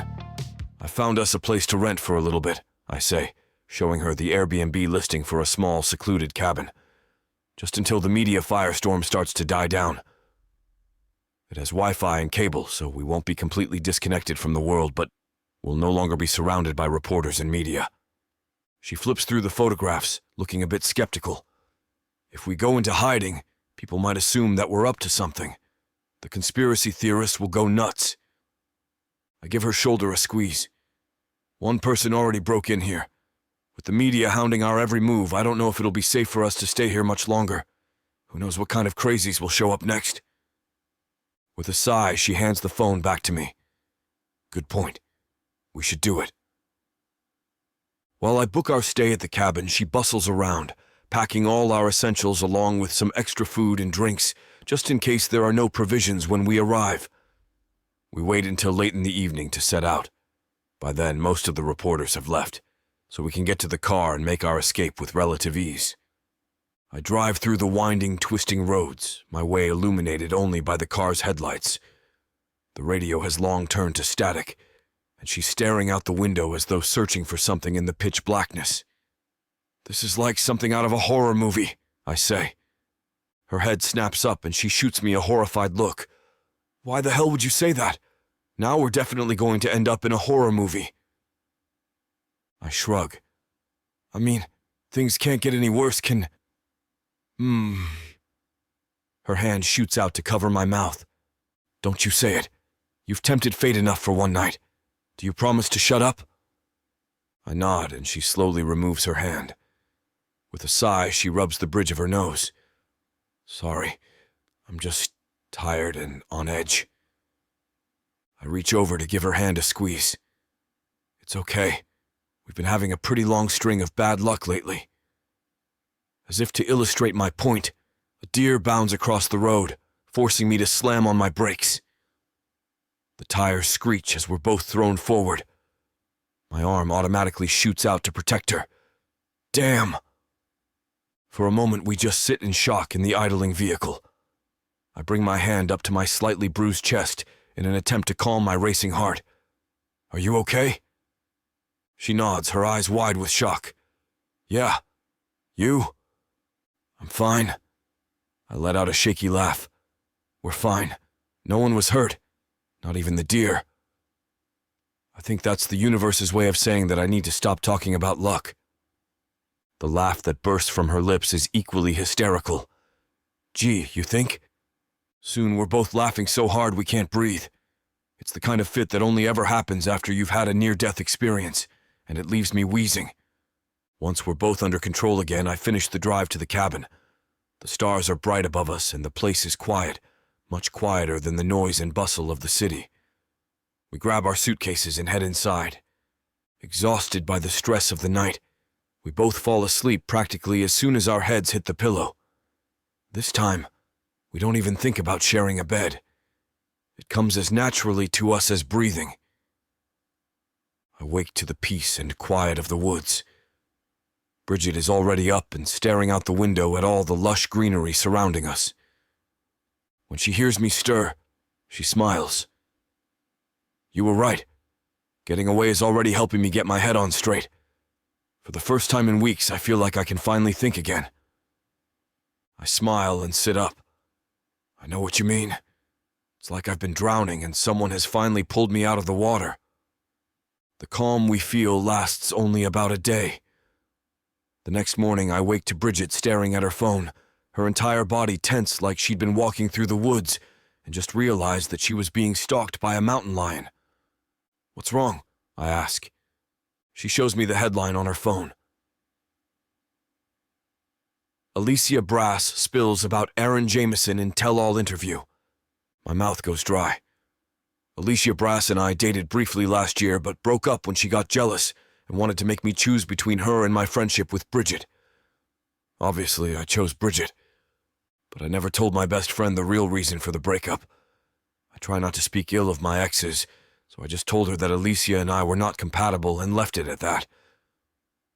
Bridget swings her legs out of bed and stalks over to the living room to pull up the interview on the internet-connected television. I follow her, my heart already in my throat. I don't want to know what Alicia has to say, but we need to know what we're up against. Bridget doesn't sit down after hitting play on the video. She keeps standing with her arms crossed in a self-soothing hug. Alicia walks onto the stage of the late-night talk show host, Jerry Knight's Night Owls. Her blonde hair curls elegantly around her shoulders, and she grins at the audience, basking in the attention. So, Alicia, Knight says, leaning in. What is Aaron Jameson's deal? She lets out a sound between a laugh and a sigh, leaning back. You're gonna have to be more specific than that, Jerry. She pauses, and the audience dutifully laughs. This whole fake marriage scheme. Why do you think he would do that? You two dated for a bit, so can you tell me what was going through his head? That's a good question. She theatrically rubs her chin. Aaron is definitely a liar and a cheat, but if you ask me, it was all Bridget's idea. He raises his eyebrows. Bridget Madison? Yeah, she's like, in love with him to the point of obsession. I bet that when the cat fight happened a few months back, she proposed the idea so that she could spend a little time living the fantasy that they were in love. My fists clench hard enough for my hands to ache, and I glance over at Bridget. She's covering her mouth with her hand and staring up at the screen in horror. Alicia clucks her tongue in classic mean girl fashion. It's kind of sad, really. She's the best friend, the girl next door. The one always overlooked. And she doesn't even know. He leans even closer, looking conspiratorial. Know what? He prompts. Can I pull up the photo? She asks. A picture fills the screen. It's an old shot of the two of us walking into a hotel. The photo is blurry and undated, but the insinuation is obvious. She wants the world to think that I'm both a liar and a cheat. Knight's eyebrows shoot up his forehead. Are you saying that you and Mr. Jameson? She winks at the camera. A lady doesn't kiss and tell. He laughs. It grates on my ears like nails on a chalkboard. The guy can't even follow a contract to stay faithful to his fake wife. That's it, I say, and shut off the television. Bridget is standing there, still as a statue. I try to touch her shoulder, and she flings herself into motion, jerking away from me. Don't touch me. I step backward, putting my hands up in a placating gesture. Bridget, it's just me. You know I wouldn't. Do I? She snaps. Do I really know that you wouldn't cheat on me? I know what I am. The best friend. The girl next door. The girl nobody ever notices, especially next to her hotter, more successful best friend. Is this just a game to you? Am I just another notch in your Playboy bedpost? Both her implication that I see her as a conquest and the idea that she feels overshadows hurt to hear. Bridget, the photos were obviously faked. There's no timestamp, and it's not even clear that it's Alicia and me in the picture. She throws up her hands in exasperation. It's not just that. It's everything. This whole stupid con is over, and we never should have done it in the first place. I just can't live like this anymore. Please, just leave. I blink, taken aback. What? She straightens, her face growing cold. I need you to go. Chapter 30. Bridget. I don't know what I was thinking. Aaron insists that he never cheated on me. Is it even cheating if we were never romantic in the first place? Everything is so loud and so confusing and so painful that I just can't think straight. All I know is that falling for him was a mistake. He could have any woman he wants. Why the hell would he choose me? Bridget, Aaron says softly. He has a hand outstretched as though reaching for me, but won't dare come any closer. Still, I back away from him. I need space. He puts his hand down. Okay, do you want me to find somewhere else to stay, or... His voice trails off as he tilts his head, his brows furrowing in concern. He looks almost heartbroken, and the pain of it shoots a bolt of agony through my own heart. But I can't be around him right now. It hurts too much. Everything does. And the air in the room feels thin, and my eyes are burning with unshed tears. Please go. I need some time to think. Alone. The wounded look in his eyes almost breaks down my resolve. He turns to pack his bags, and I open my mouth to tell him to stay, to tell him I didn't mean it, but no sound comes out. So I just watch him collect his things and head to the front door. Before going, though, he pauses and turns back, making me realize just how closely I'd been following him as he got ready to leave. He gives me a tight smile and carefully places a hand on my shoulder like I'm a feral cat that might bite and scratch to get away if he isn't careful. I'm leaving for now, but I want you to promise me that we'll reconnect later. Okay? When you're ready, of course. I nod, my throat tight. I don't know if I'm telling the truth, but I forge ahead. Okay, I'll call you when I'm ready to talk. Thank you. He shakes his head. There's nothing to thank me for. I just need you to know that no matter what happens, I will always be here for you. Still, thank you. My voice is barely above a whisper. He opens his arms to offer me a hug, but I freeze, unsure if I'm ready for that. Seeing the indecision on my face, he pats my shoulder instead. It's okay. Just know that no matter what, you're still my best friend. Nothing and no one will get in the way of that. With these parting words, he leaves. I lock the door behind me and drag myself to the bedroom to try to get some rest. Instead, though, I'm just staring up at the ceiling and thinking, would he really cheat on me? I don't think so. Maybe he was telling the truth, and it was a trick. But right now, nothing in my world makes sense, and I am just so very tired. I shut off my phone and lock myself in the house for 3 days, doing nothing but eating takeout and leftovers and watching television. Unable to stand romance or anything with any real plot, I just watch baking competitions until I fall asleep on the couch, and then wake up to start the process all over again. It's such a stereotypical response to a breakup, especially when we weren't broken up or even romantically together in the first place. But I can't help myself. All my life, I've prided myself on being strong, I kept my head held high through my mom's illness and death as a child and organized my Nana's funeral and affairs all on my own. While it's true that Aaron has always been at my side, even he never knew everything that I was going through. I've struggled to maintain my independence and to keep myself unbreakable, but all that is gone now. I'm sitting on the couch crying and eating ice cream like a stereotype, heartbroken over a guy who I made swear never to fall in love with me, only to turn around and fall in love with him. How could I have been so stupid? On the third day, I decide that I've had enough wallowing in my misery.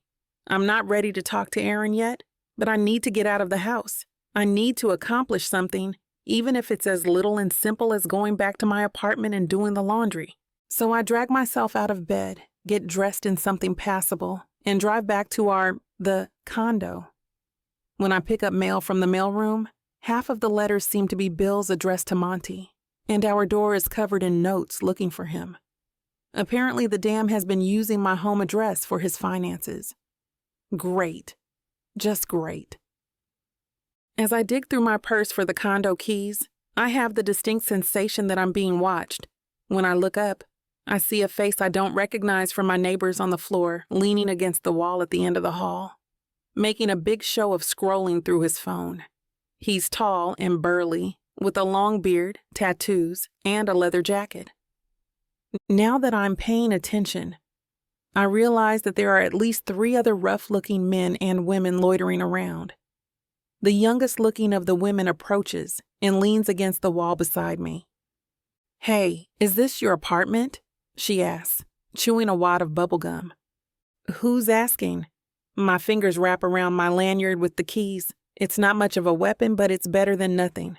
The rest are closing in around me, like lions surrounding a wounded gazelle. She regards me coolly. "We're looking for a guy called Monty Madison. He's on the run from the law and owes a lot of people a lot of money. There's a pretty good-sized reward for his capture.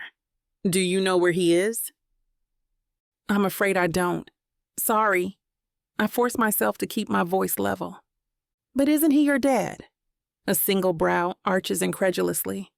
"Barely," I spit. "We're estranged. I've been screwed over by him more times than I can count, so trust me.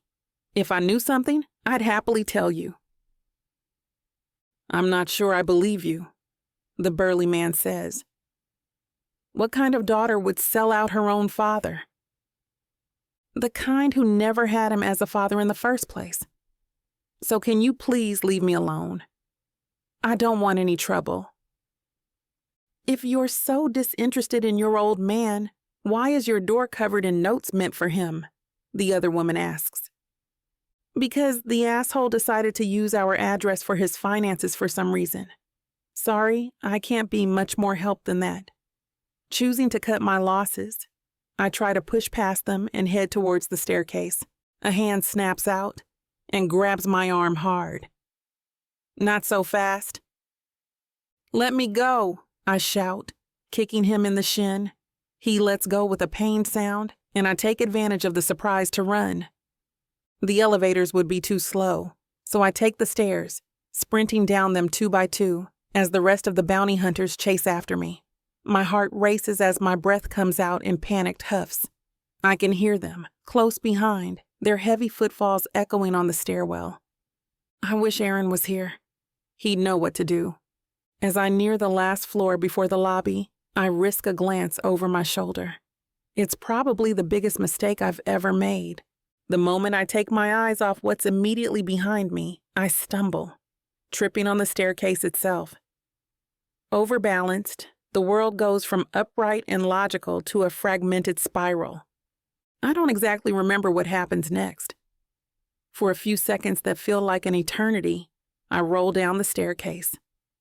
Every hit by the unforgiving floor fills me with a brand new kind of agony. And then it's over. I'm lying at the bottom of the stairwell, only vaguely aware of the chattering going on around me. Apparently, the bounty hunters didn't plan for this possibility. Slowly, the world fades to darkness. Chapter 31. Aaron. The puck skims across the ice about a foot before I halt it with my stick and send it in the opposite direction with the flick of my wrist. Then again, and again, and again. We're doing drills, practicing agility and reaction times, and I'm pouring myself into it. I have to. It's the only thing that keeps my mind off Bridget. Good. Jake, our trainer, calls out across the rink. Now give me some edge drills, go! With a yell that seems to startle my teammates, I launch myself across the rink, my skates slicing deep gashes into the ice. As I throw every ounce of my energy into the maneuver, flurries of shaved ice fly up from my skates and send a shudder up my legs as I connect with the ice. I'm way ahead of my teammates, and when I reach the end of the rink, I turn around and do the same thing all the way back, grunting and yelling the whole way. I'm trying to exhaust myself as a distraction, but Bridget's face is there every single time my skates connect with the ice. She's there in every breath and every yell. Try as I might, I can't get rid of this horrible feeling of dread, the fear that I've lost her for good. As I turn to do a third lap of the rink, the weight of the last 3 days comes bearing down on me. The silence, the not knowing, and frankly, the loneliness. I've tried numerous times to get in touch with Bridget, and I know she's screening my calls. It's a punch right in the chest. "Hey, man," says Eric when the trainer calls an end to the session. "Are you doing okay? That was... intense." I can see the rest of the guys shooting me worried glances as we take off our skates. My hands tremble a little as I untie my laces, and I have to take a deep breath before I speak. Things with Bridget have gotten... complicated. Eric nods. He already knows all about the supposed cheating scandal, and he gives me a look of compassion. "I saw the way you were looking at Bridget at the club that night, after Arvin caught you two," he says with a faint smirk. "You obviously don't have eyes for anyone but her." By now the rest of the guys are listening intently, and they murmur their agreement at Eric's words. "I just wish she knew that," I say, and for the first time I don't feel like I'm putting on an act when I talk about Bridget. I'm really in love with her. The guys nod, and Eric slaps my back in a show of support, letting his hand rest on my shoulder. "Look, you two are obviously meant to be together. I'm pretty sure we all knew that before you did." The guys chuckle, and Steve, one of our wingers, nods emphatically. "I have a lot of money riding on you two getting through this," he says with a playful grin. At this, I manage a laugh, even though my chest is still aching. "Look, we're gonna help you figure this out," Eric says, squeezing my shoulder now. "You just have to make it as clear to Bridget as you have to us that you really love her." "How am I gonna do that when she won't even answer my calls?" I ask, the feeling of dread coming back again. "The same way you got into this mess, you're gonna get out of it." I look up to see Steve grinning at me conspiratorially. "What are you talking about?" "Via the media," he announces triumphantly. "You're gonna give a post-game interview tomorrow where you publicly apologize and confess your undying love for your wife." The rest of the team nods and mumbles their agreement that this is, in fact, a master plan, and I'm honestly inclined to agree with them. "So?" Eric asks, raising his eyebrows at me. I manage a hopeful smile. "Let's go get my wife back, huh?" A round of cheers goes up from the team, and for the first time in days, I feel like maybe not all is lost. I don't know if this plan will work, but it's something. And it sounds better than killing myself with edge drills. Still, the edge drills seem to pay off the next day when we play the Barracudas. I'm owning the ice, stealing the puck right out from under the noses of the other team. Right in the last minute of the first period, I send that sucker perfectly through the legs of the goalie, landing us our first goal. In the second period, I manage to get one more while Steve scores a third, leaving us 3-0. The crowd goes absolutely nuts. Well, half of them do anyway. The other half sulk because their precious Barracudas are eating ice. "Man, yes!" Eric yells, pulling me into a massive bear hug after the ref calls the second period. "You've got your head in the game, my friend." I shoot him a grin, but the truth is, my head's not in the game at all. It's on Bridget, and I'm doing everything I can to make sure she's watching this game. Thankfully, the Barracudas are making that easy. Excuse me, Aaron. I turn to see Adriana Wellstone, a prominent sports reporter chasing me down, a cameraman following close behind. Eric gives me a wink before heading off with the rest of the team, and my chest suddenly feels tight with anticipation. I was planning on waiting until after the game, but part of me believes Bridget must already be watching. Not only is it her job to watch the games, but after that performance, surely... There's something I'd like to say, I begin. But Adriana, seeing that I'm actually going to give her an interview, steamrolls me. And what she says makes my heart stop beating. Aaron, do you know your wife is in St. Andrew's Hospital? She holds the microphone toward me, but it's way too late for that because I'm already running. Coach! I yell as I burst into the locker room. I explain the situation as quickly as I can. I'm already ripping off my protective gear, knowing that there's no way I'm sticking around here a second longer. With a nod of approval from the coach, I make a beeline out of the building, and within 10 minutes, I'm pulling up outside the hospital. Bridget Jameson, I tell the nurse behind the reception desk once I'm inside. She directs me to her room, and once again, I'm running through the halls, terrified I'm going to find the worst. When I burst in through the door, though, I find Bridget lying peacefully in bed. A weak smile spreads across her face when she sees me, and I rush to her side, totally overwhelmed with the thought that I wasn't there to protect her. Bridget, I breathe, taking her hand as gently as my panic will allow. Are you okay?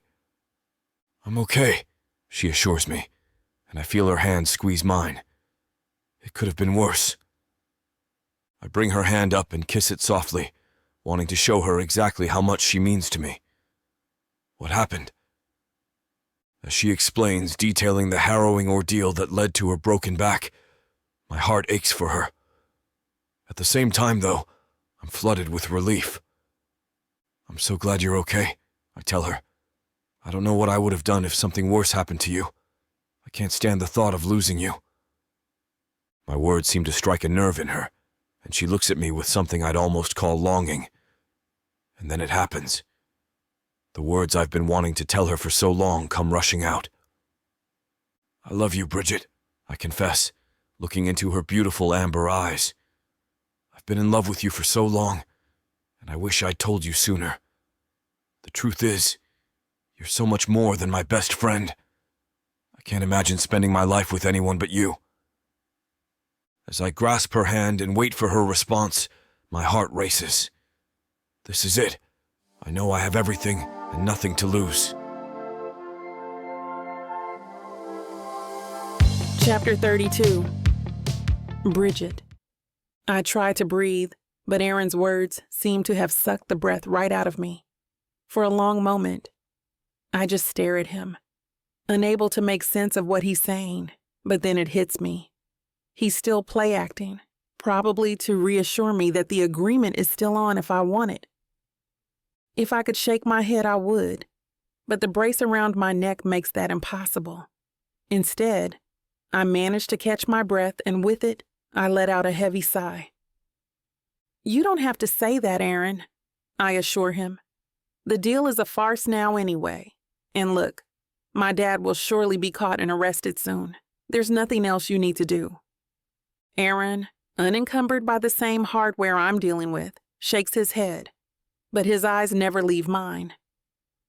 Bridget, he says again, his voice insistent.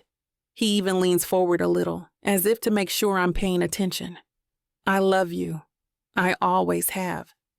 Once again, my breath seems to disappear, and I find that instead, it's been replaced with a maelstrom of conflicting emotions. The thought of opening my heart to him again is terrifying, but this time it might be different. I begin, but I find there are no words to follow. How am I supposed to react to the news that the man I've always pined for has always pined for me, if that's even what I'm letting myself believe?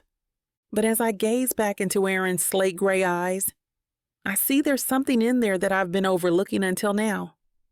Total sincerity. My chest suddenly aches at the thought of him truly loving me back, and when I find my breath again, it's only to let out a small gasp.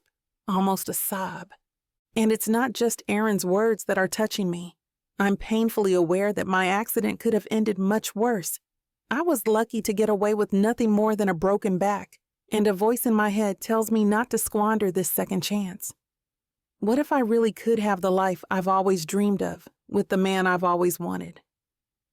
Aaron has been watching me intently this whole time, and I know he's waiting for an answer. But the emotions catching in my throat make it impossible to speak. Finally, he gives me a small smile and lets go of my hand.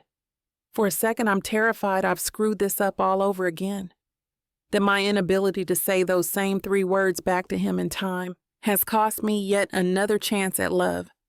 But to my relief, he doesn't get up and leave like I fear. Instead, he reaches into his back pocket and pulls out his wallet. I'm confused for a second, until he looks into my eyes and speaks again. "I want to show you something," he says, his voice warm and soft.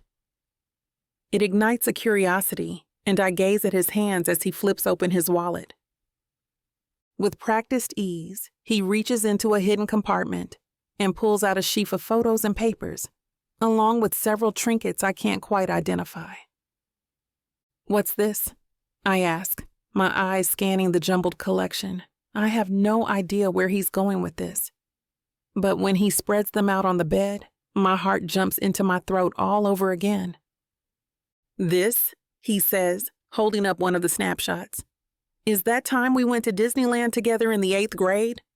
I stare, incredulous, my eyes drinking in our youthful faces and goofy smiles. I remember the day perfectly. We'd begged our parents for months and saved up every penny from our jobs. Me from my babysitting and Aaron from his lawn mowing. It was exactly as cool as we hoped it would be. And even now, looking at that photo, I can see the excitement in our eyes. "And this," he continues, holding up another, "is your 21st birthday and the first time you got drunk. I had to hold your hair back for you, remember?" The picture features us both yelling at the camera, clearly wasted, but so happy. It was a crazy night, and Aaron, who had much more experience than I did with alcohol, did an amazing job of looking after me that night. I can't say I remember him holding my hair back exactly, but I do remember him teasing me about it the day after. "And this," he says, holding up a piece of paper, folded so tightly that its edges are fraying, "is the first press release you ever wrote for the Eagles. You even mentioned me in it, called me a hockey virtuoso." He carefully unfolds the paper as if it's a precious artifact, and I see the words I penned all those years ago. As my eyes scan the page, though, I realize it's something much more meaningful than I first thought. He didn't just print this off the internet, though even that would be a thoughtful gesture. This is something I assumed had ended up in the trash long ago. "Is that the first draft I showed you?" I ask meekly, tears welling in my eyes. I can hardly believe what I'm seeing. "Uh-huh. You were so proud of it. And I was so proud of you. Plus, it meant so much to me that you wrote about me specifically, even if you were exaggerating a bit." He grins, carefully folding it up again. "I wasn't exaggerating," I managed to choke out. At this, Aaron's grin widens, and he leans forward in his seat, gazing at me with a look of genuine gratitude. "Then that means even more to me, and the draft is even more precious." He glances back down at his collection, and tears start to well in my eyes again as I realize how much he's cared for me over the years. "I've got a whole treasure trove of memories," he says, gesturing to the remaining pile. "The tickets from when we went to see the Arctic Monkeys, your favorite band, a piece of sea glass from our trip to California, when you said you wanted to retire on the West Coast. Hell, I have a pressed flower from your senior prom corsage, even though I didn't have the guts to ask you as my date. You don't know the hours I spent agonizing over this flower, wishing you'd gone with me instead of Chris Olsen." As he speaks, he holds up each item, and I'm completely overwhelmed by what I'm seeing. This collection is a love letter written over decades, one that I've been completely oblivious to up till now. Why didn't you ever tell me? I ask, my voice trembling with the revelation that's literally taking place before my eyes. At this, Aaron gets a pained expression on his face, tinged with something else. Embarrassment? I was terrified of ruining our friendship, he admits, his eyes leaving mine for the first time since he arrived. You mean so much to me, Bridge, and the thought of losing you wasn't something I could handle. So I guess I'm a bit of a coward in that respect.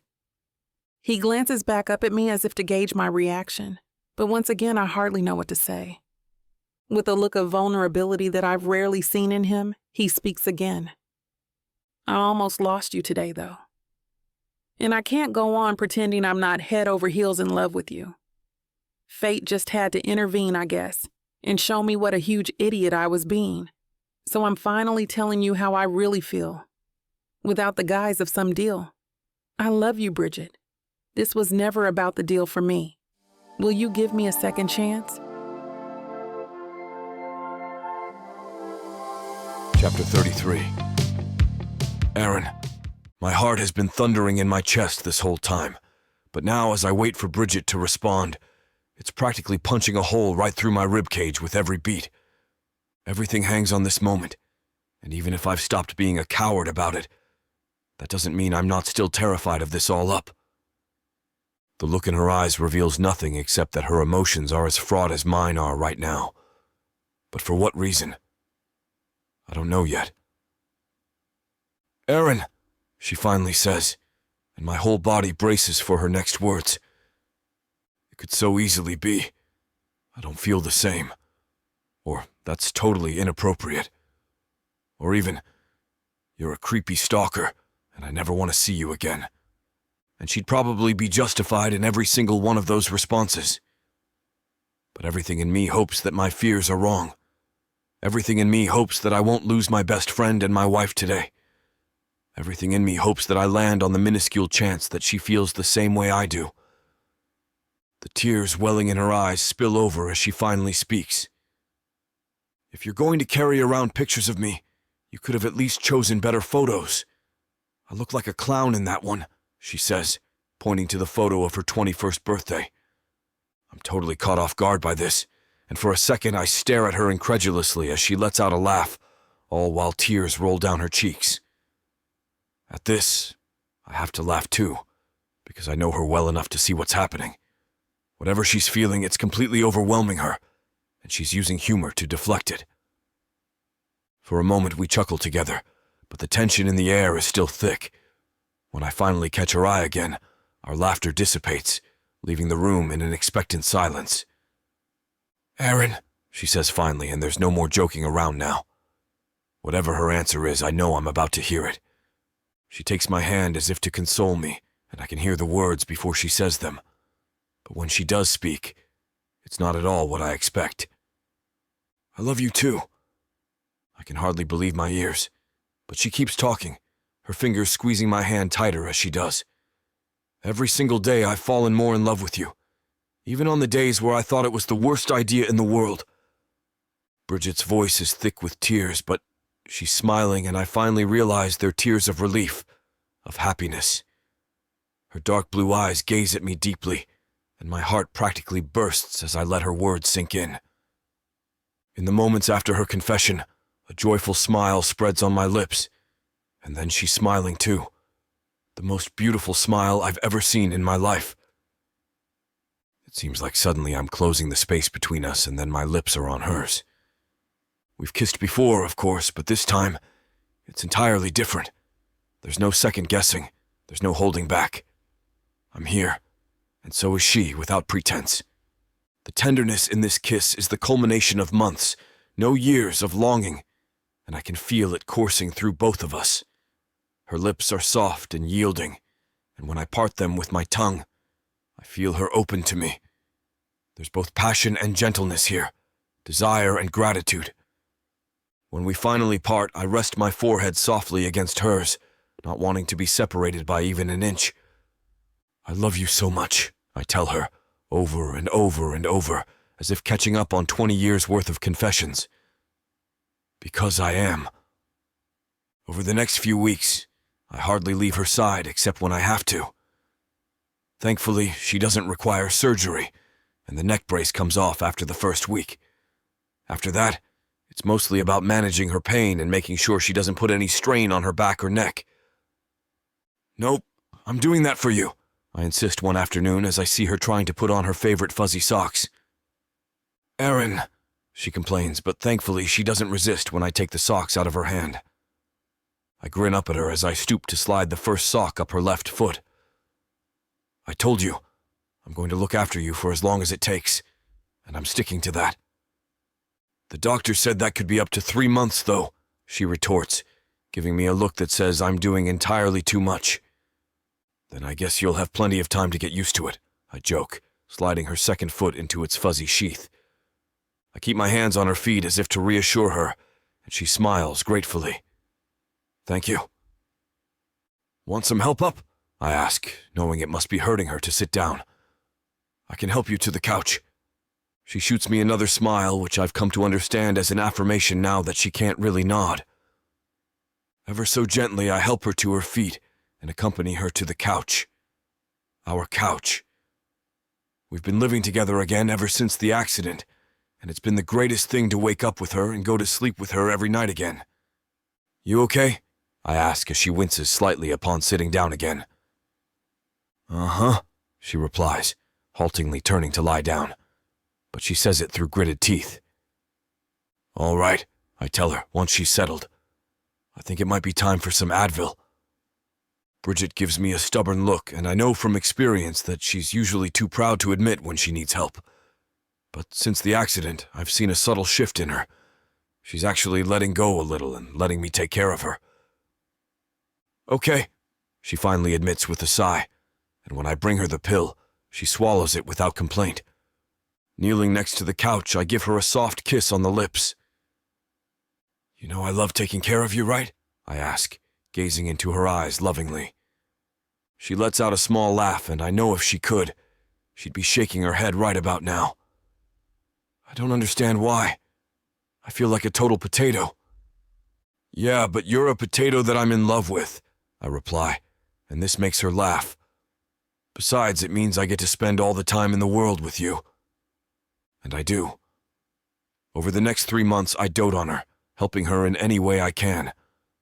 When she needs to see the physio, I take her there, and at home, I help her with the gentle exercises the therapist recommends.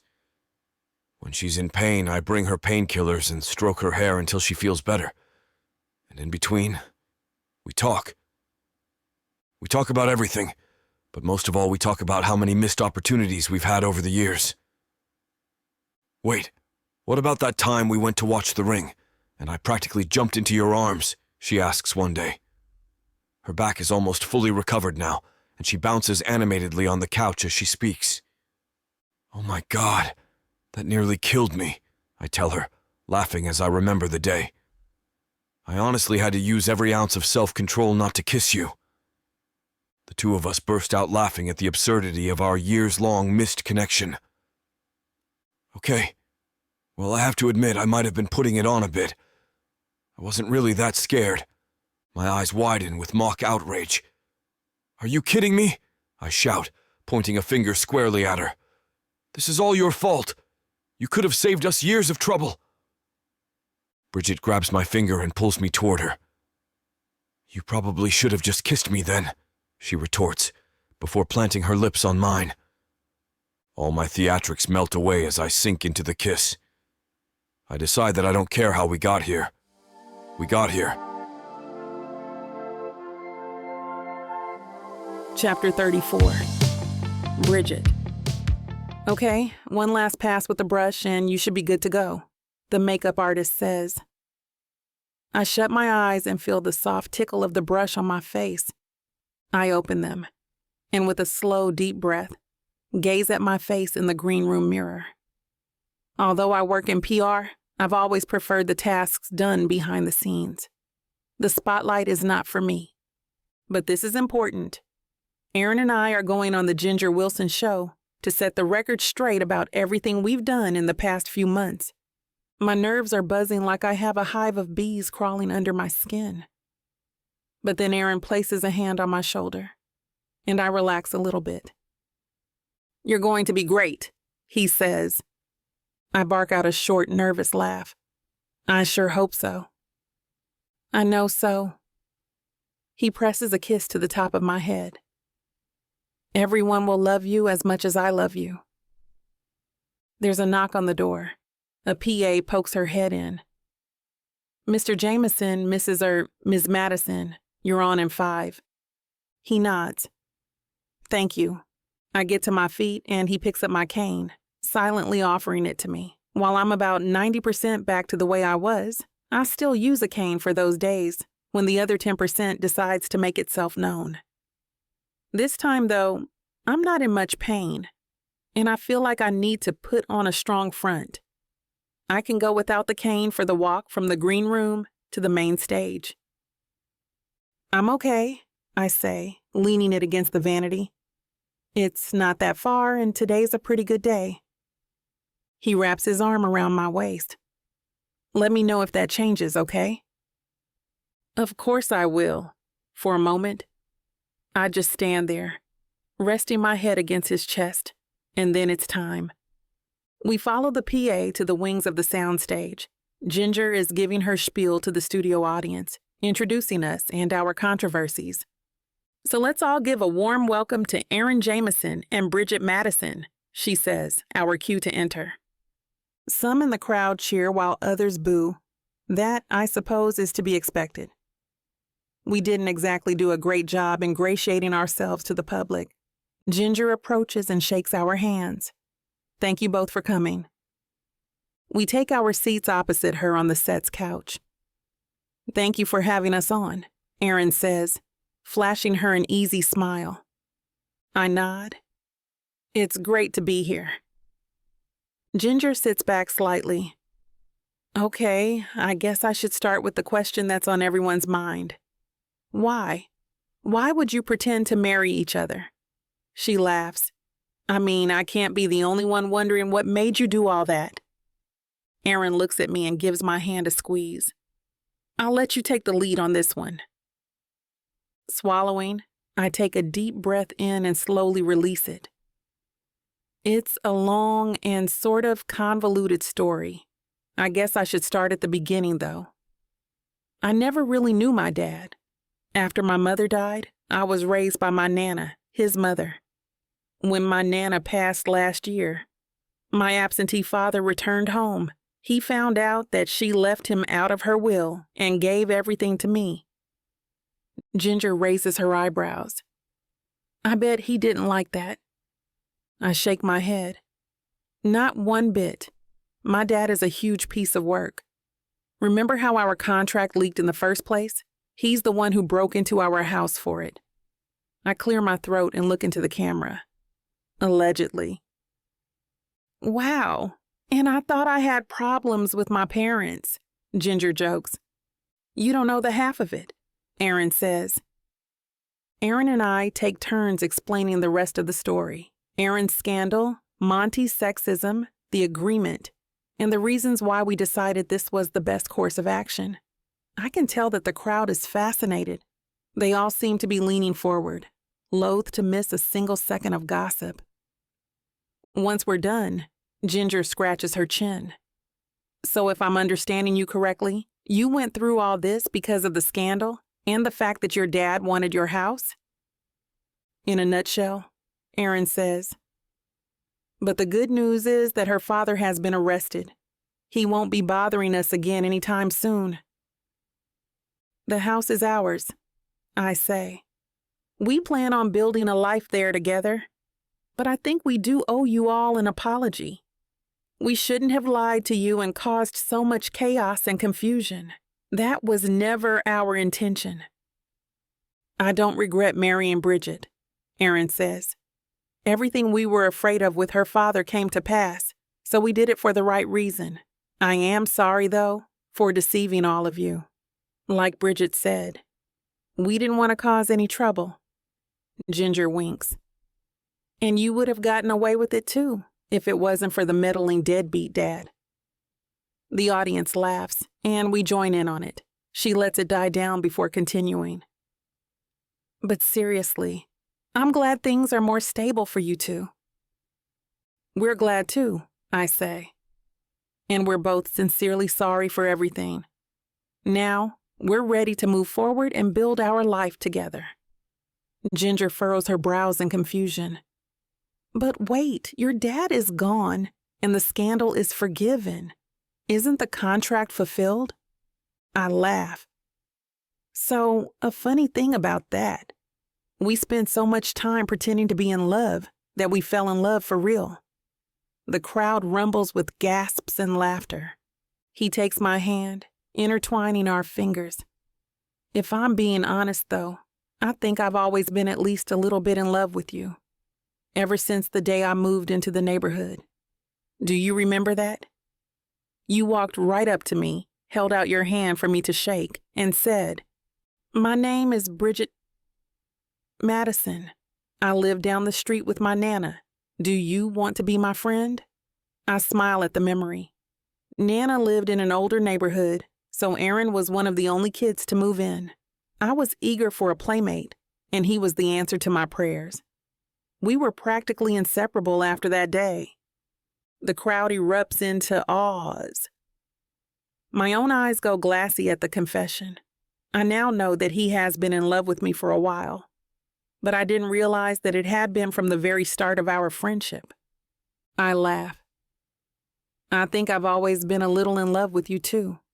With every boyfriend I had, I would find myself comparing them to you. None of them made me feel the way you did. Another chorus of ahs from the crowd. Aaron gives my hand a squeeze. So obviously we still need to work on our communication skills, he says, earning a rumble of laughter. Hell, our whole team and her grandmother knew we would be an item before we did. I laugh. But we'll have plenty of time to work on that. We're planning for a church wedding. I smile and let the audience's cheers die down. It's really more like a renewal of vows, but I think it will give us the clean slate we need to start fresh and live truthfully. Ginger raises her eyebrows. So, this is wedding number 2? 3, Aaron corrects. I tilt my head in confusion. 3? He grins. Well, if we're going to count the courthouse wedding, we should also count the time we got married on the playground. Ginger and the audience laugh. You're right. Wedding number 3. But we really mean it this time, I reply, earning another laugh. I don't think we can stop marrying each other at this point. We might as well make an annual thing of it. Should I propose every time too, or? He asks, his eyes sparkling. I shake my head. One public surprise proposal is enough, thank you. You guys seem like you were meant to be together, Ginger says. I lean my head against Aaron's arm. I think we really were. It just took me far too long to be able to admit it, not just to Aaron, but to myself. But I'm so glad I did. Chapter 35. Aaron. The entire garden is filled with white flowers. Baby's breath, to be specific. They're adorning the aisle in snaking rivers, cascading down the archway that surrounds me, and even hanging from the canopy of tree branches above to create the illusion of a huge fluffy cloud made of flowers. Here and there a tuft of white roses breaks through, lending an air of elegance to the display. That said, it's not like elegance is lacking. I still can't believe you hired a whole villa for this. Eric chuckles, leaning in close as we wait for the ceremony to begin. What? You thought I was gonna skimp? I joke back. No way. Not many guys get a second chance at their own wedding. We exchange a laugh and Eric nudges me good-naturedly in the ribs. The thing is, though, I mean every word of it. Every single moment of this day feels like an absolute miracle, and I'm not going to take any of it for granted. I've gone all out on this wedding, determined to give Bridget a day to remember. We might not be ready to retire yet, but when I suggested having the wedding in California, Bridget was all for it. The clifftop villa we've rented is big enough to house all our friends and family for the weekend, with views right over the ocean and sea breezes keeping us cool. A gentle breeze greets us now, ruffling the white rose and baby's breath boutonniere at my chest pocket. My suit is a classy light gray, with a white shirt and blue tie to match the bridal party's color scheme. My groomsmen, Eric, Alvin, and Jake, stand behind me in similar get-ups. Suddenly, the harpist's first angelic chords trickle across the waiting crowd. Despite myself, a rush of nerves rushes through my chest. I know technically we're already married, but this feels so entirely different from the first time. This is for real. The garden faces the door of the villa, and a long light blue carpet stretches from where I stand at the altar, all the way to there. My eyes are fixed on the white curtains that obscure the doorway, knowing that any second my wife, and my wife-to-be, will be stepping through. Suddenly the curtains twitch, and then two bridesmaids pull them aside to reveal the most beautiful sight I've ever seen. Bridget is a vision in lace, the delicate patterns of her flowing white dress matching the baby's breath perfectly. The dress's neckline is high, but it's sheer until her cleavage, which is outlined like a heart shape.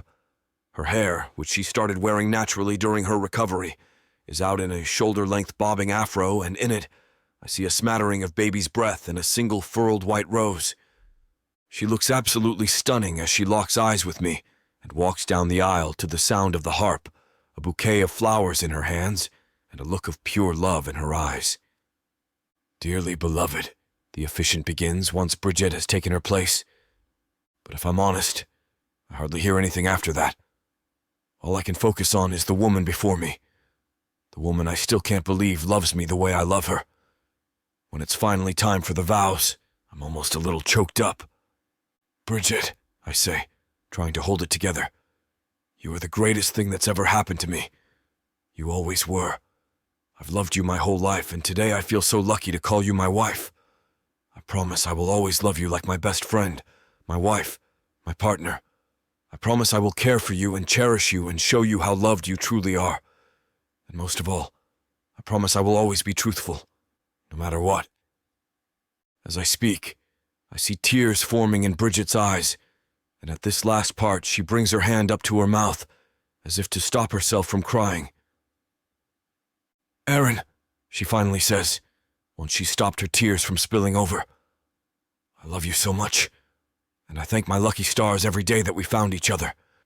You've been there for me through thick and thin already, and I can't wait to spend the rest of my life by your side. I promise to always support you, to always be here for you, and to always trust you." Bridget's words hit me right in the heart, and when I clasp her hands, I feel like a jolt of electricity is running all the way through my body. That's nothing compared to the kiss, though. Our first kiss as husband and wife, at least in the real sense, is magical. The flowers, the crowd of loved ones, the ocean over the cliff, all these things disappear until it's just me and Bridget, celebrating our love for each other. And then, of course, it all comes rushing back, and that's magical too. Handfuls of white rose petals rain down on us as our bridal party and our guests cheer. We're surrounded by smiling faces and outstretched hands, a barrage of hugs, kisses, and slaps on the back, and soon the congratulations extend into the reception hall. Like the ceremony, the enormous banquet hall inside the villa is adorned with baby's breath and roses. Through the floor-to-ceiling windows, we can see the sun setting over the ocean, and it turns the white flowers to purple, pink, then orange. But as the evening grows dark, it's the chandeliers and dozens of candles on each table that color the room. "God, this is so beautiful," Bridget says to me as we take our place at the wedding party table. "It's still nothing compared to you," I tell her with a grin. Bridget gives me a smirk and a light tap on the arm. Is this what I signed up for? A life of cheesy compliments? I cup her cheek with my hand as I smile. "Yep. Better get used to it. Light of my life." She laughs at this, but doesn't resist in the least when I lean in to kiss her. In between the dinner and the wedding speeches, this is how we spend the night, laughing and joking and kissing and being disgustingly in love, and I'm relishing every minute of it. When dinner is over and the first dance comes on, I give Bridget a sly grin and hold out my hand. We both know what's coming, but nobody else does, and the fact that there's a secret just the two of us share is meaningful. Thankfully, this time our careers and reputations aren't on the line. The song starts predictably, like any first dance song might. As Bridget and I sway beneath the canopy of flowers, with the stars glittering through the villa's floor-to-ceiling windows, I almost could just get lost in the romance of it all. But that wouldn't quite be our style. This is why, halfway through, the song shifts into a totally different number. In fact, it's the same intense, upbeat song we danced to in the club that night.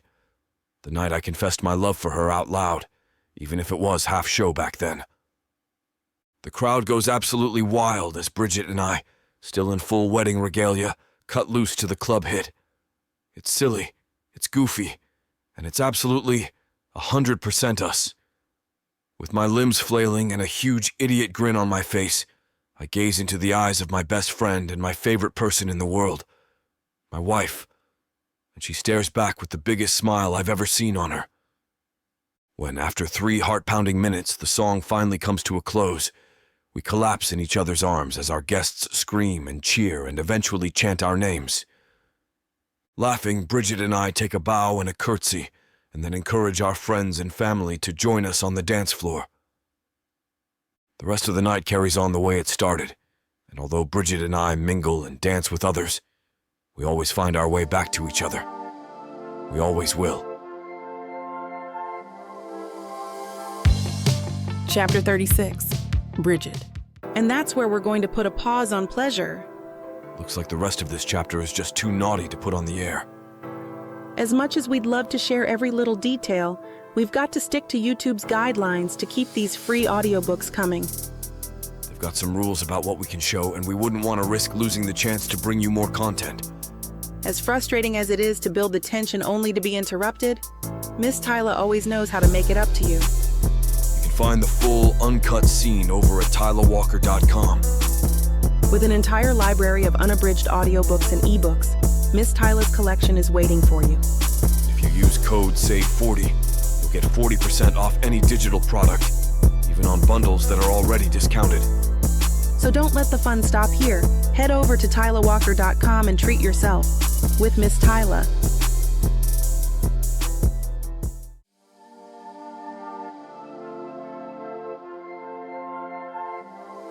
Chapter 37. Aaron. Ready to surprise Mama? I whisper to Lucille. Our newborn, named after Bridget's grandmother, gurgles as her enormous blue eyes gaze up at me. The sight is enough to make my heart almost burst, but there's so much more joy to come today. All right, I whisper back, as if she's just agreed to my question. It's go time. It's a beautiful sunny morning, and I've gotten up early to tend to Lucille, letting Bridget sleep in. In the 5 months since we welcomed our little angel into the world, we've both been joyfully exhausted, but Bridget has definitely taken the brunt of that. Today, on our first anniversary, though, I want to do all the heavy lifting. With Lucille in my arms, I look over my shoulder to where my wife is sleeping soundly. In the warm morning light, she almost looks like she's glowing, and I have to resist the urge to kiss her. Instead, I turn back to Lucille and sneak silently out of the bedroom.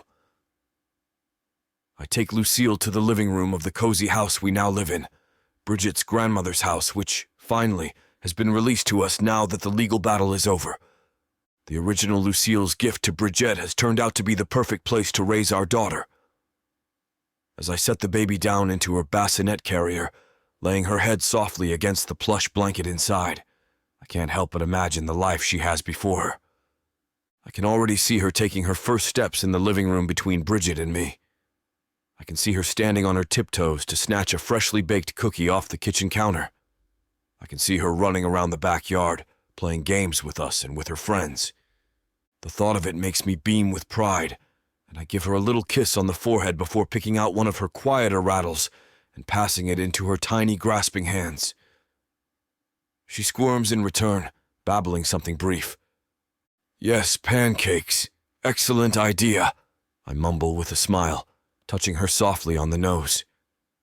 Picking up the carrier, I bring Lucille to the kitchen where I've already got everything planned out. I want to make Bridget an anniversary breakfast that shows just how much she means to me. And it's going to be sappy.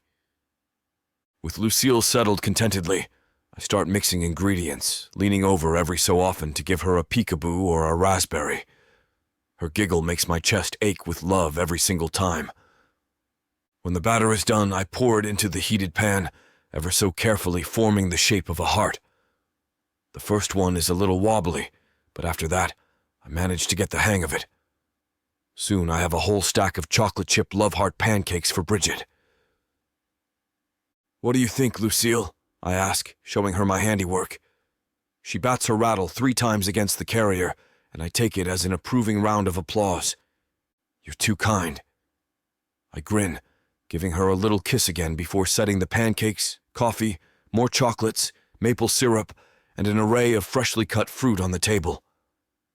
The finishing touch is a bouquet of baby's breath and white roses.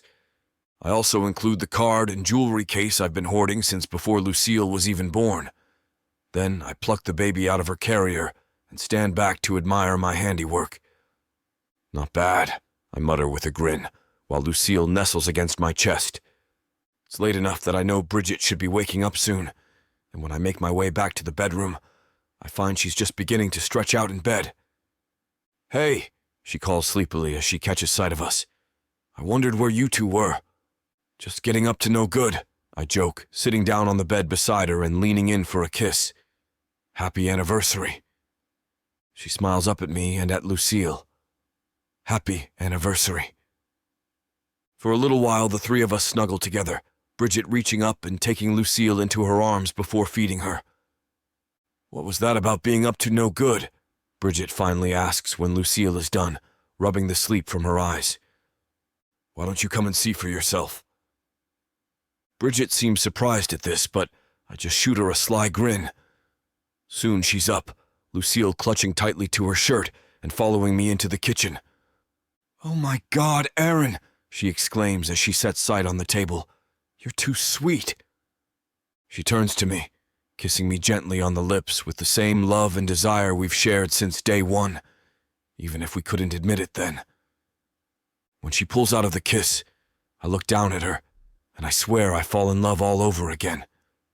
Even though her hair is still pulled up in a wrap, her eyes are tired, and she's dressed in her pajamas, she's still the most beautiful thing I've ever seen. And with Lucille on her hip, I'm staring at the 2 most beautiful things I've ever seen. "After you, my lady," I say in a mock British accent, giving a little bow toward the table. Bridget laughs and steps forward as I pull her seat out for her. "And you, my lady," I say to Lucille, taking her from Bridget's arms. I set her back down in the carrier bassinet, pulling forward the dangling mobile that she loves so much. Within seconds, she's engrossed in the birds and butterflies. "You're such a dork," Bridget tells me with a loving smile as I sit at the table beside her. "Hey, you're the one who fell in love with me, so that's on you." Bridget just laughs and shakes her head, but the smile on her face tells me how much this means to her. Knowing I can make her smile like that is the best feeling in the world. "There's something else," I say, handing her the card. Bridget gives me a look of gratitude as she opens the envelope and reads my words. "Oh, Aaron," she mutters softly, and I see her tearing up. When she puts the card down, I catch a glimpse of the pressed rose from our wedding day, my boutonniere. She leans forward, kissing me gently again. "One more thing," I add with a smile before handing her the jewelry box. She gives me another look. This one says, "It's too much," but I gesture for her to open it anyway. When she does, she lets out a little gasp. It's a piece of sea glass from the California coast, set in a necklace of brilliant white gold. "Oh my God," she whispers. I say, taking it from the box and leaning forward to fasten it around her neck. "I'm in love with you." Her hand rises to touch the pendant at her throat, and she leans forward to touch her forehead to mine. "I'm in love with you," she says, and I can hear the emotion in her words. Behind us, Lucille suddenly gurgles again and both of us laugh. It's not a laugh of humor, though. It's more like the laughter of overwhelming love that has to spill out somehow. Lucille just offered us the catalyst. This is the life I always wanted, Bridget tells me, looking between Lucille and me. Our beautiful family, my grandmother's home, no more troubles with my dad. She sighs, and I can hear there's real relief in it. You deserve it all, I reply, leaning back and taking her hands in mine. I'm just glad I get to be the one to share it with you. And Lucille, of course. We both glance back over at the baby with smiling eyes, and she takes that as her cue to do a little erratic dance. As Bridget and I laugh, with humor this time, I take a moment to breathe it all in. This is my family, this is my life, and this is the woman I love.